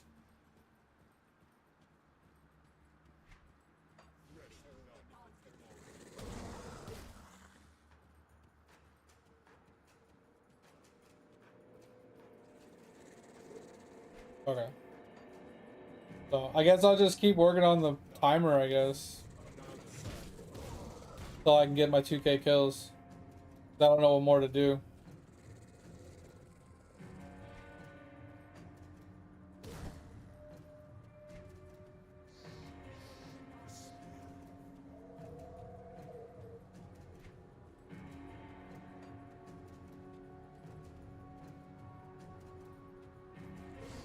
Bum, bum, bum, bum, bum, bum, bum, bum, bum.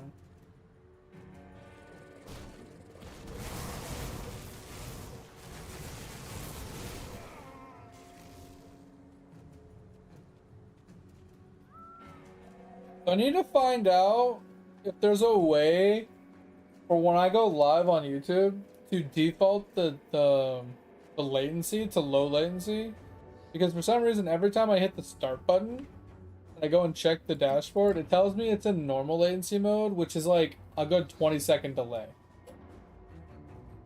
And I don't like that. Because I went into it the other day after I got off of stream and I manually changed it to ultra low latency. But then when I launched it tonight to play it, it went back to normal. I don't know if there's a way to change that.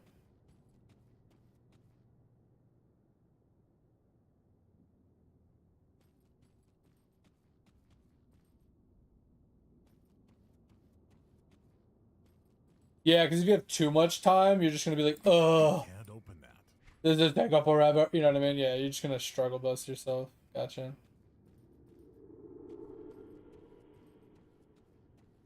Alright, well, what to do? Not very helpful. Can't get through the door. Here we go.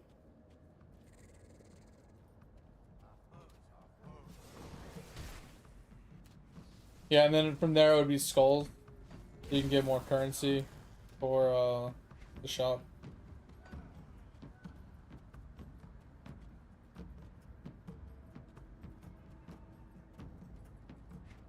I mean, would it be worth getting to 40 respawn as well?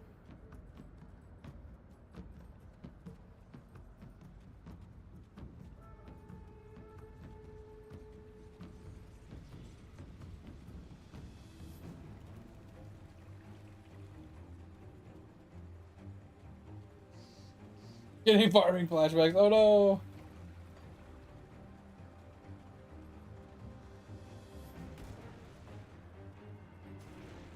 Like, I'm not gonna lie with you, Topher. I am at a complete and utter loss. I have no idea what I'm doing. Like, I don't know what act I'm in. I don't know what bosses I've killed. Like, I don't even know how to farm half the bosses because I don't see like an easy way to like teleport close to it to go and find it again. I'm at a kind of a complete loss with this game right now. Like, I'm liking it, but I'm also just completely overwhelmed at the same time.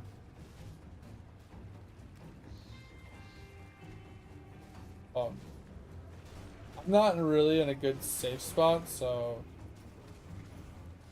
give me a minute. Alright, what are we looking at? So if I wanted to assume, I would say this part over here is Act 1. Even though I can still go further. Like way the fuck up here. And then Act 2 would be like this deserty area. Which obviously branches up into here. But where does it go from there then? The last waypoint is this. Warden's Laboratory Roof.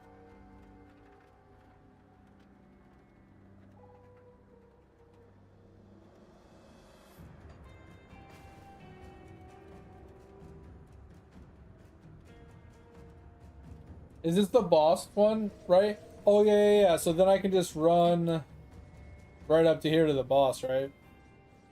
Oh, okay, gotcha. Interesting. Gotcha. Dun dun dun dun dun dun.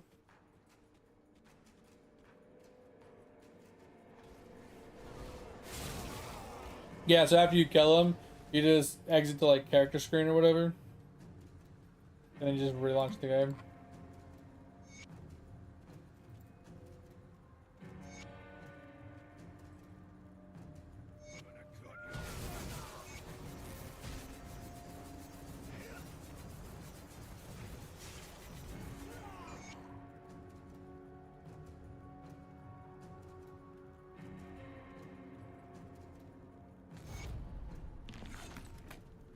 I gotta pee. I'll be right back. Give me a second.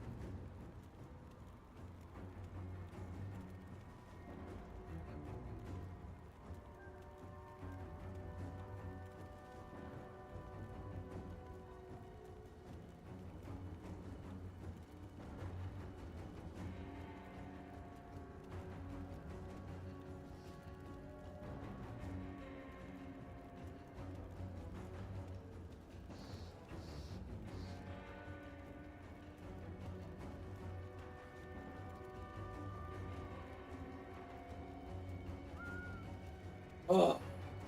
Alright. Oh.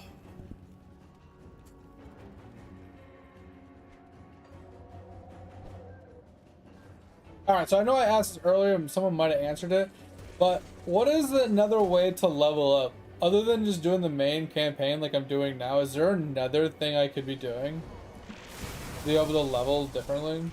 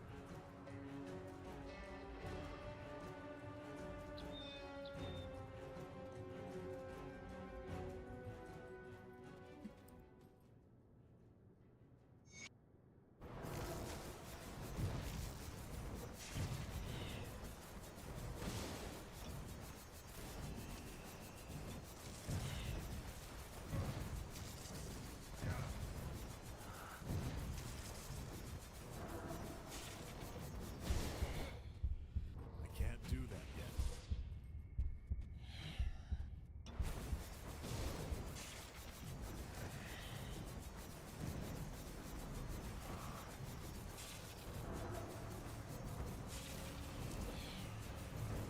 Oh, I saw that message earlier, mate. I don't know if you sent it again just because you thought I didn't see it, but yeah, I definitely saw your message.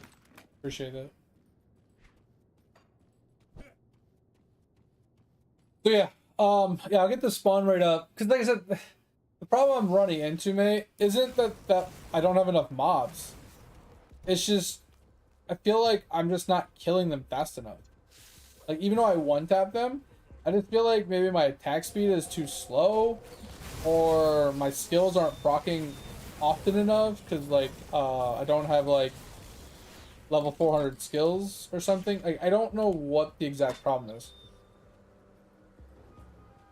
Yeah, I figured you thought I missed it because I think I read it, but I didn't say anything.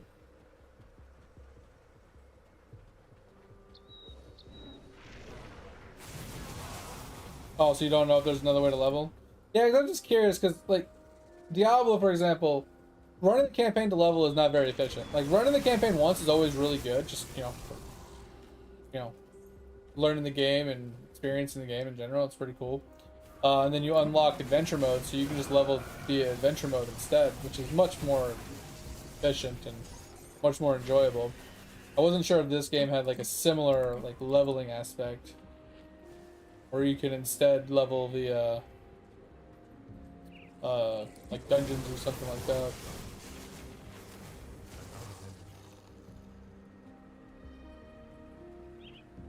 Yeah, I wasn't sure. All I saw was there was like a draw, like a on the left side it's like start, and then there was like main campaign, single player, and then there was another option. I just wasn't sure what any of it does, and I don't know if I can even do anything else until I beat the main campaign at least once. Yeah, getting my my timer up so it lasts longer. Yeah, so what I was going to do, mate, what my plan was get my timer to 60 and then level up my other thing. What's the whatever the respawn. I was gonna put it up to like 50, but if you're telling me that the soft cap is 40 and there's no point, then I'll just go to 40. That's what I'm saying. You guys like, I was gonna go like I didn't know that 40 was cap or whatever, so I was like my plan was just I'll just go to 50 and then I'll increase the timer even further and stuff. Take it one piece at a time, Oh my, that hurt.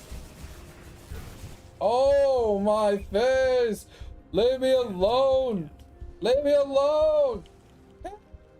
Save me, baby Jesus! Happy Tom Cruise!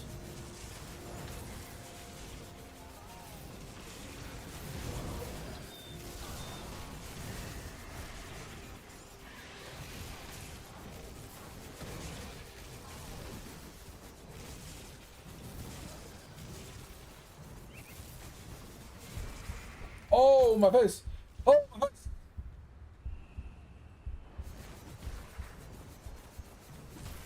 Can't do that yet.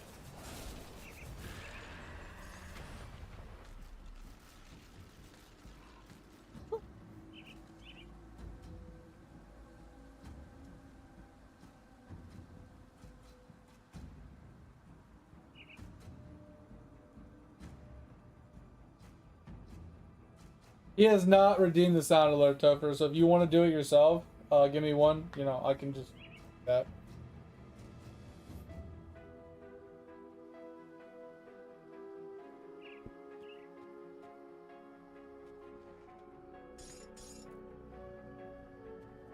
Oh god. Oh! The Talladega Nights.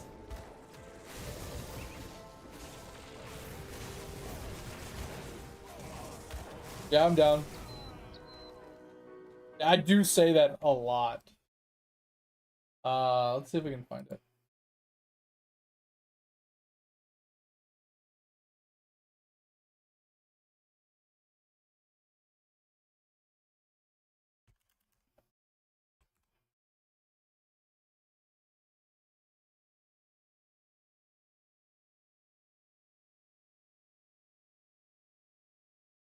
Alright.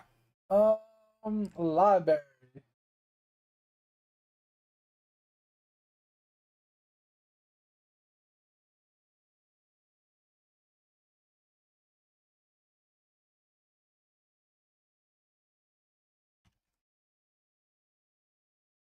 Hmm.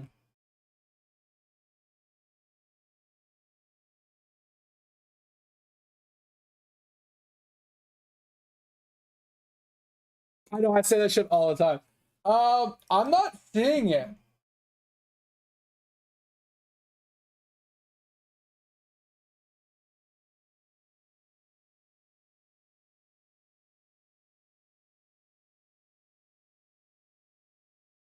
I'm looking at the wrong spot?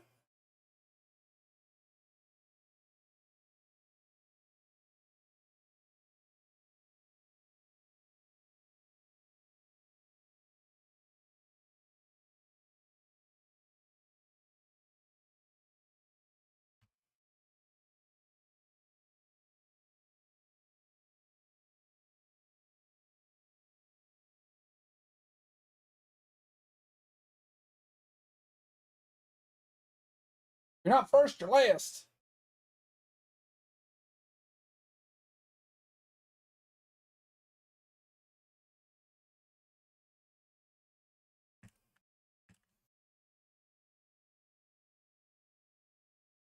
Now, is there anyone out there who wants to go fast?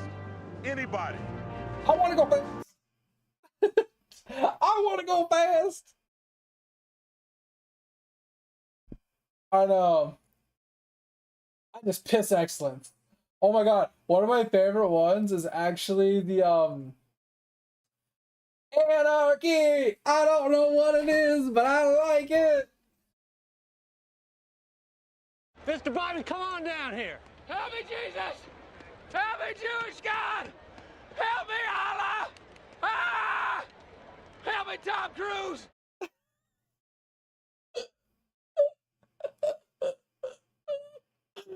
Oh, I fucking love it. Oh.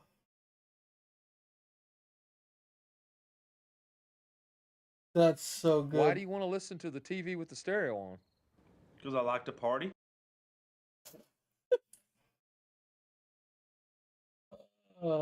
Why do you want to listen? Shake and bake. Delicious, crispy.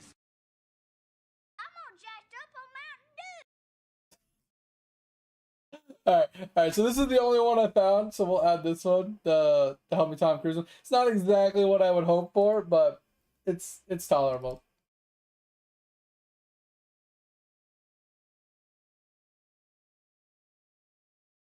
I don't know how much the channel points cost for these things, so I'm just gonna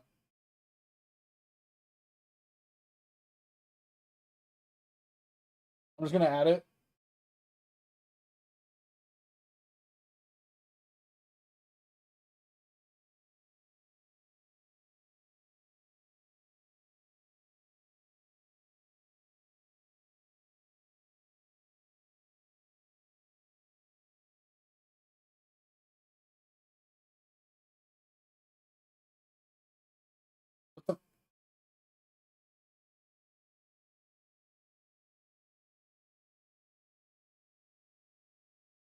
Ooh, piece of candy.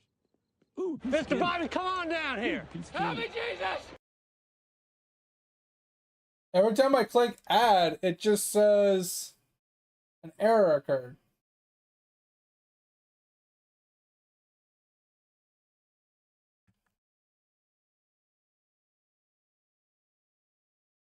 Huh. Huh. It's like it doesn't want me to. It doesn't want me to do it.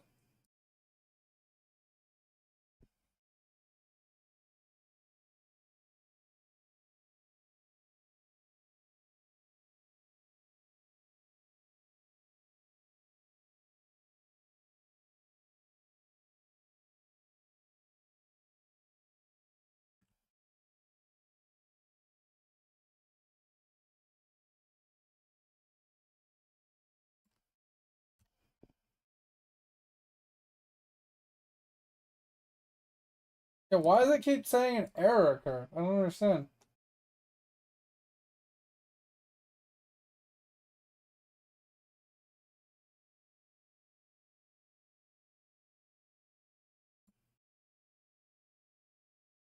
I wonder if I have too many channel point ones. In order to do it, I'd have to put it as like a bit. Ooh, maybe we can do it this way. There you go. I put it as in as 0 bits. Yeah, I think channel points are full. So I put it in as 0 bits, which people are going to use the 0 bits over the channel point ones most of the time. So it should be there.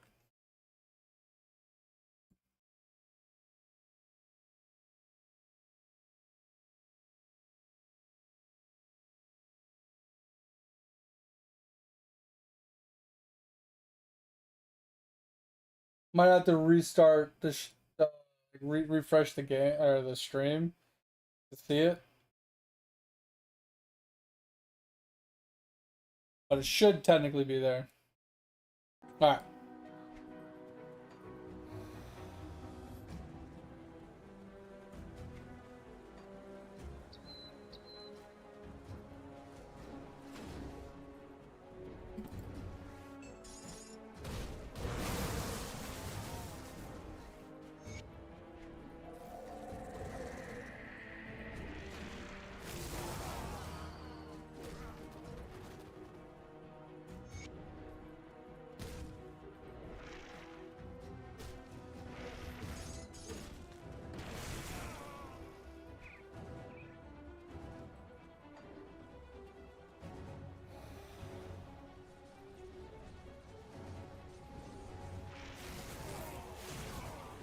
Do I want to click on that red portal? It looks kind of scary. I'm not gonna lie.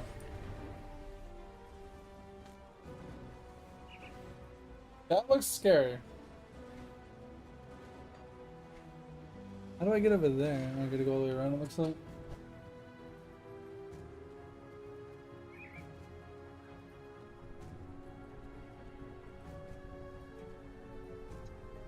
But yeah, mate, that's kind of the funny thing. It's like, save me, baby Jesus, help me, Tom Cruise. You know, he's like Allah and all the other ones. Like, it's just, I wish it went a little bit further past the Tom Cruise part. It's like, help me, Tom Cruise, save me, Oprah Winfrey. Like, I just wish it went like a good, like another 5 seconds or something. I think it would have been a little bit better.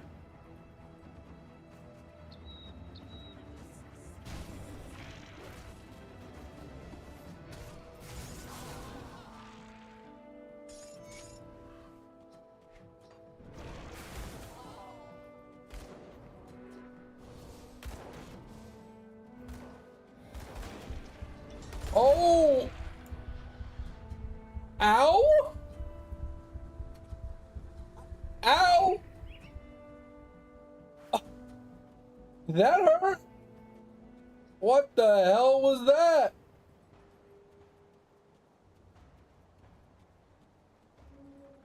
Okay, this fucking dummy is in the way. Jesus.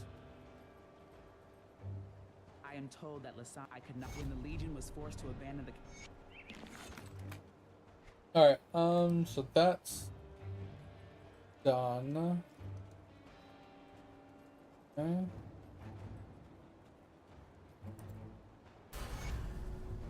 That's done.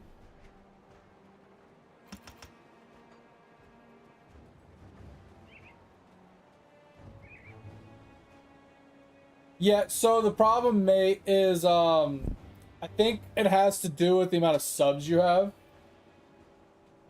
On how many like channel point redeems and stuff you can have. I just bop bop. I was like, oh my god, I hit the fucking the health button and then bop bop and I fell over. I'm like, okay. That just two tapped me. That was kind of insane. Not gonna lie. Was not expecting that one. I didn't even realize he was there until I died.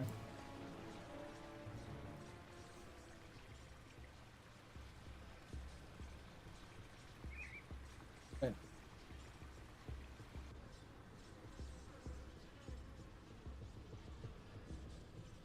I guess I didn't put down a portal. Stop.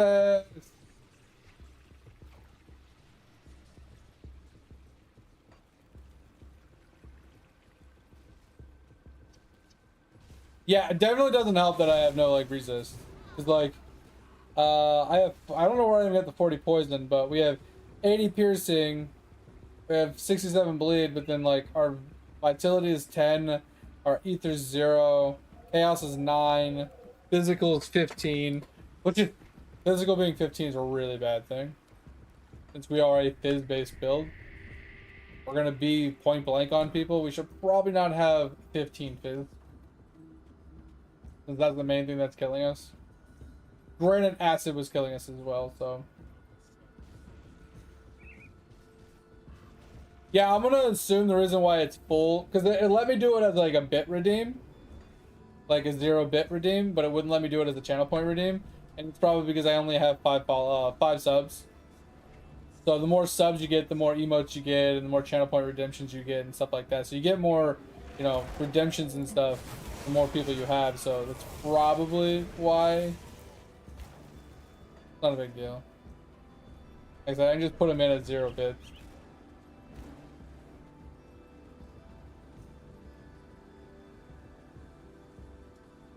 I ain't trying to charge you guys money to, like, you know, throw stuff at me. Alright, I'm not going down there because that guy's gonna literally just 2-tap me again, so that's not really worth my time. We'll just come up here.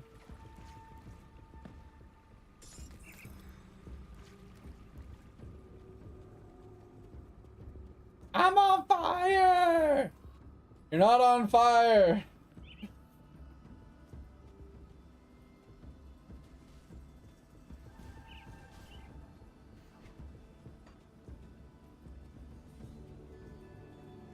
Anyone here want to go fast? I want to go fast.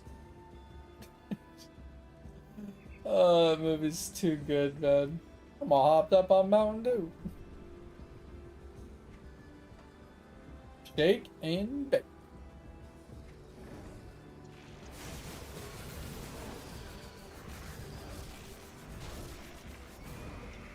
Jeez, that guy was fucking me. Woo!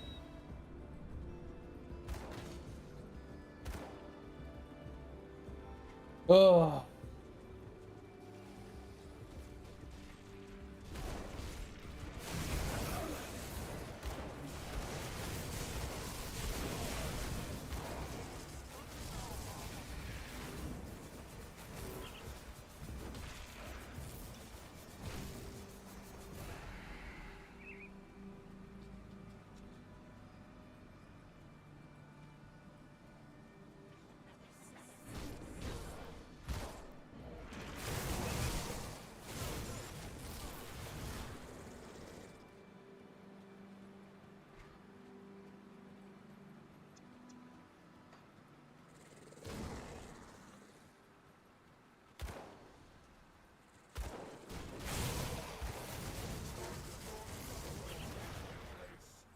Oh, man.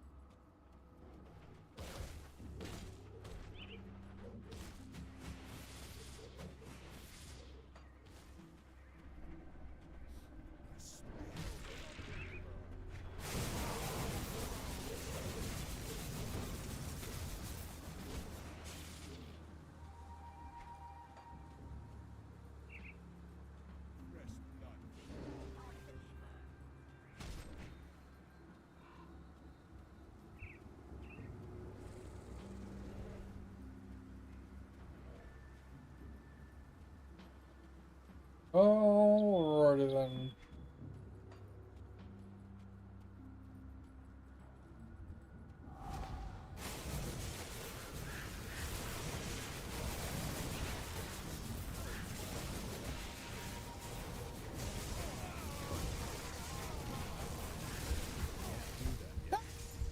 Where did it? Where did it? Where did it? Where did it? Oh, we lived.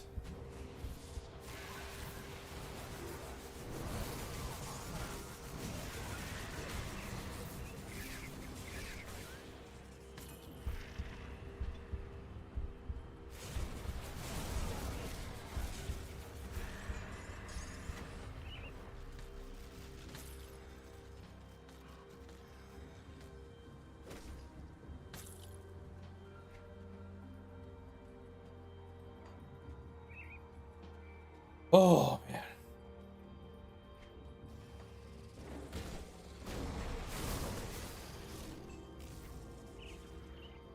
So does anybody know, did Llama actually quit streaming and go back to regular job life?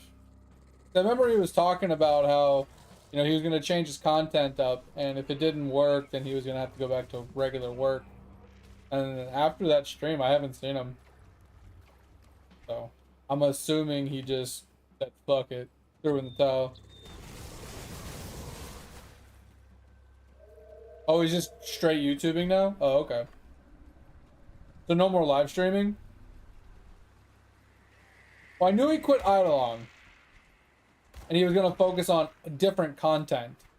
You know, more retroactives and things like that. I knew that like, that was his plan. I just wasn't... I haven't seen him streaming, so I didn't know that, you know, that shift in content meant he was going to quit streaming.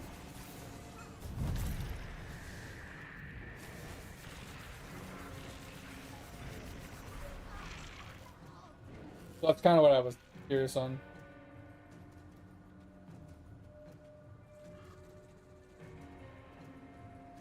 Oh, he has to move again and stuff? Oh, I didn't know that.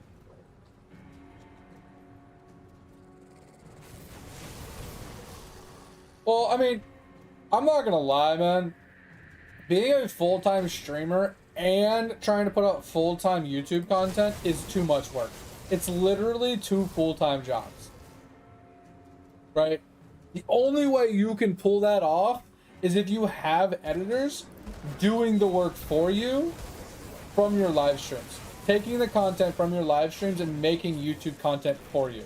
That's the only way you can actually maintain that that level of, like, you know, stuff. Doing it solo is impossible. Because you go from like a, you know, 6 to 8 to 10 hour stream to, you know, maybe 4 hours worth of video editing, right? There's like no time to like do anything else in your day. And then you're trying to put out like a couple videos a week, right? So you have to put a lot of effort into getting the content, plus editing the content and getting it all sorted and set up and all feng shuied and then released in a reasonable amount of time, making sure it's like polished and it's well written and, you know, it looks well. On top of making sure you're keeping up with your live streams and putting out good content on your live streams, like, it's just too much work. And I feel like unless, like I said, unless you have somebody doing the editing and that kind of stuff for you, you can't really do both very easily. Oh, his parents went under? Really? Oh, that sucks. Because I remember he was talking about how his mom did like dog kind of stuff. Where they like kind of trained animals and stuff like that for other people and did things like that.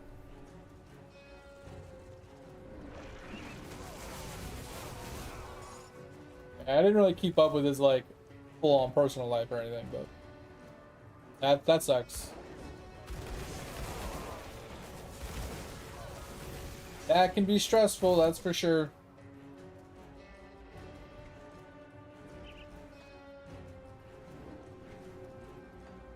Definitely super stressful. And then, like I said, on top of that, he's not getting like the traction and feedback he wanted and everything via, you know, his YouTube and streaming and stuff. So like that's a little disheartening that, you know, the thing that he really enjoys doing and isn't really flourishing the way he had hoped it would. So now he's like, you know, might be forced into going back to like regular work like he was talking about and stuff. To like either A, help out with the family, or, you know, whatever else. So there's a lot of that involved. So, yeah, man, I don't know. He's got a lot of stress on his plate at this point, I guess.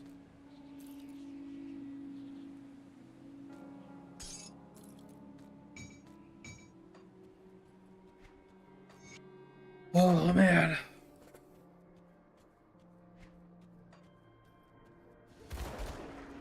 No fucking idea what I am doing. Will this eventually just like click and I'll just like know that I'm doing the right thing? Like, I just feel like I have a blindfold on and I'm just running through the dark hoping for the best.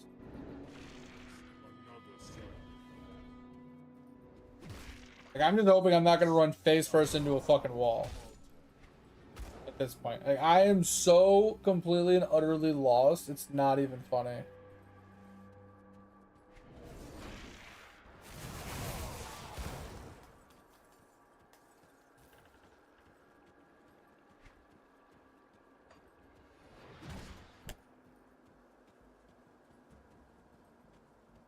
Bum bum bum bum bum bum bum bum bum bum.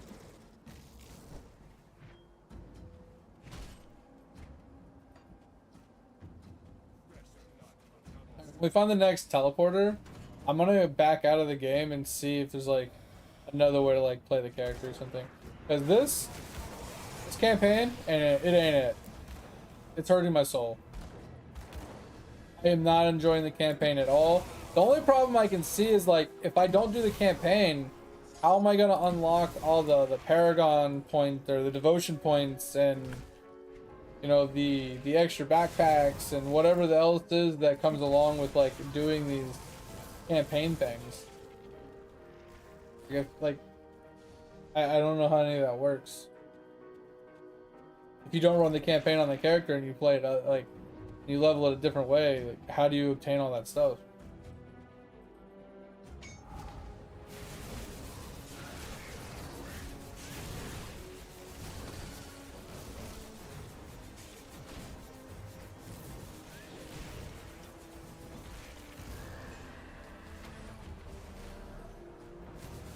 Oh, there's a bot there.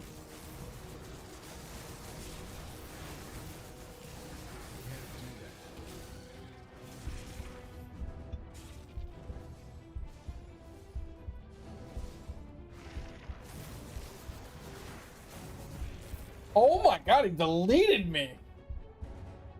Holy shit.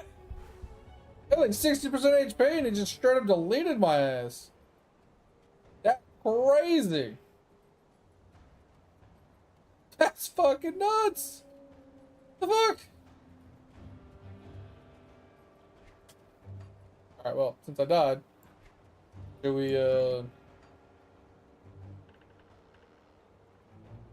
we just back up? I straight up got deleted. Like, that was actually crazy. Wait, what? Why can't I teleport? What? What?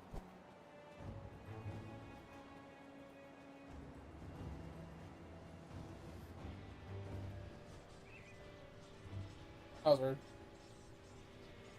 Yeah, I mean, well, what's funny is, like, I took a couple hits, and I was doing fine for a little while. What's funny is, like, I don't even think I have a quest to kill that guy. So, like, why... Bro, I'm so confused. I don't know what the fuck to do. I honestly am just completely confused. Because this tells me, like, Temple of Osri and the Carrion Docks. Like, where the fuck is that?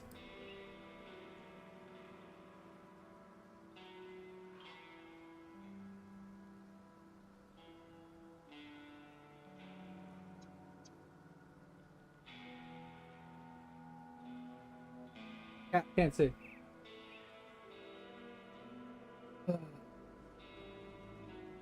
I don't see that anywhere.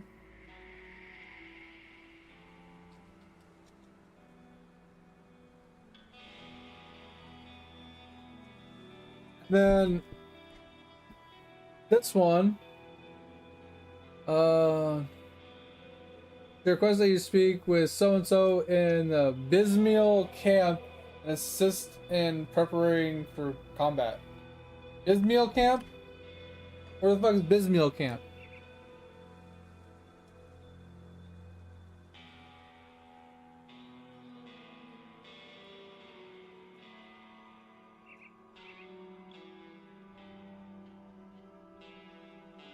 Yeah, don't know where that is either.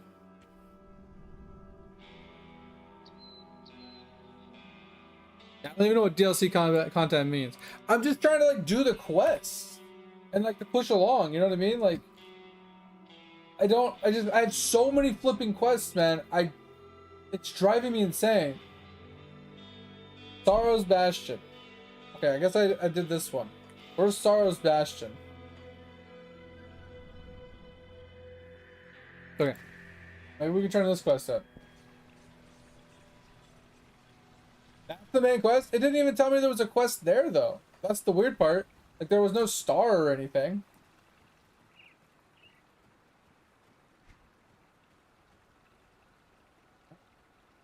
Bring the ring of the master to Sorrow's Bastion. I'm in Sorrow's Bastion.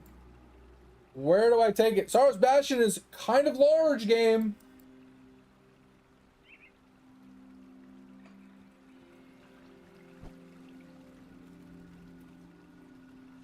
Oh.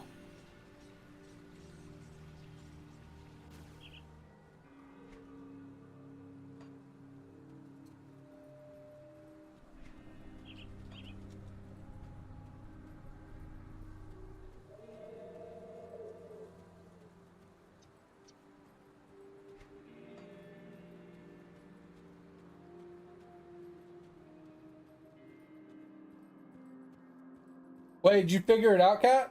Did you get it all, like, coded properly and configured?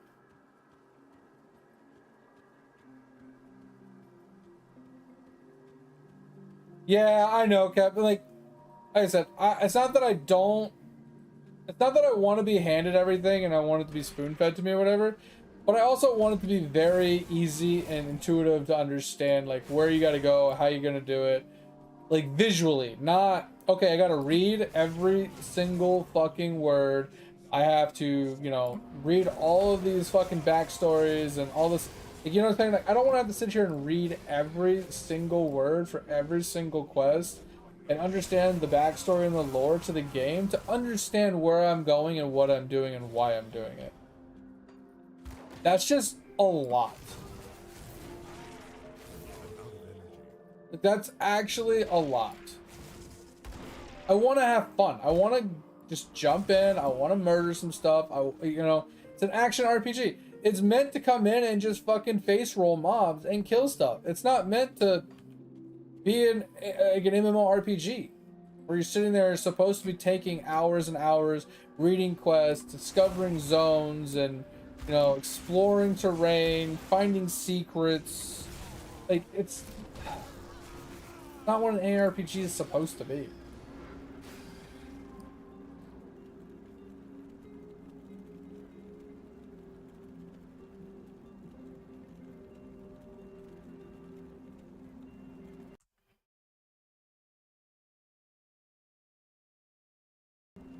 Why am I backing out of the game? I need to try and kill this boss.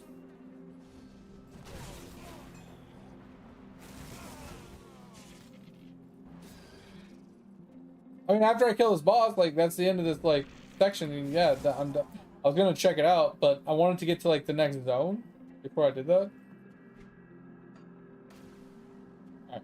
At least when I die, I can spawn back here.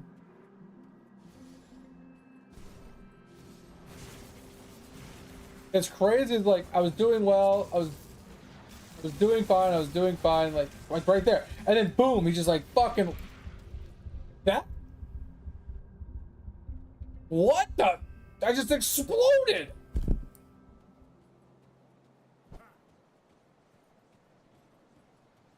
Literally, there was an explosion.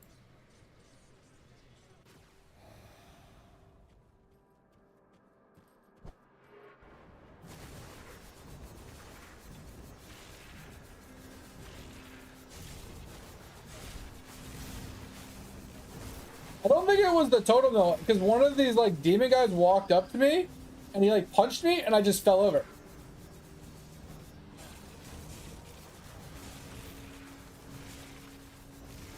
My energy is low. Need energy. And I'm like, I'm just dying. Bro, that hurts.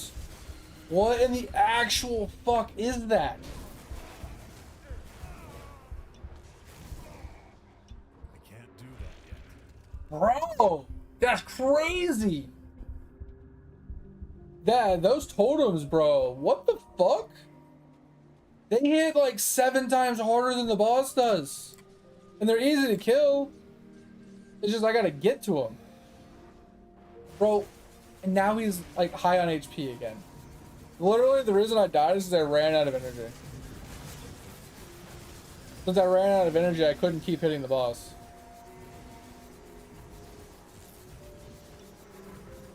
I should have hit my potion sooner. My energy is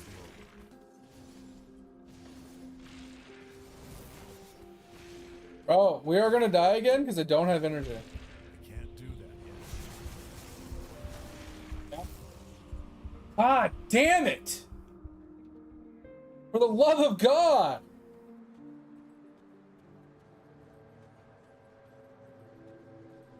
Like, I can kill the totem, I just don't have the energy. I cannot kill this boss with the amount of energy I have.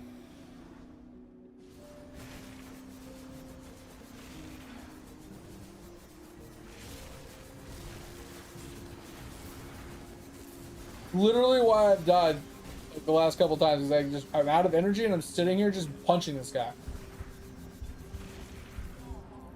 Jesus. Because without energy, I can't kill the totems. God, fuck, bro. Would you like a cup of water? Because you look thirsty as fuck right If now. I have the energy, I can kill them quickly, and they're not a problem. But when I don't have energy, I have to stay away from them until I have energy, and then closing the distance to get to them is what's killed me a few times. All right, thank you for the hydrate, mate. I am going to head to the homestead really quick. And then we are going to... That is not the homestead. I think it... Oh, maybe it is. All right. We're going to edit the main menu. We're going to check this out. What Topher was saying. So, yeah, I saw custom game and Crucible. I don't know what these are. And then, to top that off, if I don't do the main campaign, how do I obtain all the stuff from completing all the zones and stuff? Crucible, that's fun. Okay, so I'm gonna get my ass kicked. Random map, leaderboard, score. Sure. Go get my ass kicked. So I can alt F4 the game. Yeah, I did, mate. I'll do it again for you. Wait, why do I have to launch into Crucible when I can just do this in the game? I'm so lost. What is this?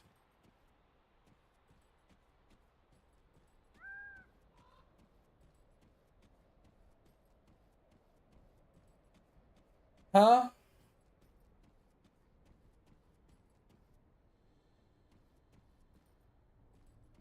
Okay. So what do I do?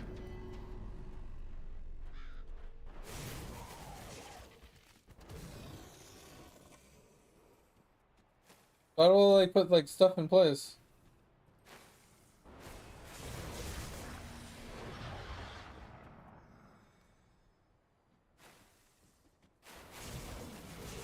Well, we're gonna run into the same problem here. I'm gonna run out of energy.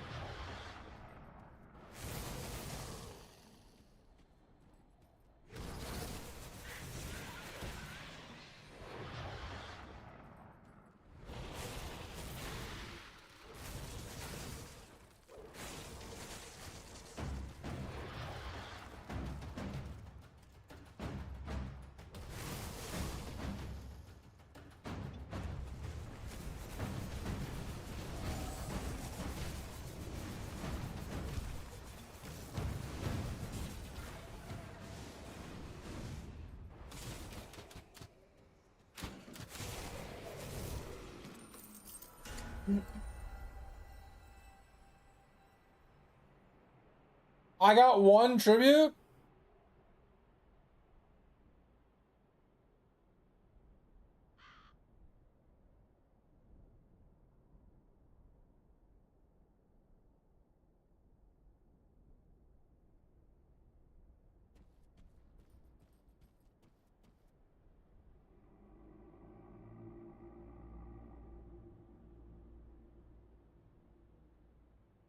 I don't know which one to do.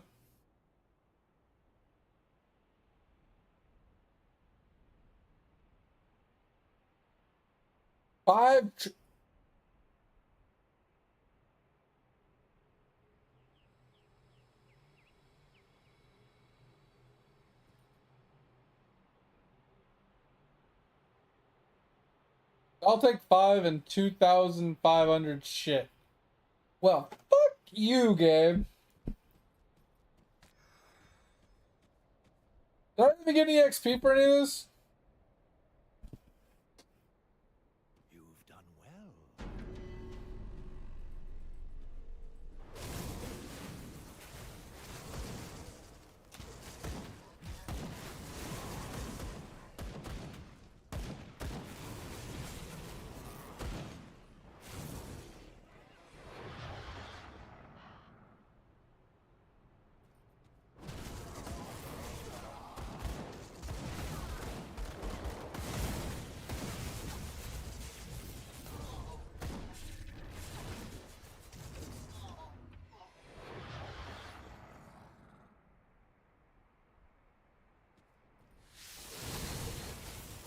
I'm not seeing my XP go up though. What a bloody display.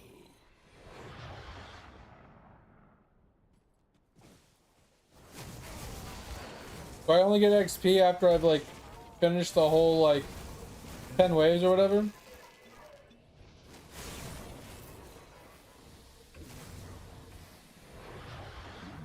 Oh, okay.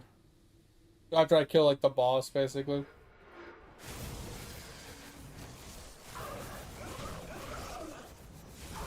My energy is low. I'm out of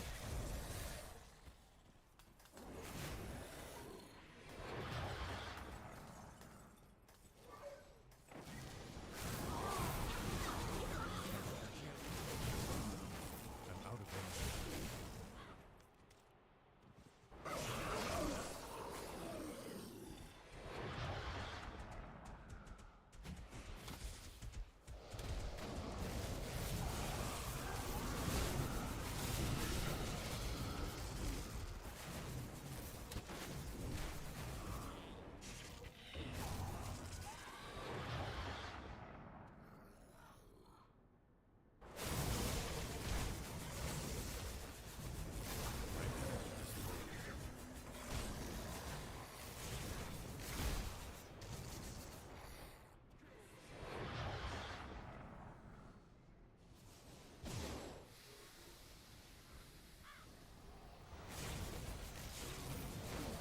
Energy is low.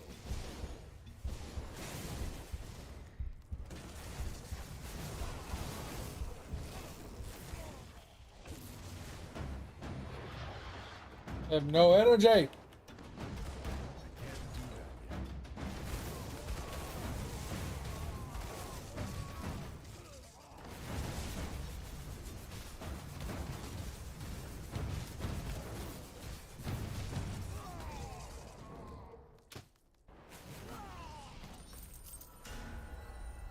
Okay, I got a little bit. It was literally 5,000 XP though. Seems very low on EXP. And I'm up to 2. I have to do another 30 waves to put down 1 tower. Oh my god.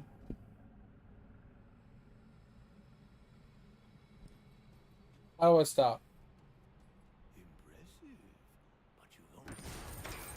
Oh, and I got another 8,000 for turning it in.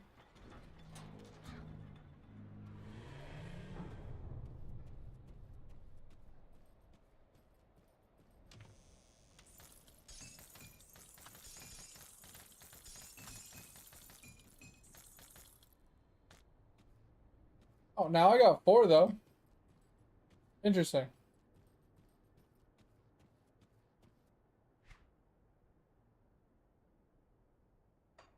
You chose to end your suffering.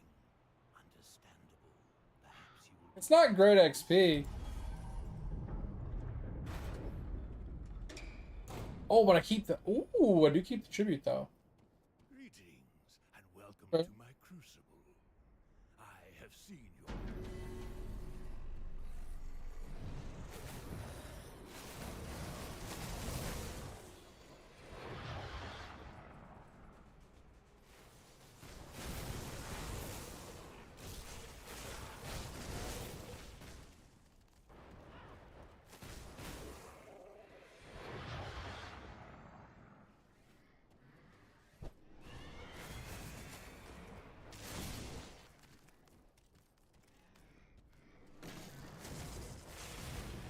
Out of energy.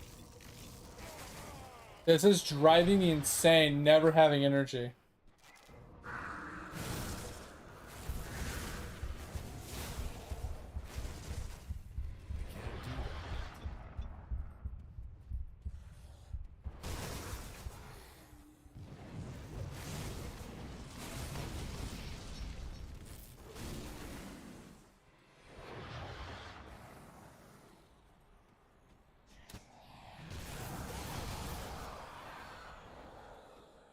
Yeah, I haven't found anything that gives me like energy regen or energy leech yet. After all.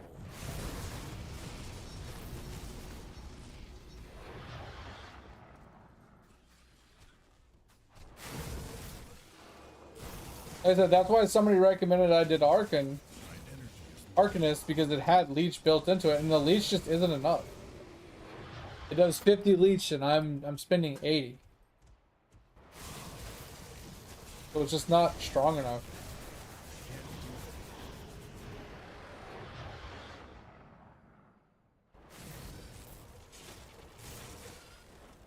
Yeah, but like, we were looking at the devotion earlier for the energy, and it was just like 1 energy regen, 2 energy regen, or like 20% regen rate. Like, it wasn't a lot of regen. Like, when I need like over 30 regen total to like fix my regen problem, spending some devotion points to get like 5 or 6 regen, yeah, it helps somewhat, but not nearly enough. Alright. So we got 1. Where are we gonna put? What are we putting where? So let's put 1 here, I guess. What are we putting here? Wanna do some Inferno? Do some Inferno.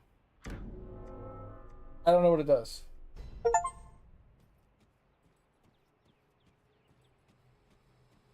You've done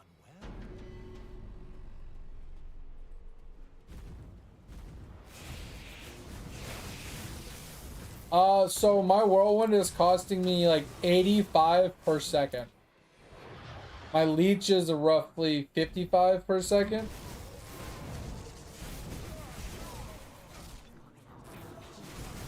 So I'm deficient by about 50. Or by about 30. Delightful. Alright, well the Inferno one just feels really bad. It pulses, but it's such a small radius. I was hoping that it would like be fireballs and it would like shoot ranged at the people that are coming out of the south like hallway. But it did not.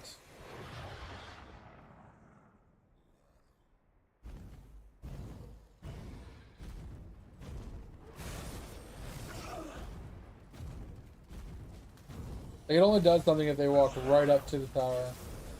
Kind of feels bad. Forces me to have to stand right here to make that one even viable.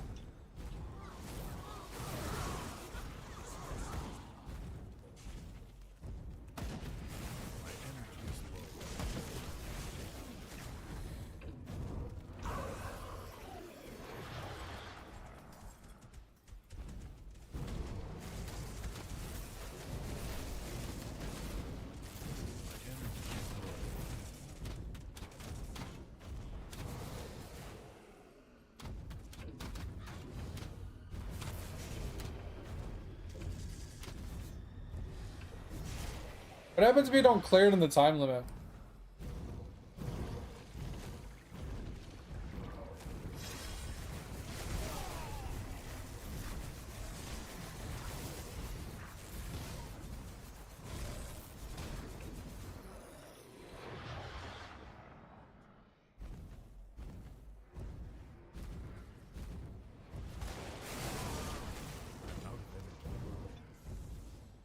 I'm beginning to think you're not taking this seriously.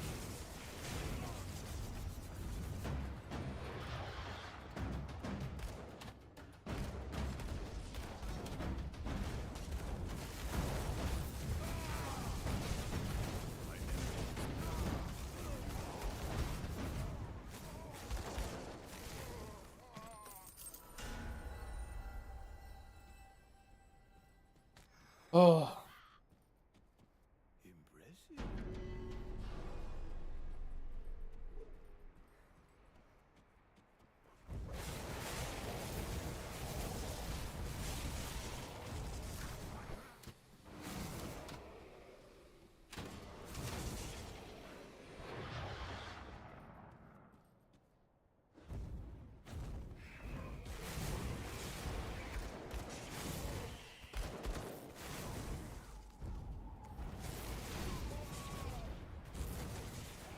Yeah, that fire one feels kind of useless.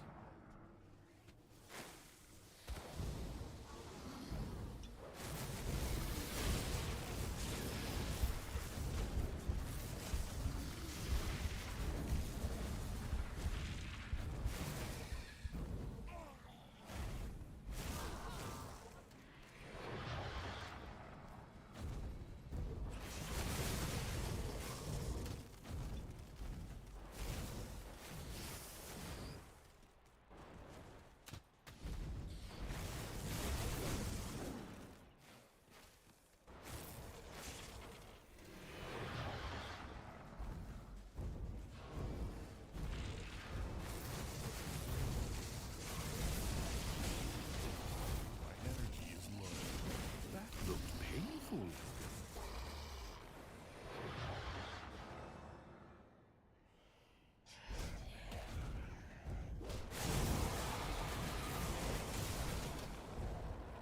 Energy is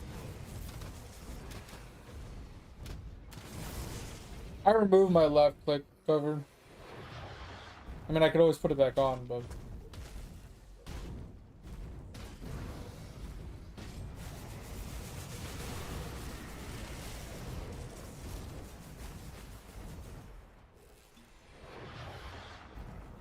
Yeah, I have it on, like, click to move.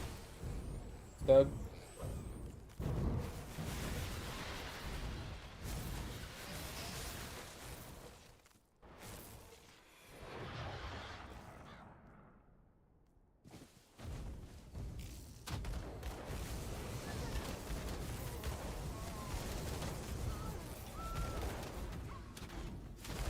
Dude, the healing from these mobs is ridiculous. It's literally a full heal every 1 second. Actually mind-blowing how much the mobs heal. Oh no, reset my multiplier! Okay, so that's what not doing it in the time limit does. It removes your multiplier. Oh my god! The totem one-shot me!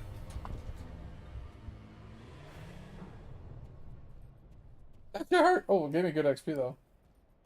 Yeah, that totem fucking deleted me.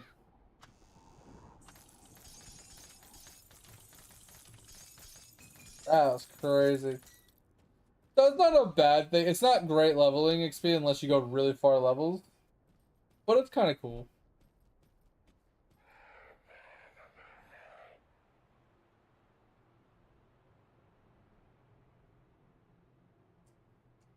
Welcome in, Seals. What's going on? Yeah, I had no I had no energy to be able to hit him.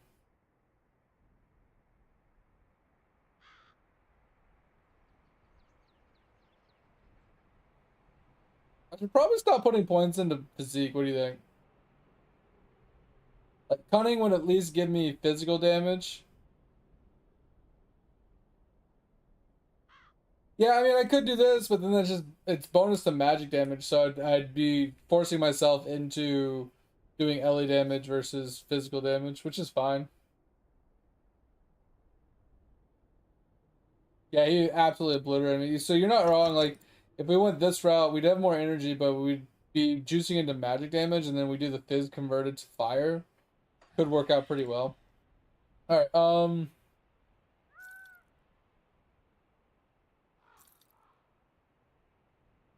What was that? Um, get rid of the guns. Offhands, the bows.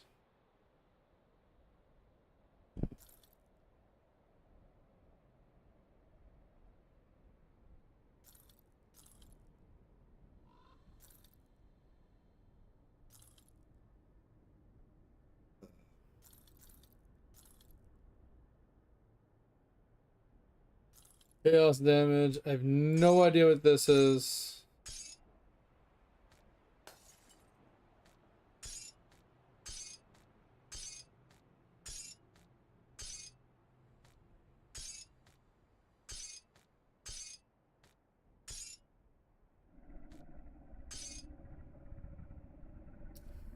So fizz damage, fizz percent, offensive ability. This is better than what we're wearing, I'm pretty sure. Got fire res instead of all res. Kind of sucks. Attack speed. We can put this on, I think. A little bit extra damage.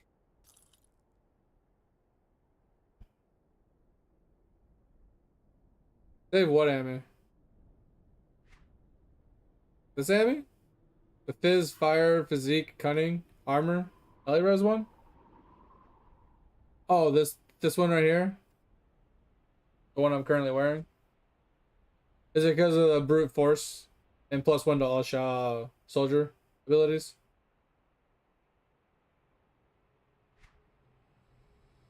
What's this? Yeah, we don't care about that. This one's all shaman abilities. Yeah, whatever. Like I said, don't really want to switch out my shield for now until I get like a % damage shield. Sword's not great. Caster. Probably not gonna run that. Chaos damage, fire converted to chaos. Option later. Pierce. Physique, health. Nothing. Acid.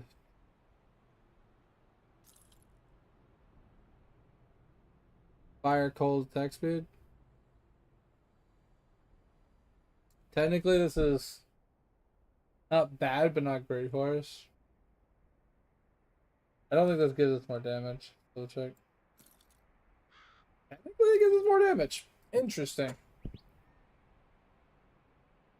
But now we're up to 82.9%. I can get rid of these for now, I guess.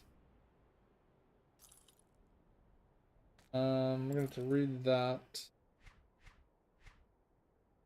Then I'll put some more stuff on our gear. Alright, good enough. Let's go back to, I guess, offhand? What about my offhand? Sorry. I wasn't paying attention.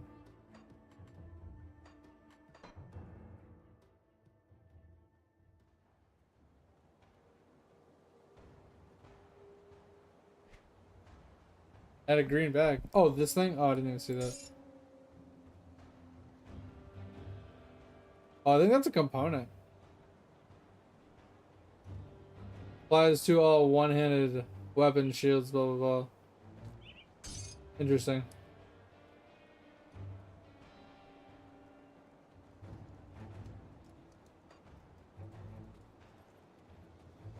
Alright, what do we do now? We killed that dude. I don't know where this is. It just says Sorrow's Bastion. Doesn't tell me where in Sorrow's Bastion. To turn that quest in.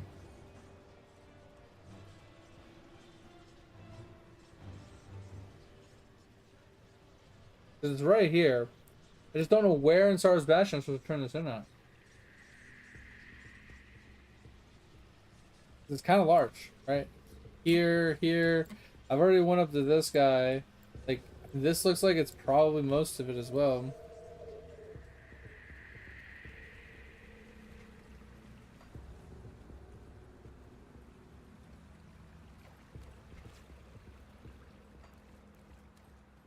Yeah, now we're in a different zone. So, down here?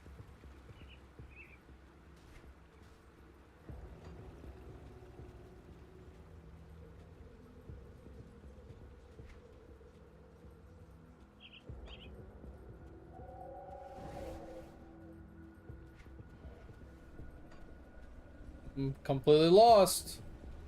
Isn't making any flippin' sense.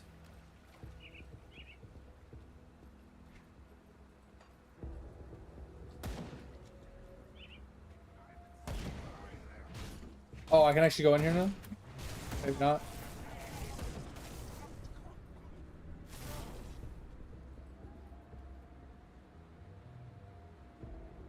I can't open that. Okay, oh, so I have to go on the other side? Because of who I chose, I guess?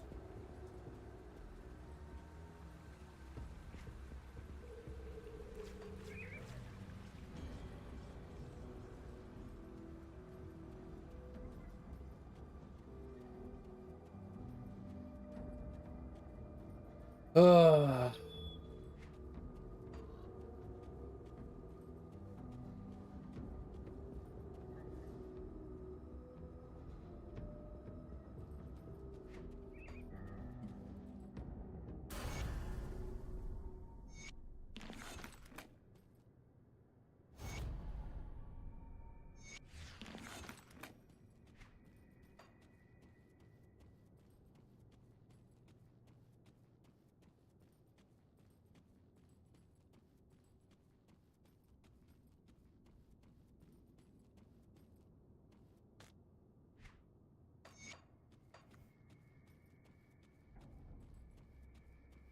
I can't open that. Yep, still can't get through that. Um...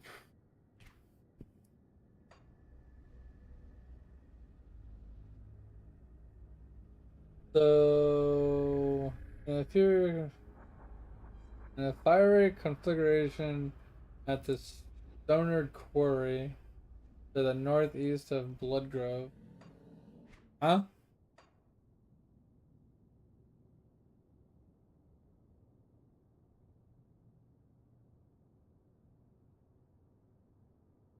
Where's the Bloodgrove? Okay. Just somewhere up here?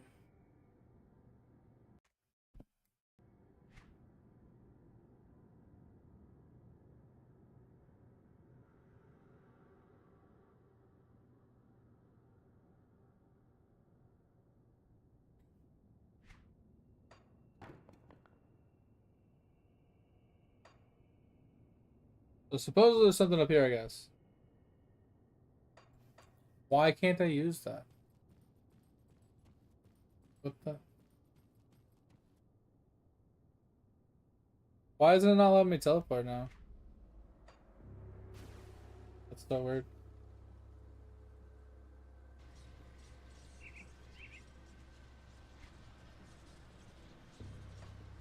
I also have to do that power that I guess I didn't do before.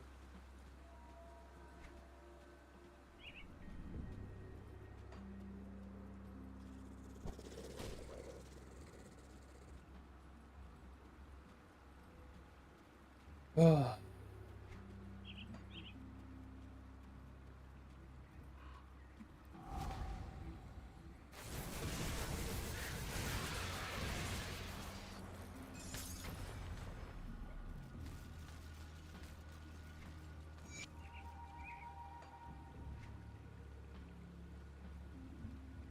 So this one says northeast. I didn't go northeast last time. So we'll go that way. We haven't fully explored this area yet.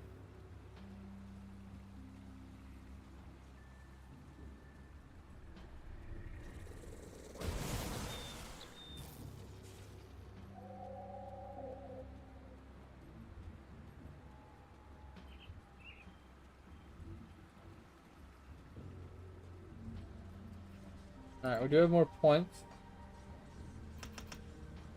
This is almost maxed out. Much damage as possible.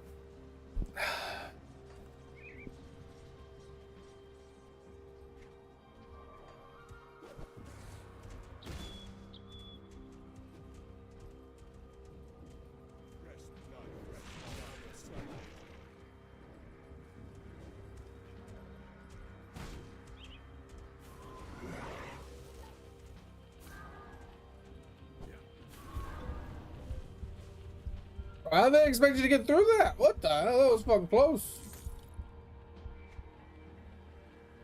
This is a side area. I don't really need to be here.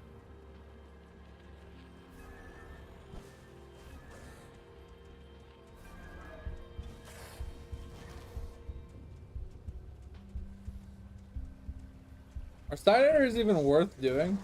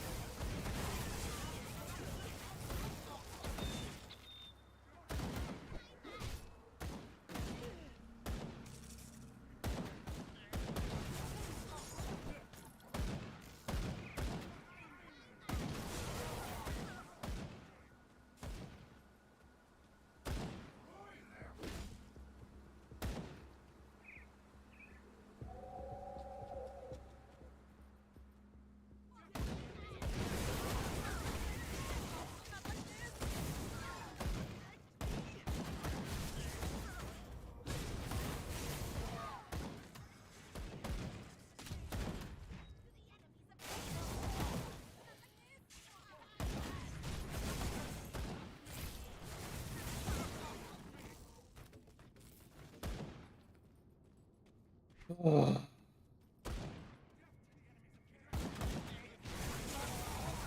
Alright, well, we're almost at the end of the stream, guys.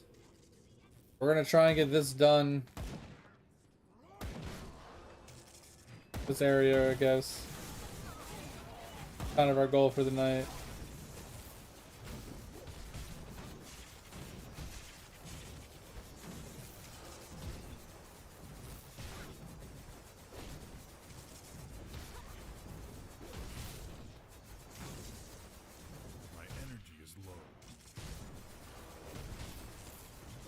Yeah, I'm just not sure if it's gonna be any good for me, honestly. Like, I don't know what he drops to be able to, like, understand if, like, I've gotten all the drops or there's something that I could, like, use from him or something. Like, without Googling it, you know, obviously. My energy is low. So, collect. I don't think we're in the right spot. This isn't probably what we're looking for.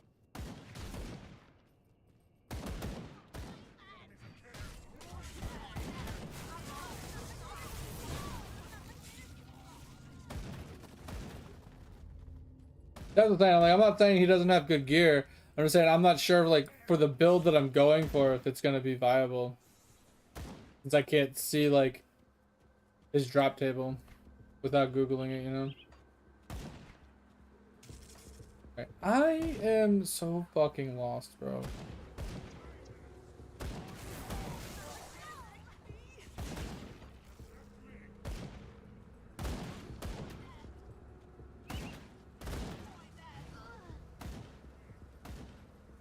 This quest we were looking at basically wanted me to come up here. Get some sort of, like, crystal from some dude, I think. But I don't see the dude.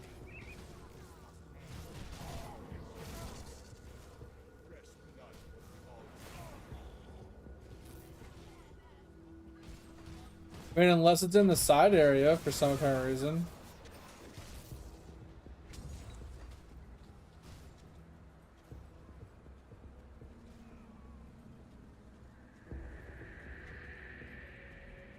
Yeah, like this one right here. It says an Ethereal configuration at the Stonard Quarry to the northeast of the Blood Grove, near Fort Harton, which is basically where we are. There's a powerful sorceress known as this person using necromancy powers. So to capture her essence and bring it back to. So we're in the Blood Grove. This is the fort. The only other place I haven't gone is over in the side area.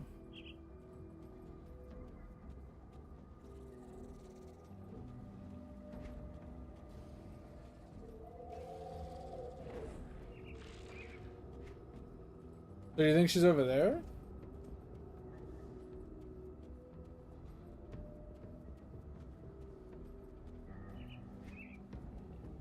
The only it's like there's something here, but I don't know how to get there. Cause like I went up here, I went up here, I went all the way around here. Like I don't know what's right here.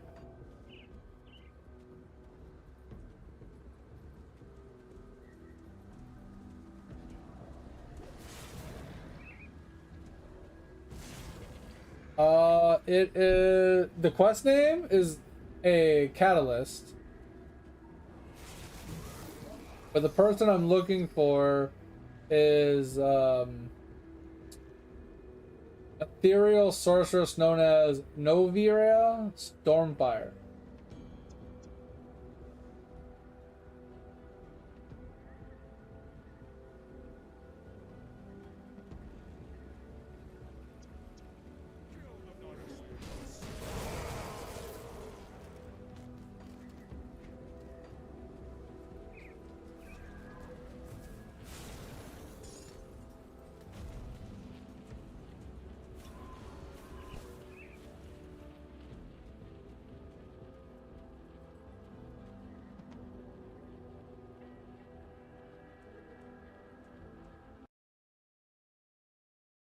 Oh, okay, so she's at the end of this side content. Okay.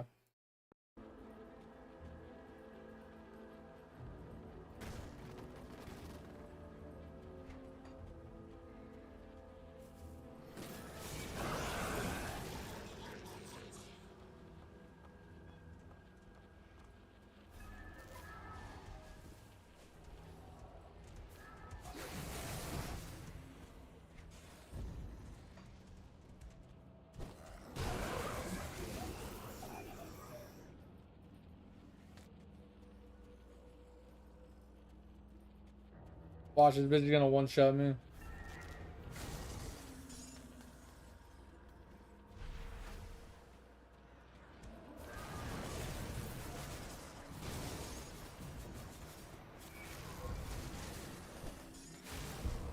Bro, there's 2 bosses! 3 bosses! This is bullshit!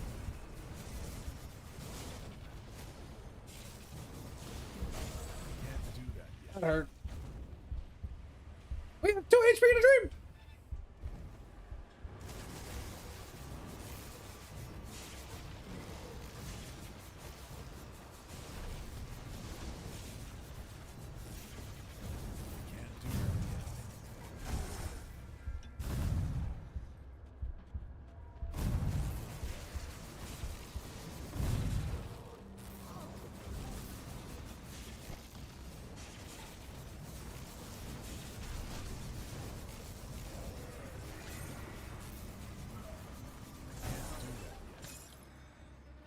Jesus.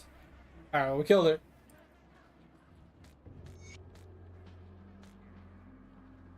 Okay. Alright, so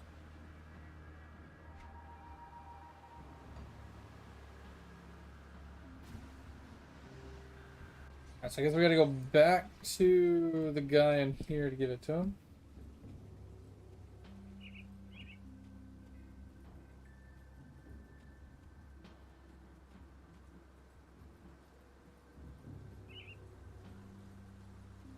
Da, da, da, da. Yeah, the only thing that made sense is in that side area, so I just wasn't sure if that was correct or not. I was gonna head over there regardless. So. Alright, can we go through the door now? Alright. That's that.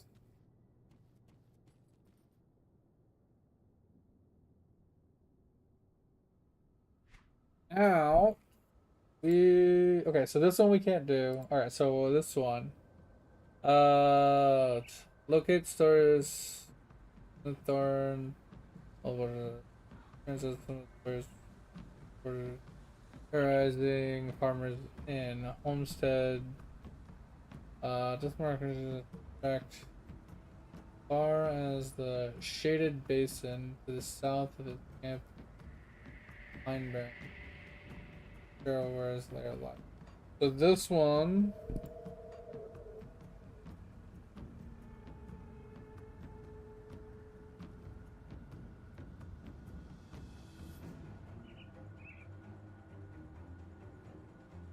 Somewhere down here.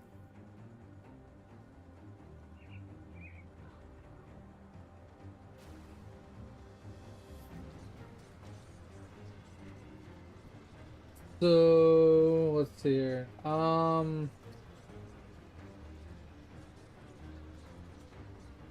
think it's OL Blood Baron or Brary Baron or whatever his name is. It says so and so has tracked it as far as the shaded basin to the south of his camp in Pine Barrens, which is where we are now. They killed a guy down here. The shaded basin is below us. Yeah.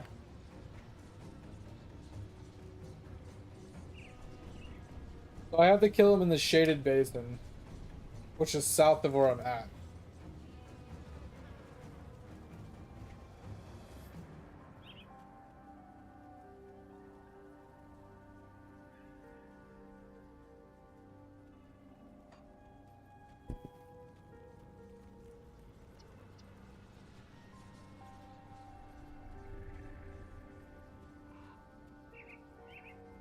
I wonder if it's one of the guys that I've killed already, but I didn't have the quest for it at the time.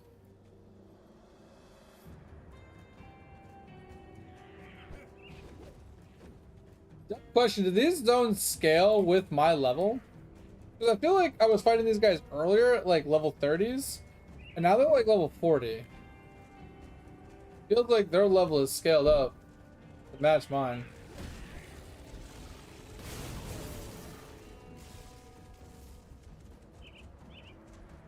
Yeah, old, yeah, Blood Brewer or whatever.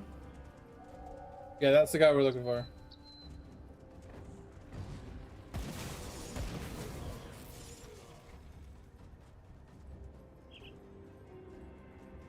That is somewhere down here in the shaded basin.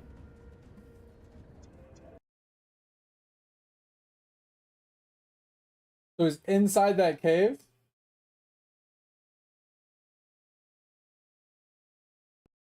Okay.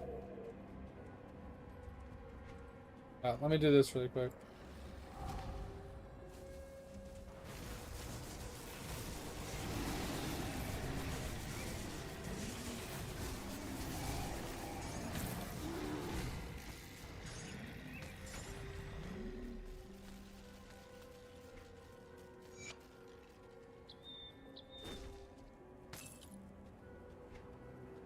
Oh, see the star that just popped up on my screen. I mean, it says it's to my right, not down here where you were pointing.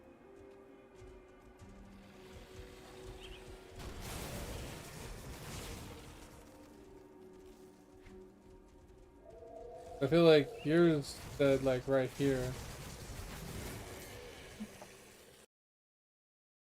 Oop, that's not it.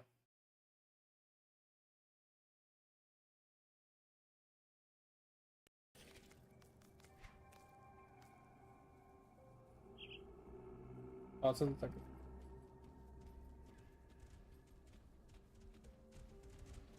Yeah, but there's no thing there. Huh. Is it weird that I don't have a tunnel where it says it's supposed to be a tunnel? I do have this one. We'll just go with whichever one shows it.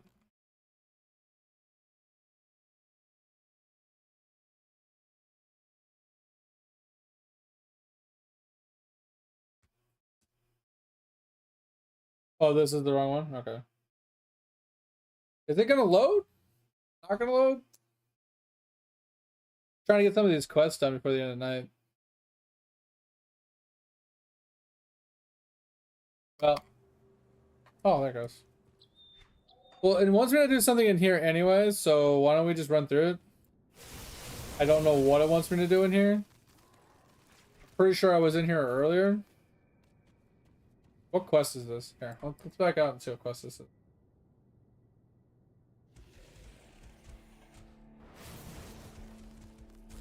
Did I just kill all these mobs?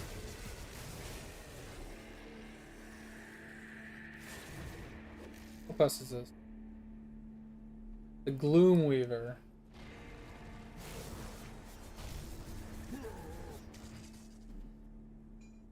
Slay this person in here. So there's a dude in here we gotta slay?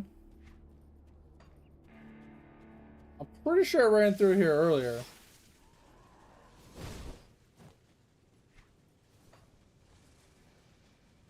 I thought I killed everything in here.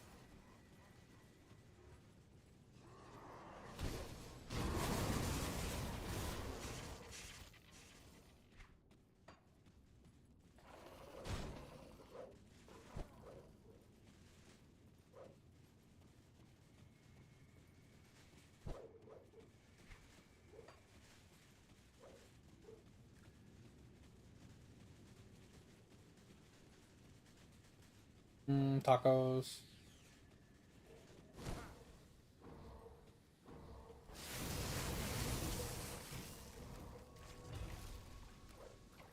Oh, there it is. Big fucking spider.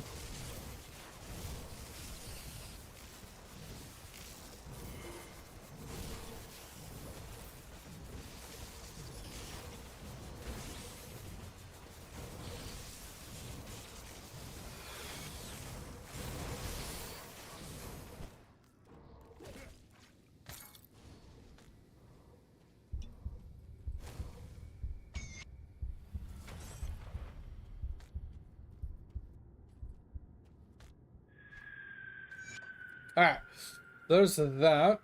We can leave here. We can go to find the other cave.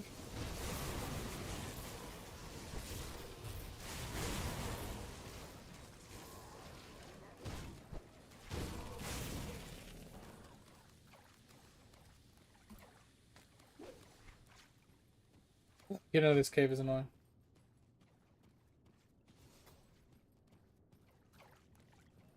Alright, so now I gotta find the other cave. I didn't see it. Like, looking at your map and looking at my map, I'm not seeing those caves. Cave entrances. Which is a little weird. Because according to yours, there's like, supposedly some like cave entrances like here. And there's supposed to be like a tower thing here.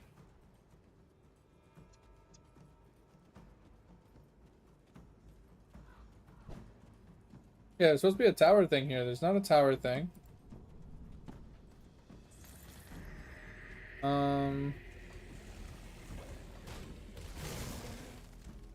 There's some like cave entrance around here. Not seen that either. Oh.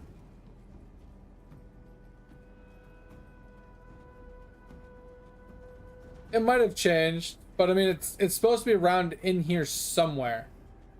Like, that's the thing, right? That's the Forgotten Depth.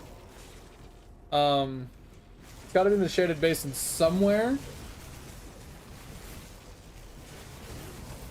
Just don't know exactly where. So we'll run around a little bit. Hopefully we can find something.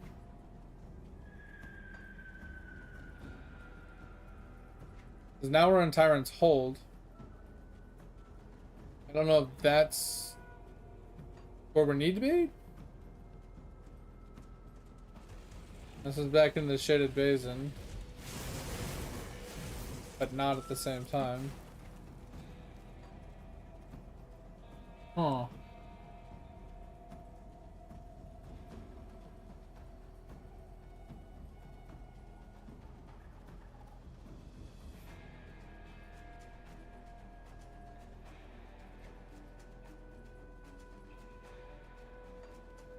Let's go check up here really quick where this food thing is.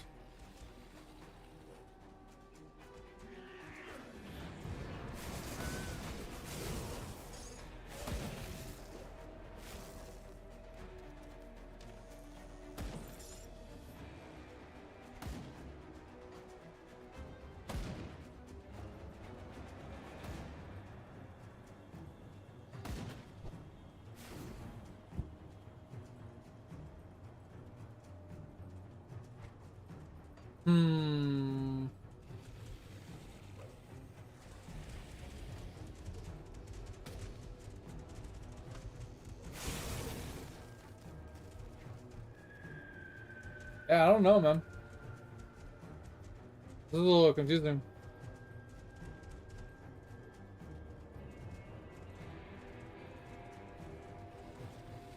And we got one quest done, so that's a plus.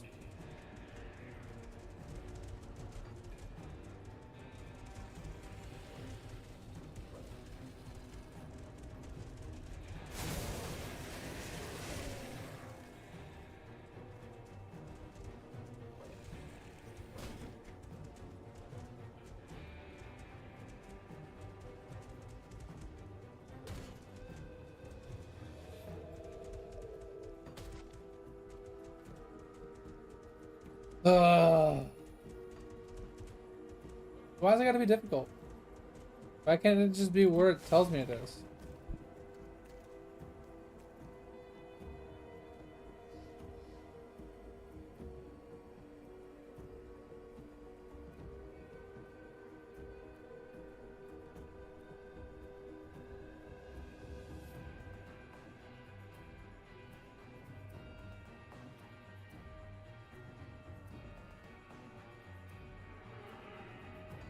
What up, VF?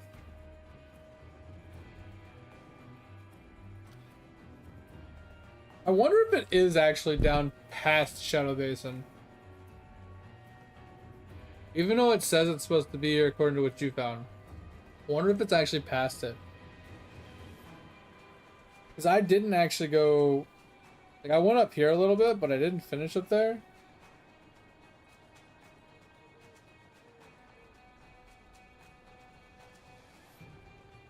Really? That's an interesting fun fact, VF.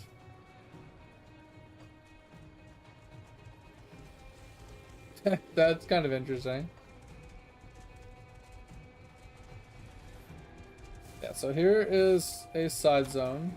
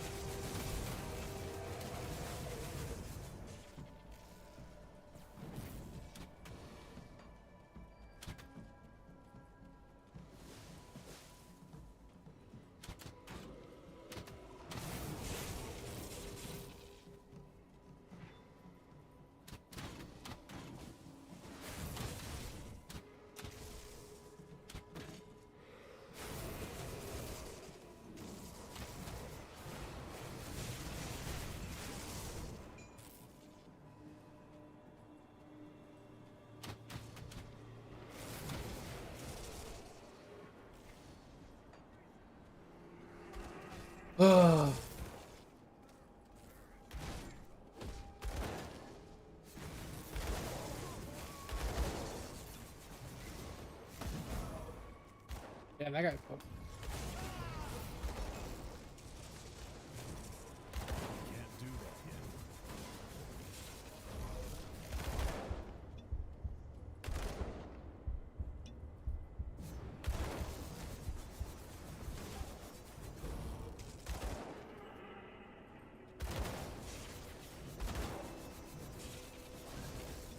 My energy is low.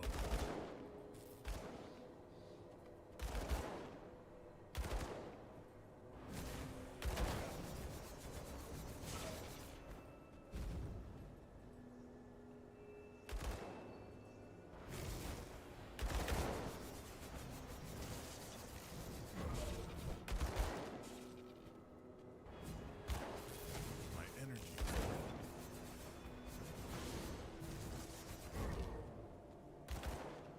That was old school RuneScape, NVF. Anyway, I haven't seen you in a hot minute. I figured it. Yeah. See how you doing? How's life? How's gaming?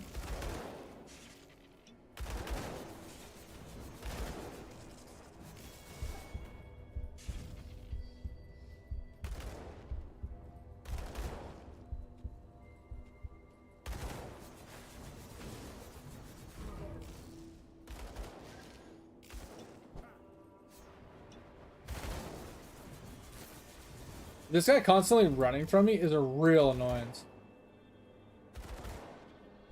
Like I jump at him and then he just runs past me. Can't do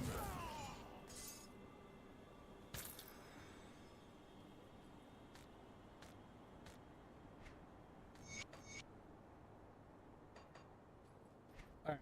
So I don't think that's what we were looking for.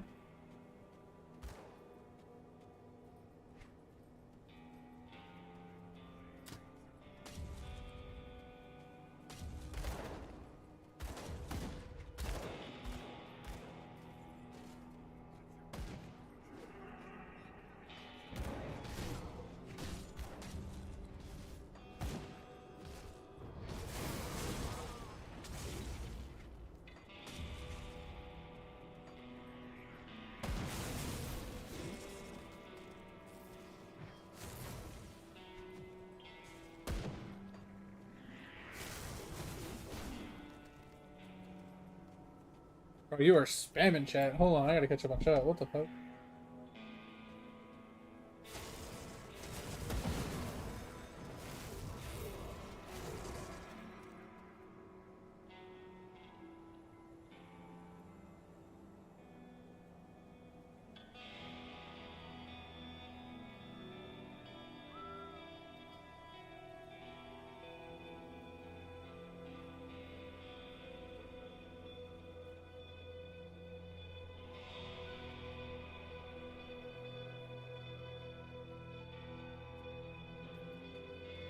Yeah, I was gonna say, I don't feel like all of them are, but it's definitely possible that there are a bunch of bots that are programmed to say random phrases to make themselves look like they're there, right? That they're people.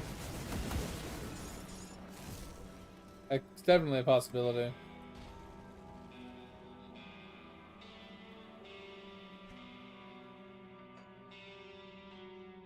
I don't know if there's anything down here I need to... I don't want to deal with this. I just wanted to do this one flipping quest. And I can't find it.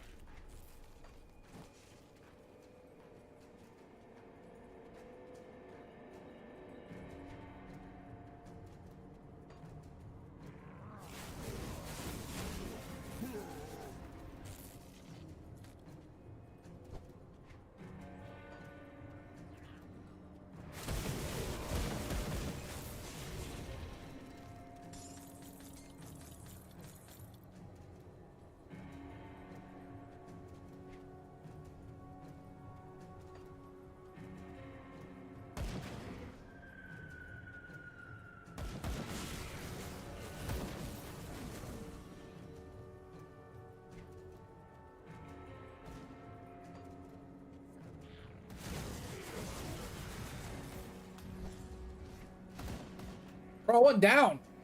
Let me off this roller coaster. Jesus Christ.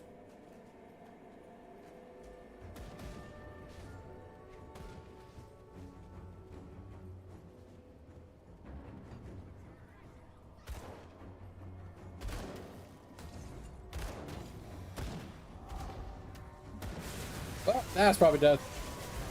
A lot of mobs.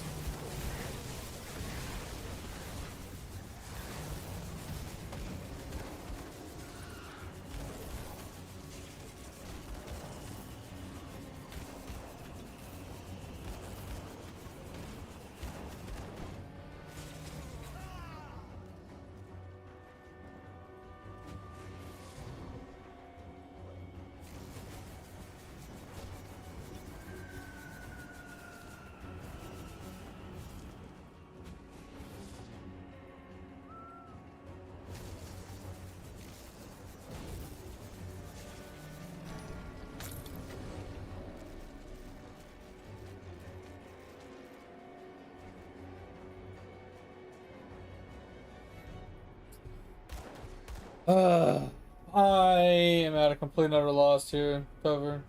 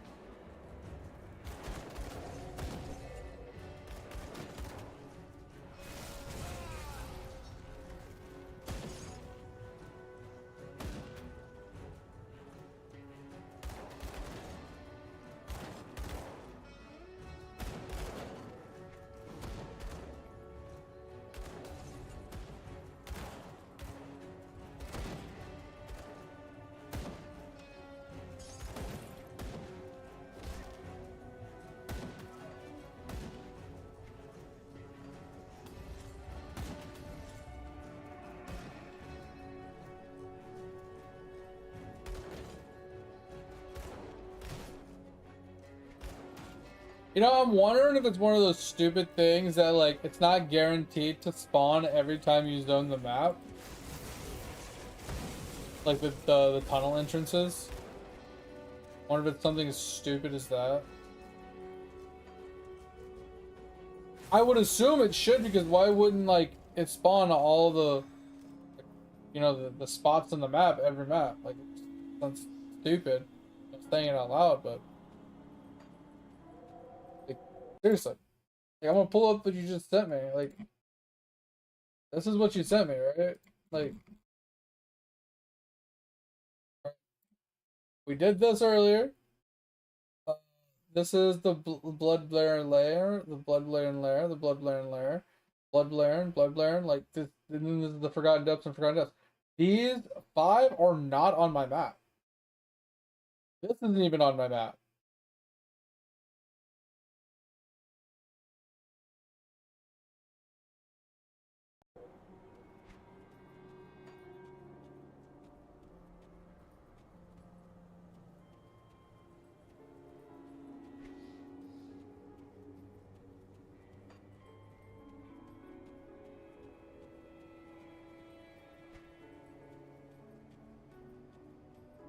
Yeah, hold on a second. So here's the thing, right? Over here, the underpass. I mean, the eyeballs should be popping up as I'm running around. You know what I mean? Doesn't make any sense.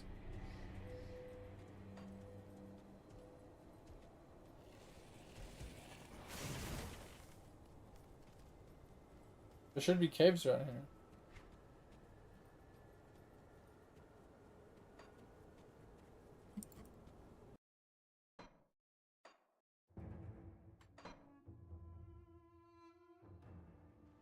Bum bum bum bum bum. Bum bum bum bum bum bum bum bum bum.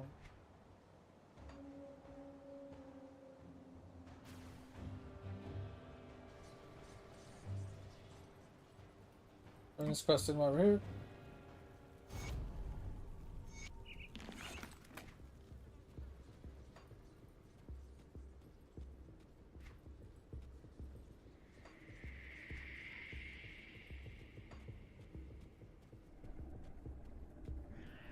If it's not there this time, I don't know what else to do. I have to ignore it.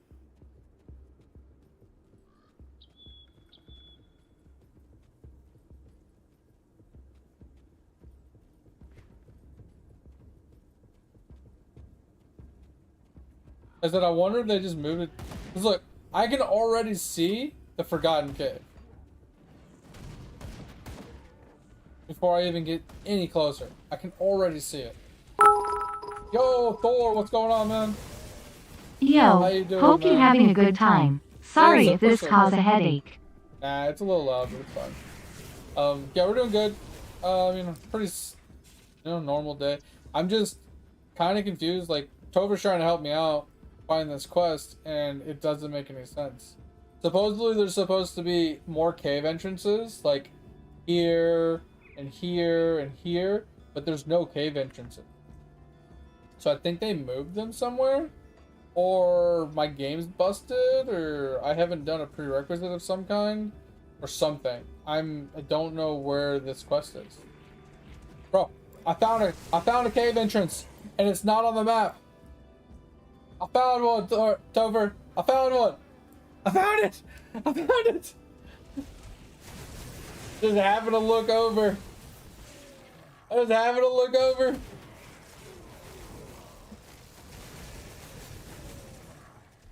While I was reading the chat, I just happened to look over. I was like, "Oh my God, there's a cave!" Yeah, so it's not guaranteed. I mean, okay, let's back up. They don't show up on the mini map. You have to physically walk around and find them. I don't know if all the cave entrances will be available, so it's probably a one out of. You have to find which location is open. So it's randomly one of the like 5 places, probably. It's probably always on the map, but you gotta find the actual cave entrance. There he is. That's kind of dumb. Not gonna lie. Relatively dumb. Well, the thing is the maps aren't randomly generated, right? If you actually look at the map is always a set map, no matter how you look at it. It's exactly the same every time you reload the game. And even if you've already discovered it, it stays discovered. It just grays out so you know you haven't like rediscovered it this playthrough, right? Oh, and then it drops you into the Forgotten. Interesting. All right.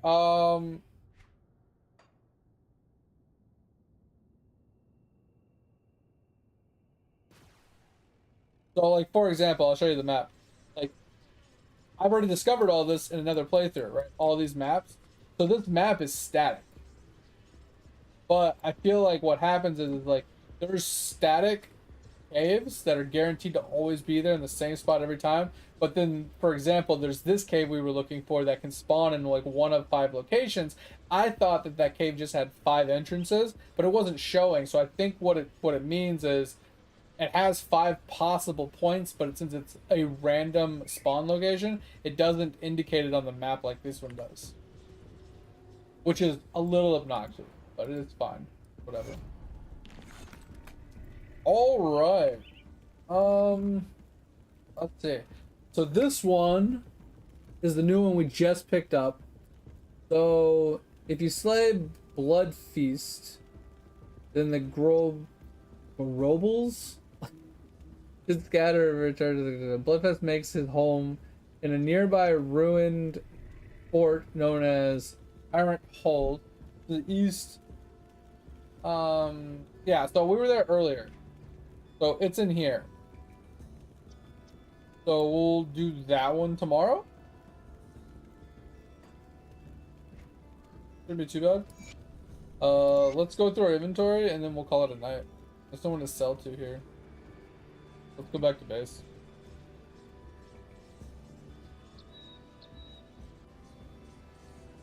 Yeah, I'm gonna check out all the amulets and stuff, and we're gonna clear out our inventory. Then we'll call it a night here.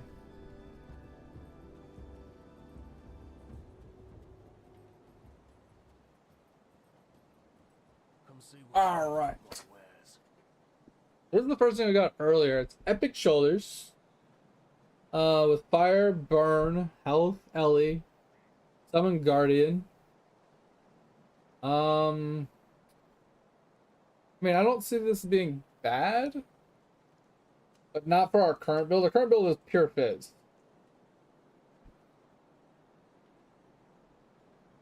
So, can always go and refarm some of these.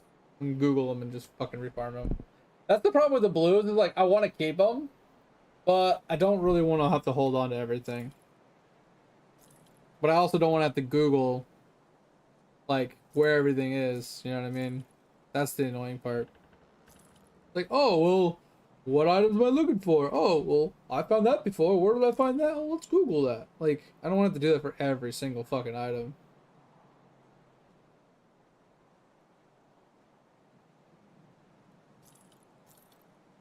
I don't know why I just sold that piece without looking at it. Yeah, that's like flat Ellie. That's kind of nice. But I don't think we're gonna run that. Sure.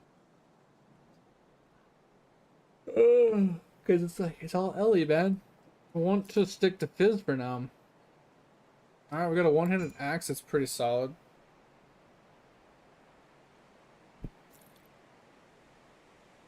Oop. This is physical damage. That's pretty good. A little bit of movement, sure. Fizz resist, pierce resist, gives us rebuke. I think this is a pretty solid one.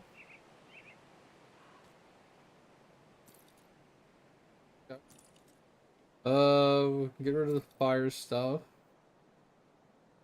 Yeah, this is Fizz percent, which is better than what I'm wearing. Defensive ability, which we don't really have any. Health regen per second, kind of nice. Extra armor, kind of nice.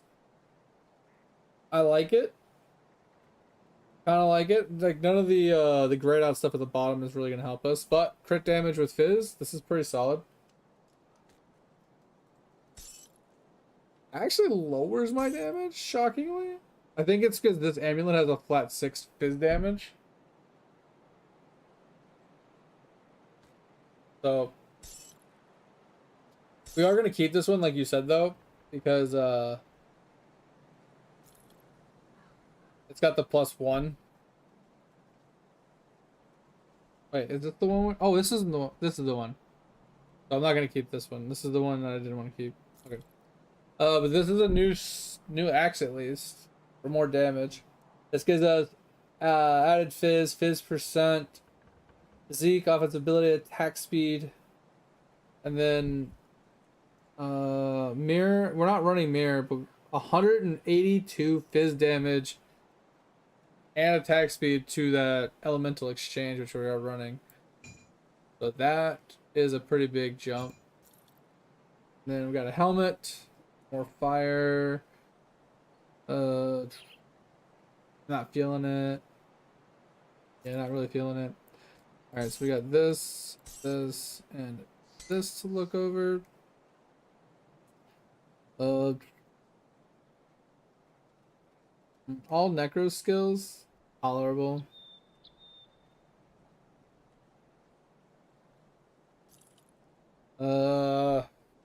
Cold, Ellie, burn. I was actually +1 to all Arcanists. Ugh. But, I mean, I don't know. I'm not really feeling it, if I'm being honest.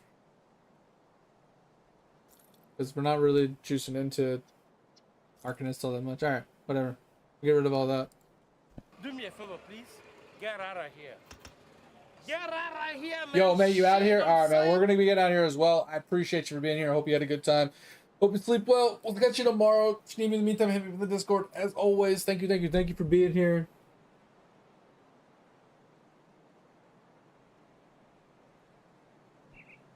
Yeah, so Cap, we're getting off for the night. We're trying to clear as much of the quests as we could. We just finished 2 of the side quests right now. We just picked up another one for where is it? How do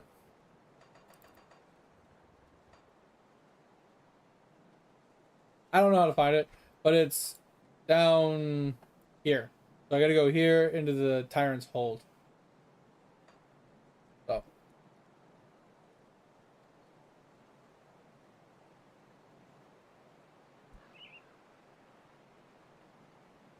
Anyway, yeah, so we're gonna be doing that tomorrow. Our damage is still going up. We're still doing stuff and things. But yeah, we're gonna work on this tomorrow. Get that all done and stuff.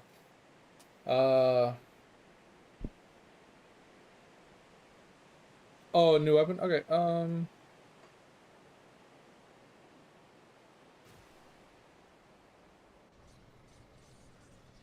don't know. Like, the DPS went up. It said like 300, I think, more damage on this versus the other one. So we'll see. I don't know how much damage I was doing before because I wasn't really paying that much attention. But doing about 1k per hit. 1k a hit was a pretty decent amount of attack speed.